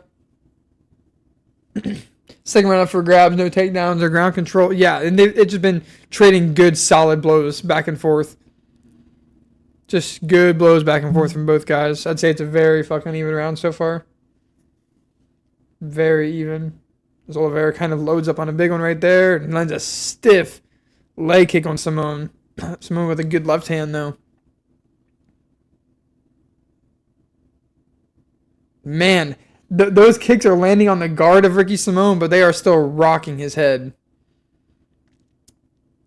Oliveira has incredible head movement, truthfully. Good inside leg kick from Oliveira right there. Simone's going for that same takedown. Oliveira was ready for it 100%. It looks like in UFC 4 whenever you fucking deny a takedown perfectly. I mean, he was ready for exactly that kind of takedown he was going for. Ricky Simone slipping punches beautifully. Good low kick from Ricky Simone. Actually drops, not Charles Oliveira. But Oliveira hurts Ricky Simone. He puts him up against the cage and he unloads on him a little bit. Ricky Simone's able to circle out, recover.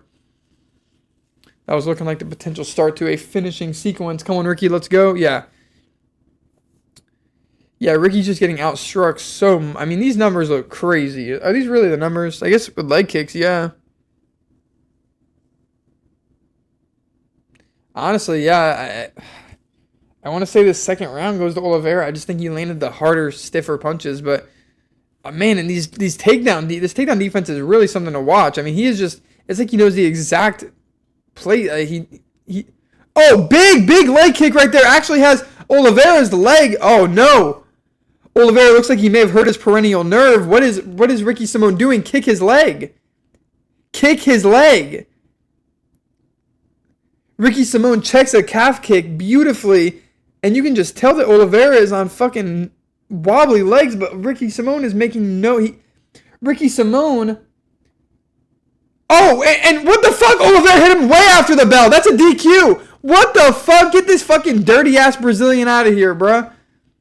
Oh, these fucking... You bring these... Oh, hell no. What the fuck is that? You hit him like 5 seconds after... Alright, if they don't take a point, that's nuts.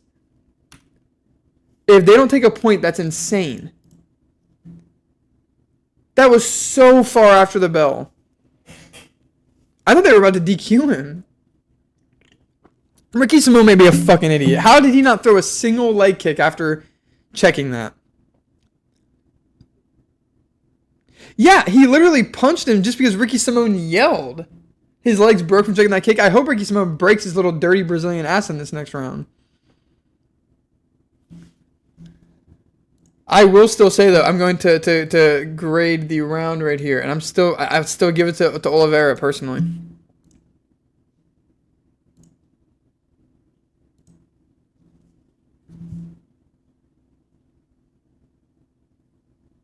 Yeah, this is insane. I don't know how they're not talking about that after the bell. Okay. They're not going to let him fight. Damn, they did. Yeah, they did. Not only are they... Like, they haven't even talked about it. Why are they pretending like that didn't happen? Why are they pretending like that didn't just happen? And we're started. Ricky Simón. Oh yeah, these guys have some fucking hatred in their blood now. They're about to swing. Yeah, that's all. There's about to be action from here. But Ricky Simón needs to kick that leg. Kick that fucking leg. Just smash his leg. Break it. It's not broken yet, but it's hurting. What happened? I just joined. I don't know. I don't understand why they're not talking about how Oliveira... Ricky Simón is still a minus 270 in a fight that it appears... Oliveira has won the first 2 rounds. That's kind of unbelievable. But obviously, he's in this third round compromise. Ricky Simón checked the leg kick at the end of the second round that appeared to seriously fuck. Wow, great head movement from Simón to dodge that front kick. It's 1-1 bare minimum. I really think that Oliveira had taken the second round. Just bigger strikes, but... Because it didn't count as a knockdown for Simón. You got to remember that. It wasn't a knockdown. If it was a knockdown, I could see it. I could see him taking the second. But I think Simón needs a finish. And I don't think he's doing anything that he needs to do to get a finish. He was throwing hard leg kicks in the first round. What are these live odds? Yeah, I know. The live odds are insane. Throw that leg kick. Come on, man.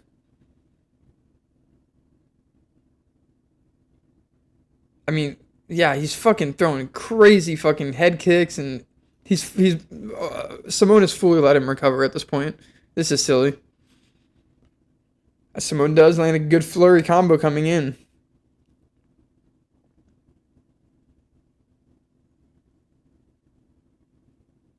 Oliveira is fun to watch, though. I gotta give him that.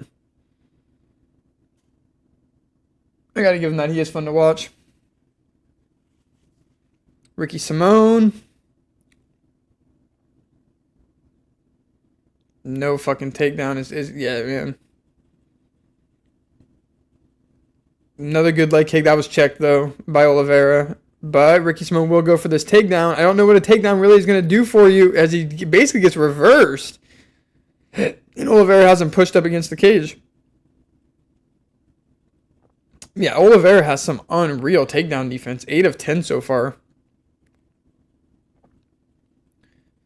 And Simón is a fucking Oregon-based, Chael Sonnen, Colby Covington-bred wrestler, man. Like... No one's really landing right now. Yeah, I agree. I cannot make sense of why Ricky Simón is not going to those leg kicks, but I don't know. It reminds me of whenever that guy had Sean O'Malley's fucking leg hurt and he took him down early in Sean's career when he easily could have got a TKO finish leg kick on Sean. Oh, great fucking ducking left hand from Oliveira. Oliveira just unloads. A lot of these are landing on the guard, and I think they're counting a lot of them, though, which is, it's whatever, but obviously the live, good body work from Oliveira right now, yes, I agree.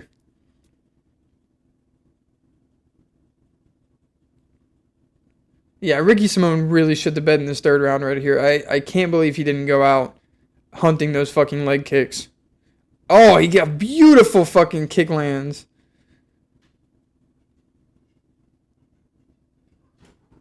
Yeah, honestly, I think Oliveira's won all 3 rounds of this fight. Simone had his chance if he wanted it. Oh, as he fucking lands a great counter left and has Simone on there. Yeah, retreat. I don't know how they had that Simone that big of a favorite. Me neither. Simone had to get the finish in the 3rd round, and I think he threw 1 leg kick and he got 2 leg kicks, and one of them got checked. The other one just didn't really seem to do anything. He's shooting for takedowns with a minute left in a fight that he needs a finish.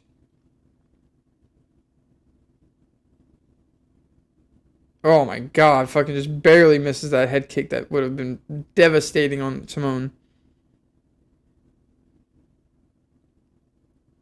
Simone steps in. Oh, he fucking turns Ricky Simone's head with that shot. Yeah, I mean, Simone landed jack shit this round. Yeah, Simone came out like a bum in this round, honestly. This was a horrible 3rd round performance from Ricky Simone. Another head kick lands on the guard of Simone. And Oliveira is going to get a takedown at the end of this fight. Devastating. He's going to land ground and pound from here. Yeah. I mean, fuck. Oliveira did more with that takedown than Simone did with his in the 1st round. Oh, he's landing. He's wowzer. He's styling on him at the end of this fight. Wow. Yeah. Even Ricky Simone can do nothing but applaud for him. Wow. Yeah, that's an easy one to grade for Oliveira there. Ricky Simone just did nothing. He just did absolutely nothing in that 3rd round. That was tough to watch. That was tough to watch. How frustrated are people who bet in Simone? Yeah, I picked him to win. And I'm fucking pissed, and I didn't even bet real money on him. So, anyone who actually put real money on him, that's unfortunate. That was a tough one to watch. I mean, he was styling on him at the end of that round. He was absolutely styling him on the end of the round. I think Oliveira won 29-28. Maybe give Simone round 2. The only the way I think you could give Simone round 2 is if that was he dropped him. It was a knockdown. On that second. And at the end of that 2nd round, but I just don't think it was. It just wasn't. Yeah, nobody got a knockdown in this fight. Nobody got a knockdown in this one. We have got over 200 views, by the way, on that Jamal Hill video just since we started this stream. It was under 500 by the time we started this stream. We hit 500 on the stream. We hit 600 on the stream, and we just had a 7. I hit my mic. My bad. We had 700 views on that video. You guys, I appreciate everybody who has watched that video. Anybody who's found the channel through that video. Simone bettors are disgusted. Yes. So there's 230-27s and then 129-28. So yeah, I guess it's not that crazy that you could think Ricky had taken the 2nd round, but based on those scorecards, he still needed to win with a finish in that last round. And how are you gonna how often are you gonna check someone's leg and actually have it hurt them that way? You know what I mean? How are you gonna fucking disservice yourself by getting that have that happen to you in a fight and not finish up on it? That's just low IQ. I feel like low fight IQ, right there, in my opinion. But whatever, don't really matter that much.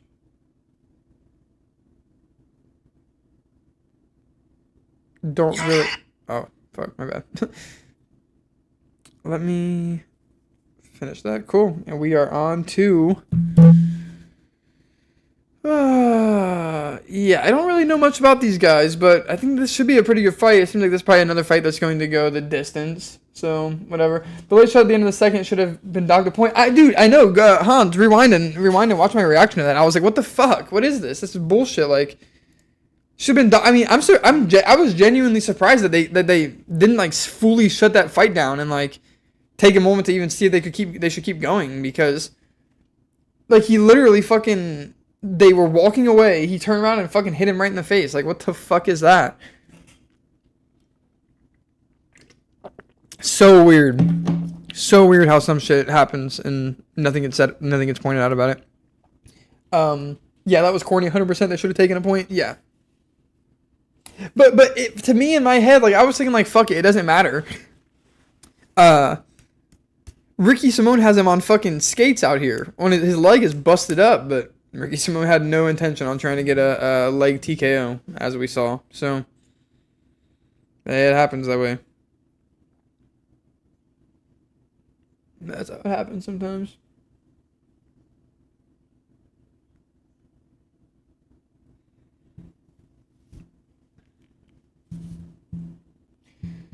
Whatever. They just pick and choose. On to the next one. He could have finished him. Oliveira was running on pure adrenaline. Yeah, it was ridiculous. Ridiculous. Simone is going to be kicking himself for weeks. He's going to be kicking himself for weeks about that shit. Simone wasn't aggressive at all. No, not at all. That was embarrassing, dude. I hate to see that kind of performance from a guy like that.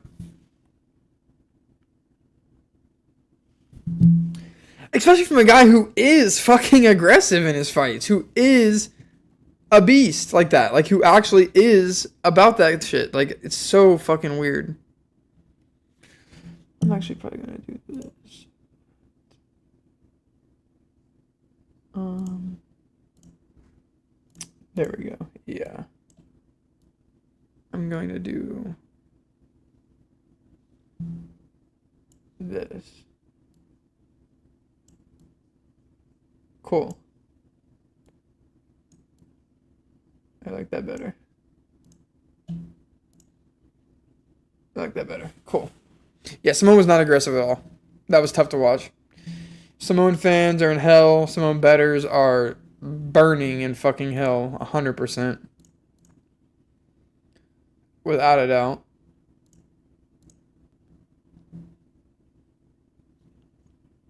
I got two legs left on my parlay. I got Paige and Ian Gary to go the distance, and Pereira and Yuri to go over 1.5 rounds. What do you guys think? I actually like that. I like those. I like those.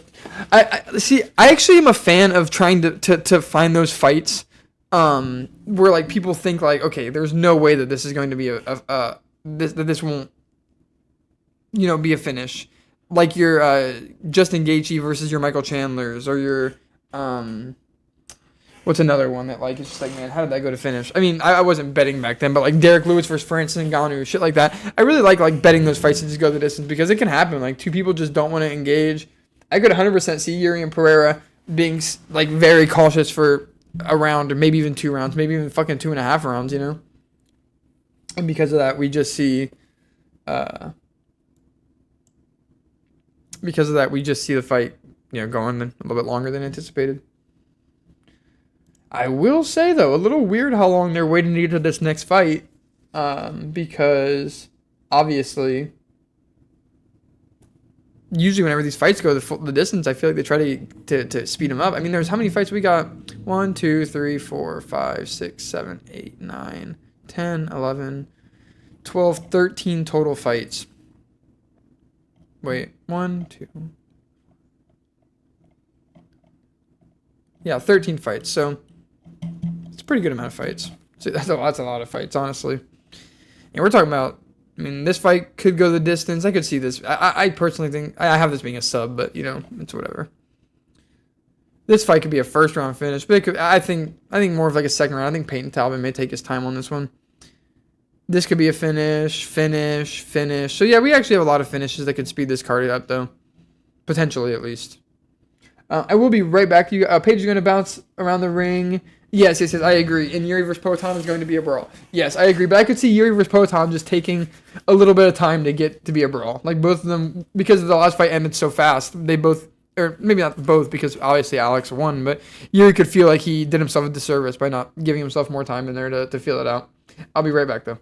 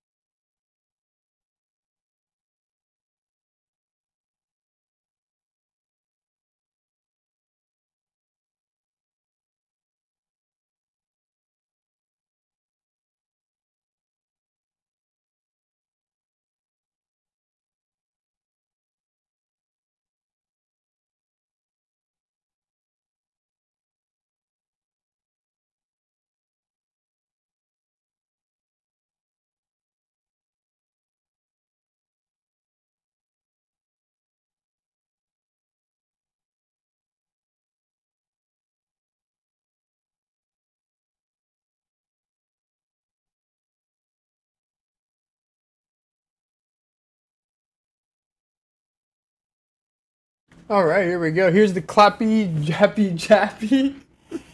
Oh yeah! Holy shit, that's funny actually.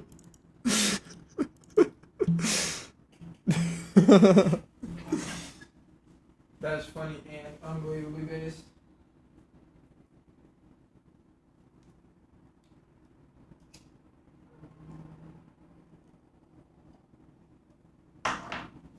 My cat fucking knocked this candle off the table and shattered like it's like shattered, but like it's not broken. It's just like it's not broken to where it's falling apart. It's just broken to where it's shattered. So I'm gonna light this candle and see how that goes.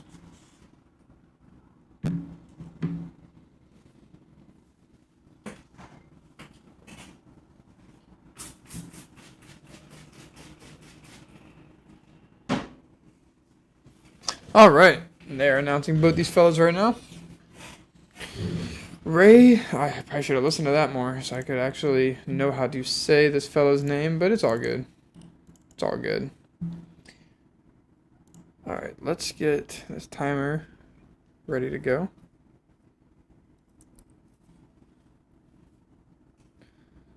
The copy chappy chappy.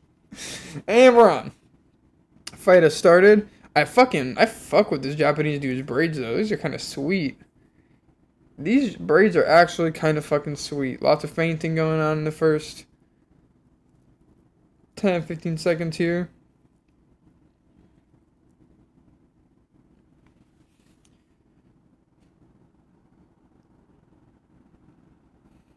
Good step in right from Teixeira.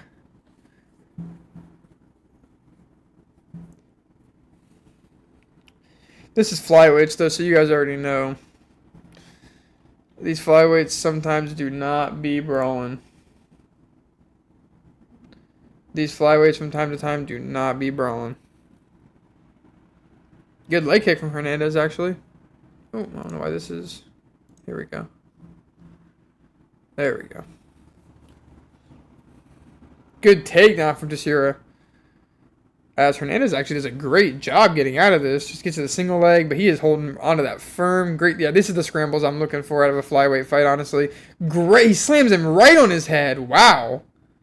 Hernandez slams Teixeira right on his head. Teixeira. Okay, this is scramble central. Hernandez is now in the back of him. But it looks like Teixeira is actually going for the leg of Hernandez. He's not submitting him with a knee bar. No. Oh my god, Joe Rogan always sounds like such an idiot, man. He always sounds like such an idiot.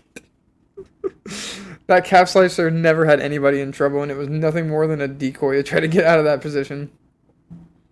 Hey, good on him, though, for doing it. Good teep kick to the body. Front to Teixeira. Hernandez just swinging on air, coming in.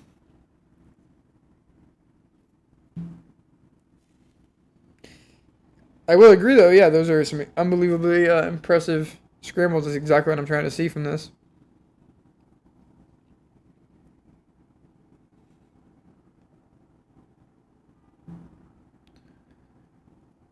Lots of circling and feinting here. Obviously, these guys are both aware of what they can do to each other now. So I think, especially from Teixeira, who probably went in this fight pretty confident as the almost minus 500 favorite. Jesus.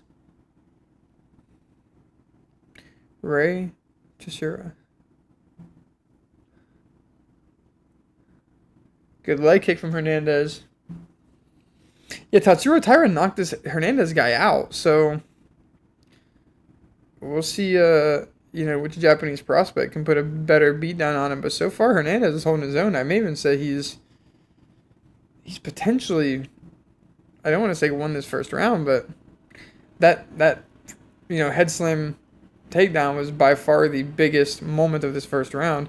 Man, Teixeira was really just trying to reach in for like an overhand right, which is crazy from a flyweight, but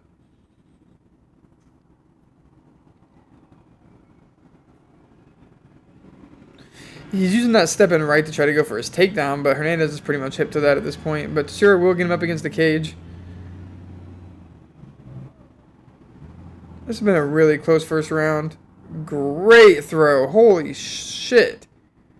That was the perfect throw and roll from Teixeira. That was actually amazing. Jesus, these flyweights can wrestle, man. That was like an animation you'd see out of a UFC fight, or not a UFC fight, sorry, a UFC video game.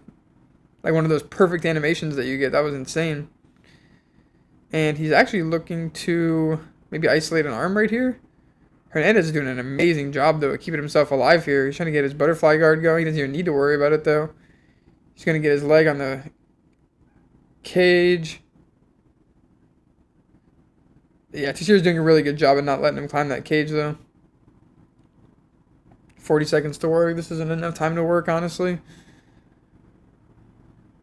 As Hernandez... What a scramble, man. This is insane. This is like when you let your two little fucking autistic cousins just go at it in the backyard.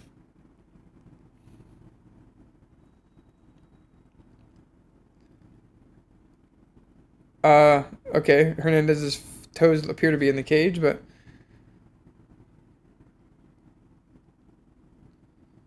Wow. What a scramble, man. He's punching, I think he punched him in the butt. I think I'd give that first round to Teixeira, but it was a close round. It's probably closer than you would like for it to be, especially as a minus 500 favorite. But wow, yeah, that was actually that was a really fun first round. Very fun first round. But I will give it to Ray Teixeira. Ooh, no. Let's go back to the event. Yeah, as we can see here, 2 takedowns. 2 of them were stuff, though. More total strikes. But obviously, oh,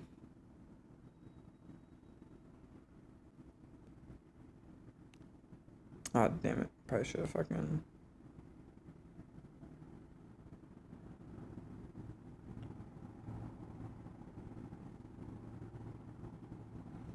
Cool. Yeah, good first round though. Not all grappling is boring, of course not. No, that was extremely entertaining to watch. That was extremely entertaining to watch.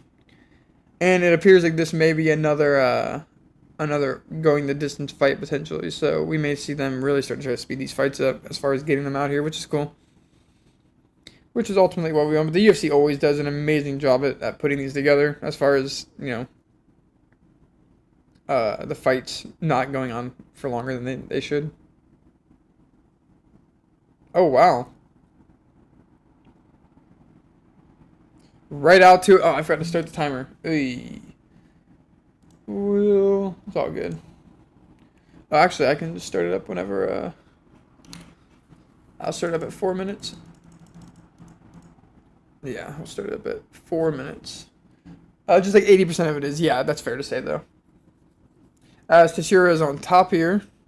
There's just so much happening. It's really hard to explain what's even going on.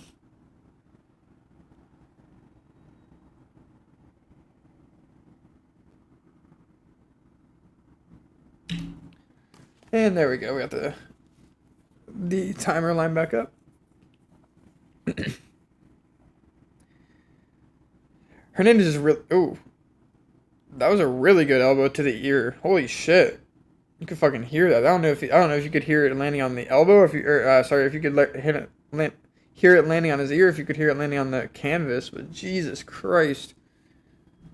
Sounded nasty. Sounded very nasty. These dudes are going at it.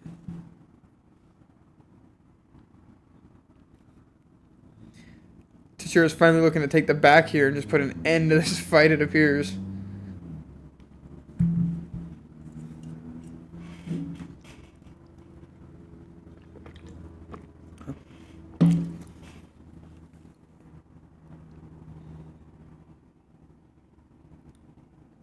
Hernandez just looks clueless. Like he has no clue how he's even gonna fucking get out of this, man.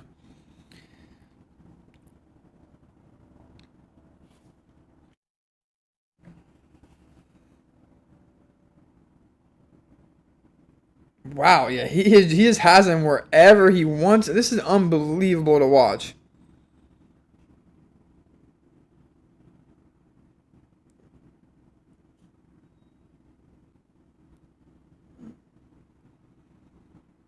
Listening to Joe Rogan scramble to try to explain what he thinks is happening here is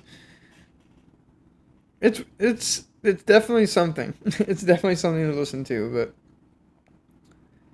UFC 303 starts in 3 hours, man.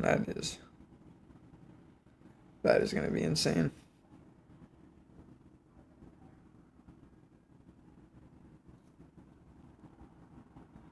Oh, Ciciero's really fucking stretching him out here. But I still don't. This is insane to watch. Wow. That was okay. I know Joe Rogan be fucking tripping sometimes, but he actually was pretty close to getting that twister there, is what it appeared. And Hernandez, even on his face, you could tell it was getting in there close. But God, Teixeira just spent like 3 minutes trying to set up a submission that was ended in about a half a second. It's unfortunate.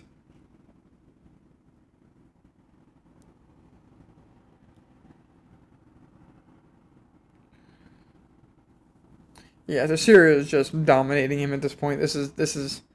I mean, how many fucking strikes have actually been thrown in this fight? This may be one of the lowest like strike thrown ever thrown in a UFC fight by the time it's all said and done.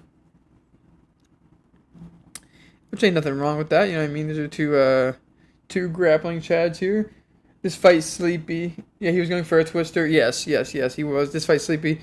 Yeah, it's slowed down a little bit in the latter half of this. You know, obviously while you're watching somebody go for a twister and methodically set it up, it can in real time, you know what I mean? It can I don't want to say boring. I don't want to say it can be boring, but it can definitely feel slow. 25 seconds left to survive here for Hernandez. Let's go with the guillotine. It's going to be interesting to see what these two guys go for here in this third round, if they just go right back to this grappling. Oh, man. He actually gets him in a really compromising position here, just raining elbows on his face. Wowzer. That is a fucking killer way to end a round, man. Yeah, Hernandez knows he's getting that ass whooped. He smacks that canvas. He said, damn. He said, damn, that was tough. Easy win for China Man. You're back. How's it going, Chase? Yes, sir. We've been live all day. Been live all day, my friend. It's good to see you in here. Yeah, that's going to be an easy W for him. Yes, sir. Yeah. We are just chilling. Watching some fights.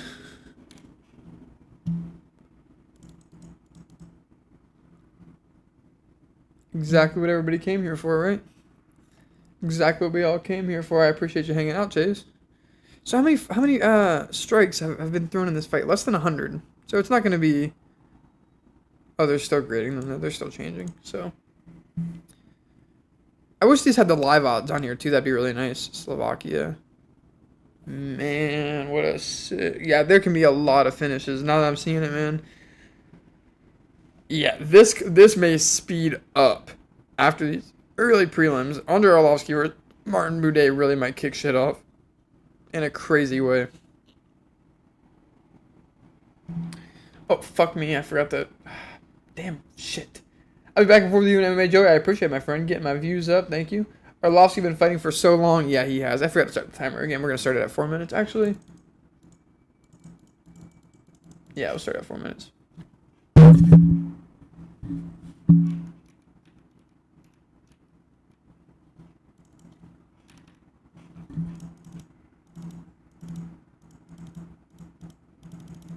What the fuck? There we go. As Hernandez is cut, and it's just right back to the grappling. Hernandez is on top, though, this time. My bad. We are back. That one elbow was so deliberate to the back of the... was directed to the back of the head, and deliberately so. The one from Cerruti at the end of the round, right? Because, yes. I actually didn't really say much about that in time, but... It was... I don't know. When people are turning their head, you know what I mean? It can be really fucking hard, but you are right. I think he kind of like postured up into it. Yep, yes, sir. Yeah, he kind of like postured up into it. But he's beating Hernandez down. Well, it's hard to say that right now, but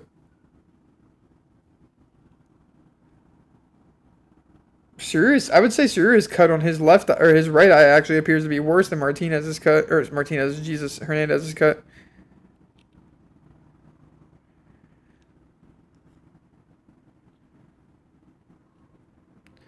Well, nah, I guess they're both leaking pretty bad. Hernandez looks like he's leaking for sure. But Hernandez is just looking to spoil Suria's fucking clean sweep here. Hey, fuck, maybe he'll get himself a submission here, but we'll see. God, if anybody bet on Ricky Simone, man, I'm sorry. That sucks. Anybody who bet on Ricky Simone, I am sorry, you guys. That fucking sucks. That guy did not want to fight for anybody's money. That guy was not fighting for anybody's money today.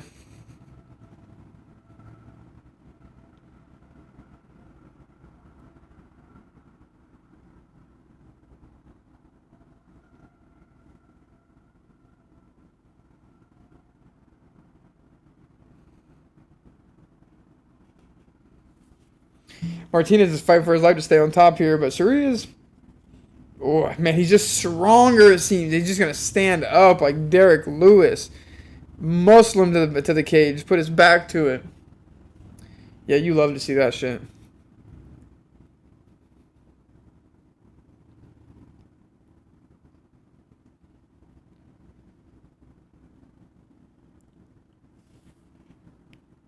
I don't think there's any way Hernandez did enough to win that first round. He's really fighting for a moral victory with this third round win, but Suria still has just under 2 minutes to work if he really wants to try to push the fucking pace. Suria gets a crazy...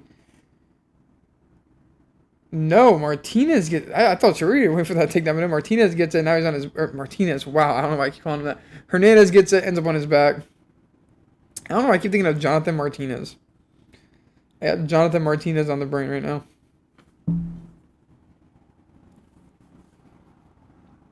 God, Suria looks exhausted though, but how couldn't you be after a wrestling match like this? Legitimately doing this shit would be some of the most exhausting fucking stuff. Just constant scrambles, constant wrestling. Sounds like a damn nightmare.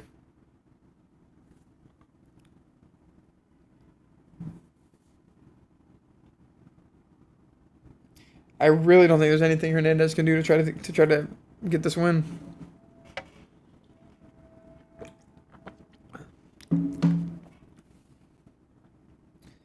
God, imagine saying if this was a 5-round fight about 2 unranked flyweights. As if that was ever going to be a thought for this fight.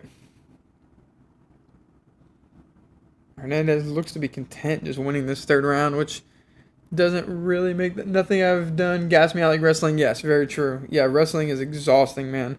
Wrestling, jiu-jitsu, scrambling, anything that involves fucking trying to move somebody else's body with your body is going to be an exhausting feat every time. Great fucking knee to the liver.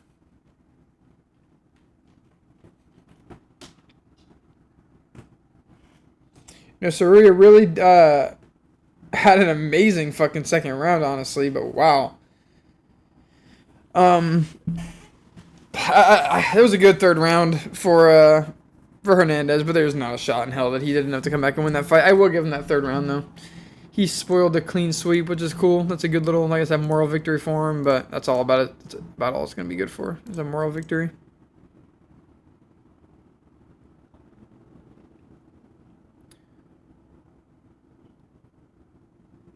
No worse feeling than being on empty and not being done yet. Yeah, which is exactly where Suria was for the entire third round of that fight. Was just on empty and fucking not done yet. That's the best way to describe what he was at.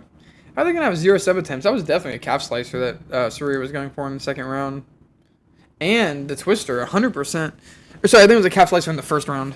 That Joe Rogan tried to say was, it's in there.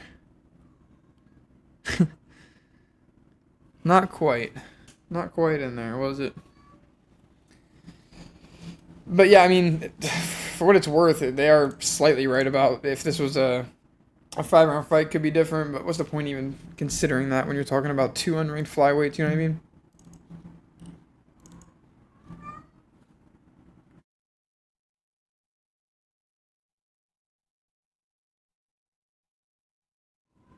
God, Grasso versus Shevchenko. For anybody watching that Ultimate Fighter, I'm sorry. LO, he stood up the second after Rogan said that. Yeah, I know, it was so fucking funny. He said, this is really dangerous. Damn, we're an hour into this card and we only got 2 fights under our belt so far. Hopefully they really start to speed these up. Because they have 3 hours to get through 1, 2, 3, 4, 5, 6 fights. Yeah, they'll be fine. They will be fine. They got 30 minutes to burn through each one of these ones. But you got to remember, I know there's only one ladies fight. McGregor is back officially on hard drugs. He's retired. Hard. What are we? Hard drugs. Has McGregor ever been on hard drugs? You know, he smokes some weed, he drinks some alky, but I don't think he's ever on hard drugs.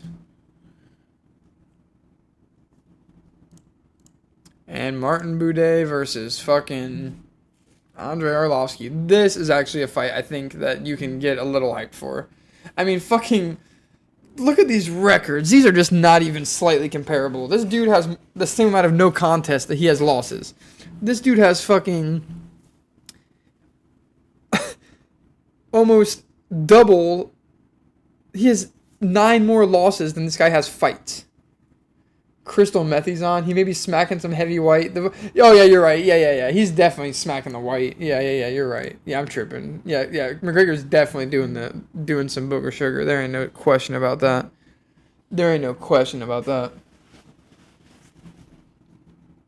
I don't know how I could forget that.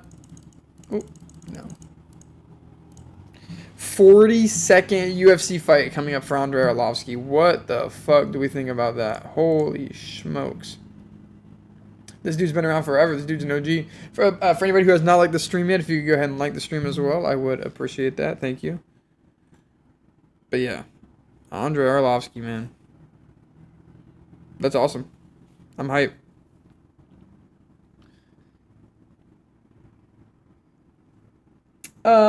I don't know. I used to be a big McGregor fan. It's sad. He only won 1 fight since 2016. I don't really like him after what he said about Dustin Poirier. What was with that pose with his coach? Fuck, I missed it. Damn it. I missed it. I missed the pose with the coach. That sucks. I missed it. It's all good.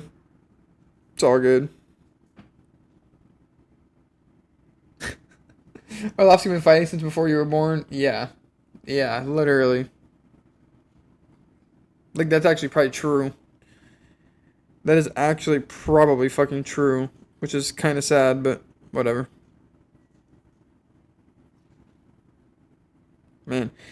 Hey, if things keep going as they are on that Jamal Hill video, we may actually get 1,000. We may eclipse 1,000 views in total on that video. We might just eclipse 1,000 views total on that video, which would be pretty fucking fire.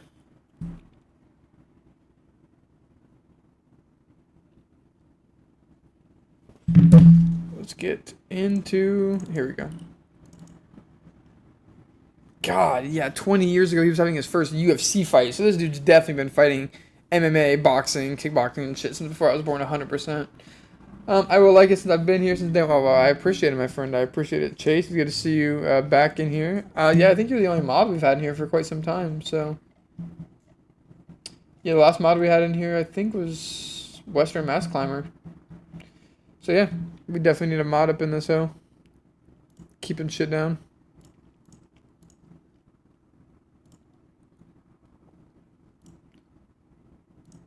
Fuck, close out of that. Cool. Appreciate you, Chase. Thank you.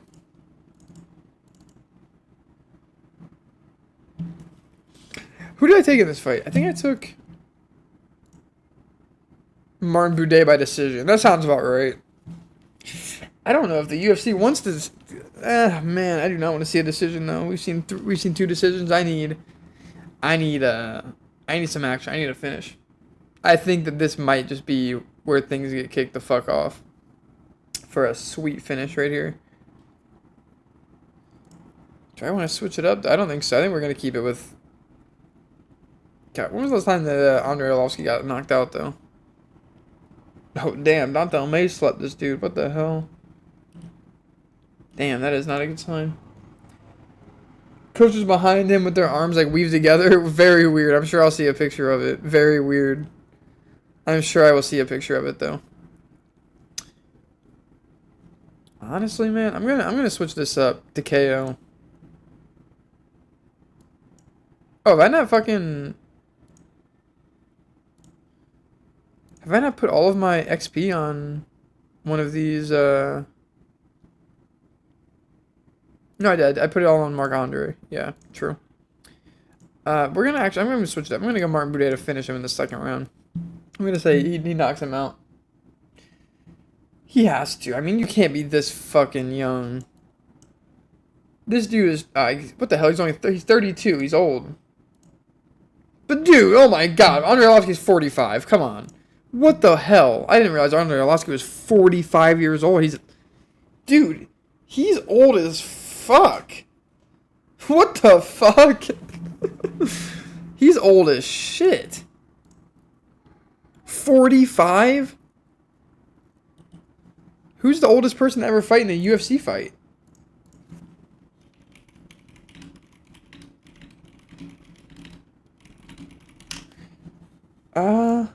I know Randy Couture was old, but was he 45?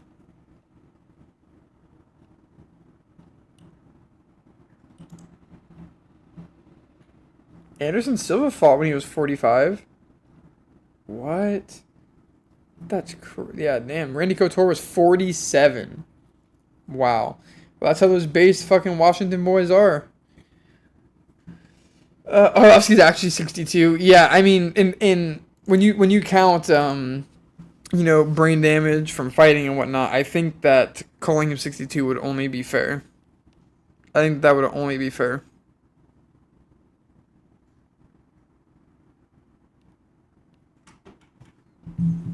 Oh shit. Cool. Nah, they're still taking their sweet little time, honestly, with these fucking commercials getting these going. I gotta respect it. I gotta respect it. It'll be interesting to see if 303 actually starts at 7, or if, you know, they have to take like their little 5 to 10 minutes like they usually have. Not usually have to, but sometimes have to. Hey, we gonna find out, ain't we? We gonna find out, ain't we? He's the pit bull. He's the pit bull. He's counting dog years. True. Yeah, that's funny. Yeah, he's the pit bull. He's counting dog years.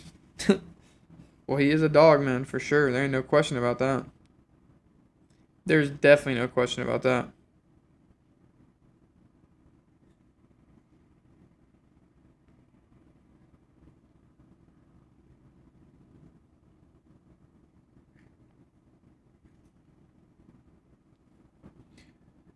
Counting dog year. Here we go. Fight is yeah, it says Arlovski's the oldest fighter on the card. I don't think they have to tell us that. I think we could probably figure that out on our own. I think we probably could have figured that one out on our own.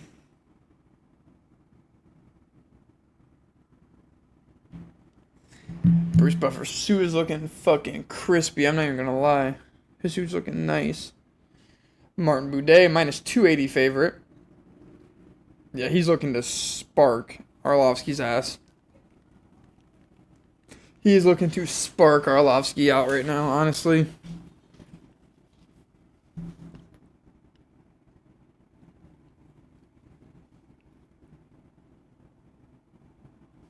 Just one moment before it gets going.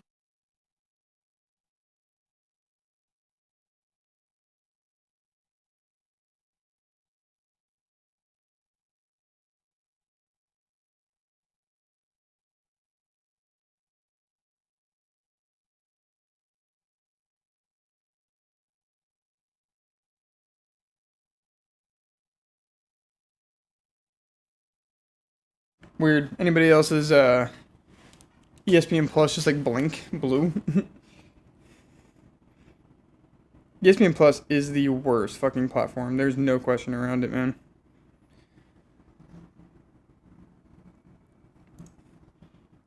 And here we go. Let me go ahead and get this all ready.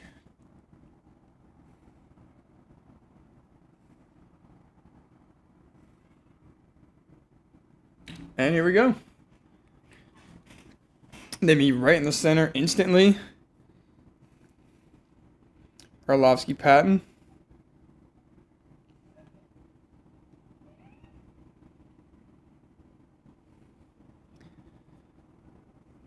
Arlovsky. Sometimes the start of these fights, there's not a whole lot to. But I will say Arlovsky goes for a front kick to the body and gets met with a Martin Buday leg kick.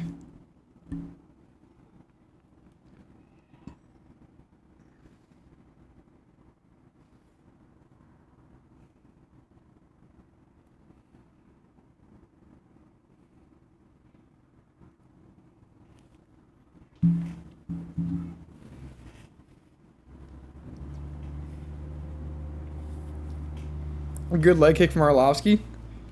Buday just kind of like swats him away like there was a fly in his face.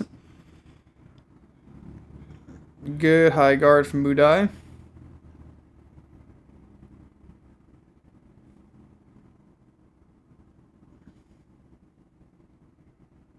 They're saying Buday. I always thought it was Buday though. I've heard this before. I'm switching. I'm saying Buday. I'm switching it back.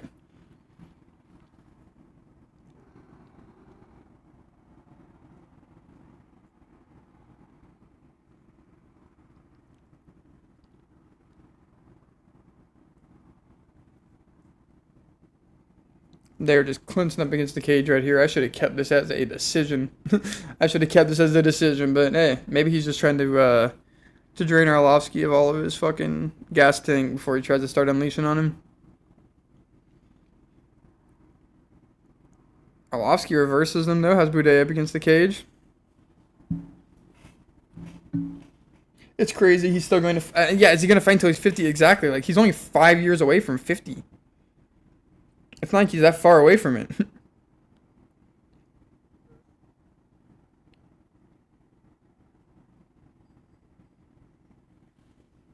He's honestly not even that far away from it.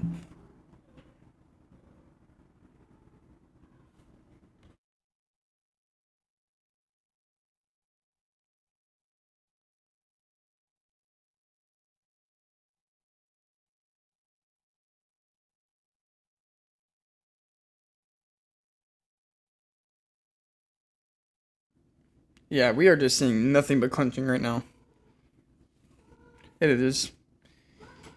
I mean, you don't hate to see it, though. You don't hate to see it.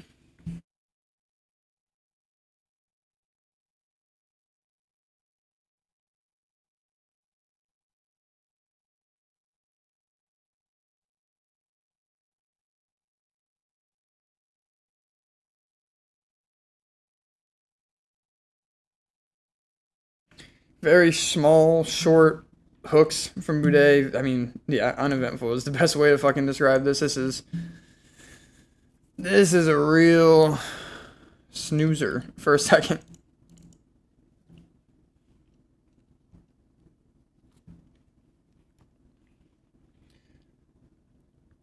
I mean, I guess that's what happens whenever you have a fucking 45-year, like a 30, mid 30s and mid 40s fucking heavyweights smashing it out, right?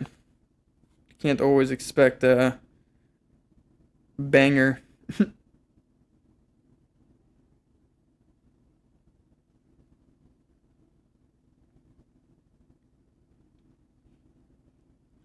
Arlovsky's looking, yeah, big knee to the body from Arlovsky.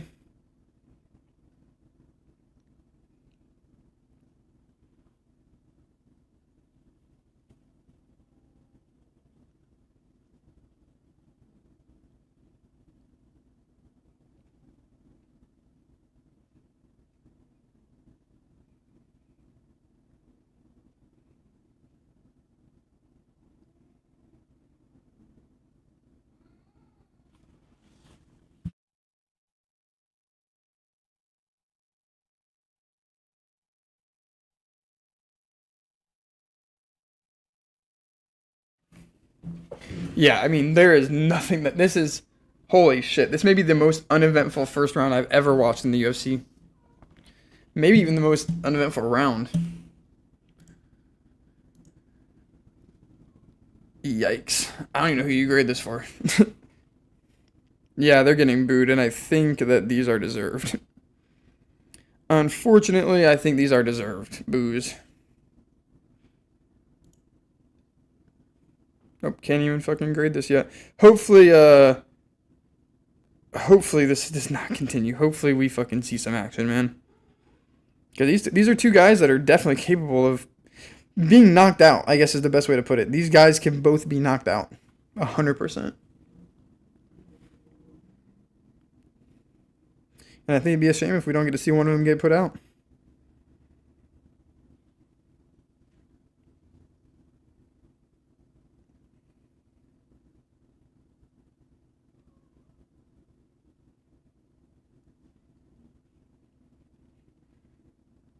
Yeah, I'm shook at how bad that first round was.